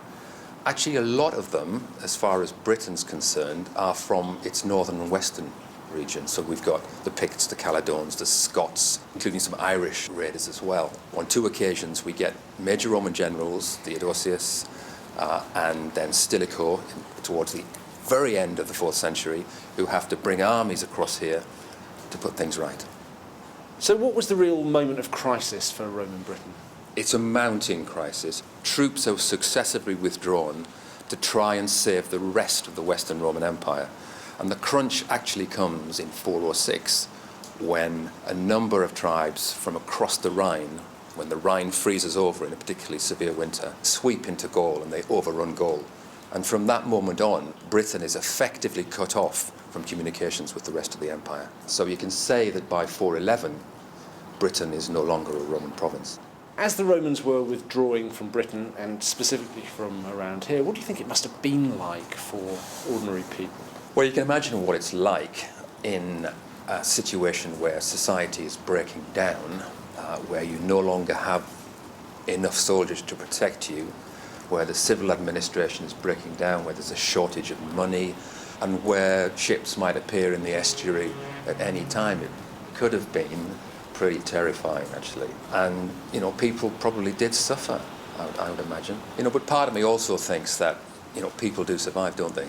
And even raiders need people to farm and to make things. So, yes, there would have been some terrifying times, but, people survived, did they not? I suppose, in a way, no matter how sophisticated the Romans were compared to civilizations before them, I guess their great achievement was their engineering. What they did, for better or worse, really lasted and still here with us today. That's it. I mean, it's the bones of the country, if you like. In 406 AD, the Roman Empire was itself invaded by Germanic tribes from the north. Troops from across the empire, including Britain, were called back to defend the homeland. By around 407 AD, the last contingents of the Roman army had left Britain. With no Roman administration to maintain order or soldiers to defend it, the Roman way of life fell under attack, both from the tribes within Britain and the Saxons arriving from northern Europe. Roman rule in Britain was over. Stane Street has taken me from the heights of Britain's Roman splendour to the chaos of the imperial retreat after nearly 400 years. And Stane Street is just one of the great Roman roads that I've travelled over these last few weeks. A journey across Britain of just under 1,000 miles. I've seen how the roads helped the Romans conquer Britain by carrying their armies, but then paved the way for the creation of towns and cities, the introduction of new religions and pastimes, the building of Roman Britain. And Rome's legacy lives on with us today, from these inspiring buildings to the culture and of course the incredible road network that has been my pleasure to walk along.